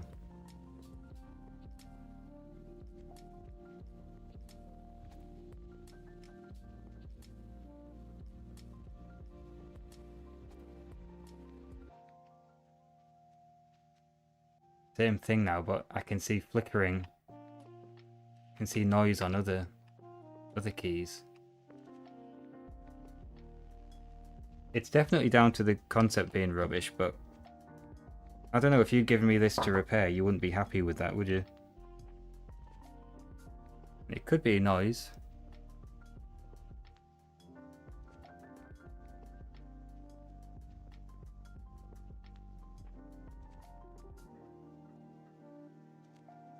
Yeah. Don't know what to say. The last thing I could try is dig out another Spec Plus from somewhere. I haven't got one handy. Anyway, the board's working, the one we've worked on. And we're going to be putting that board into a rubber key case anyway. So I call that a successful day. As for that keyboard, TBC.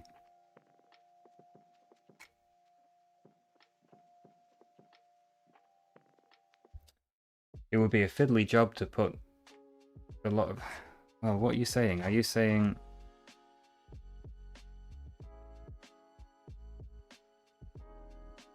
We padded it... If we padded this out more...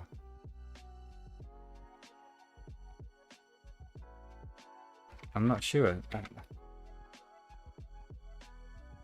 feel like if this bubble mat was more robust, so when you press it and the plungery bit of it pushes down,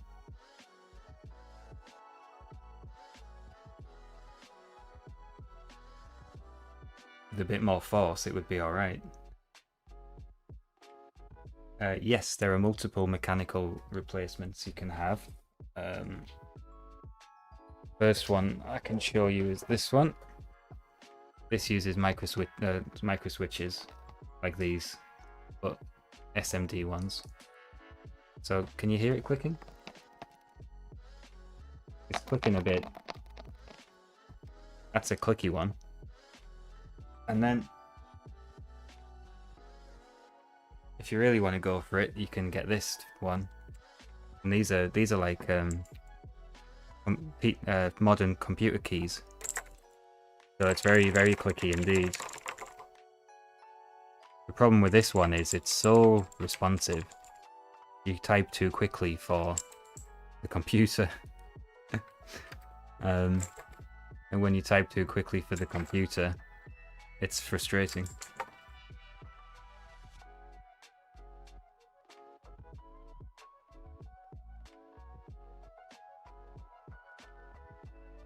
Anyway, I think it is what it is with that keyboard. I'll dig out another Spectrum Plus and have a fiddle with it and see what it does exactly. I'd like one of those Oryx, that would be nice.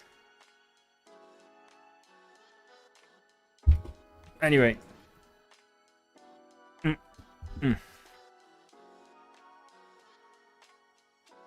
Oh, it's really warm in here now. With all these gizmos on. Thanks, Peter, that's really nice. Look, it's working. 100 bits. That's 110 bits today. Thanks for that. Very kind. There is, yes. It's the one I showed you with the white keys. That's a very thin PCB, and it all fits in the case. Okay, it's not with the clicky modern keys, but yeah, it's all in the original case, which is what's nice. And it's also RGB. When you plug it in, it lights up with all the spectrum colors. I'll show you dead quick. Christ, I'm not going to get away tonight. Turn the lights off.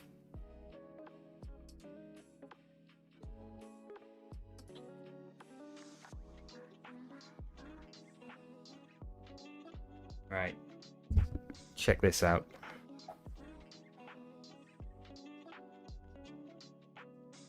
Is that cool or what? And with clicky keys. Mega. And you can buy it as a kit, so you get to solder it together. Glows in the dark as well, this key mat. Maybe I can excite it. And we can see it glowing.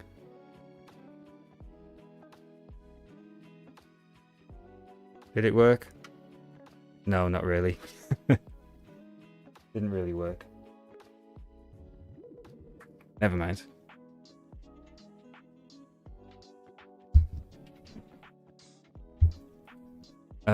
It's called a Zelux keyboard, I think. Zelux? Hang on, let me check.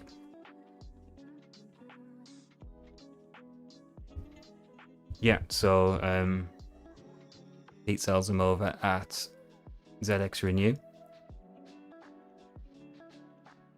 The lights are totally optional. You can leave them out if you want, and you don't need to fit the voltage regulator, which powers them. So have a look on ZX Renew and look for the Zelux keyboard. You can buy it as a kit, or you can buy it assembled.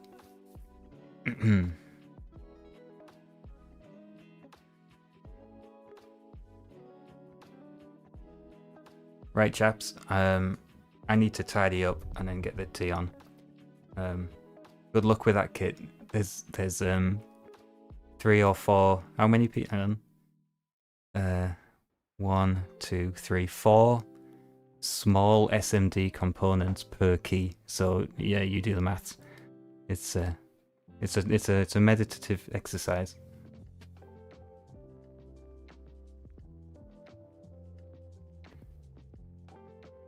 Anyway, I may or may not catch some of you at the Computer Museum, I guess, tomorrow. Hey, thanks, Gary. Thanks for the new Prime sub. That's very kind. Very rare. Extremely rare. So very much appreciated. I can't stream next Friday. I'm driving it. I mentioned I'm on a test drive with work. But maybe I'll try and get on Sunday.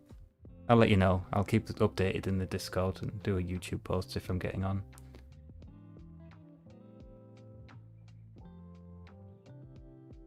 Yeah, I'm gonna go. I'll tidy up, make the tea. I'll leave you with the end screen. Hopefully this one will actually loop. Yeah, maybe see you tomorrow. Let's see how I get on tonight. Don't count on it, but it would be nice. Thanks, guys.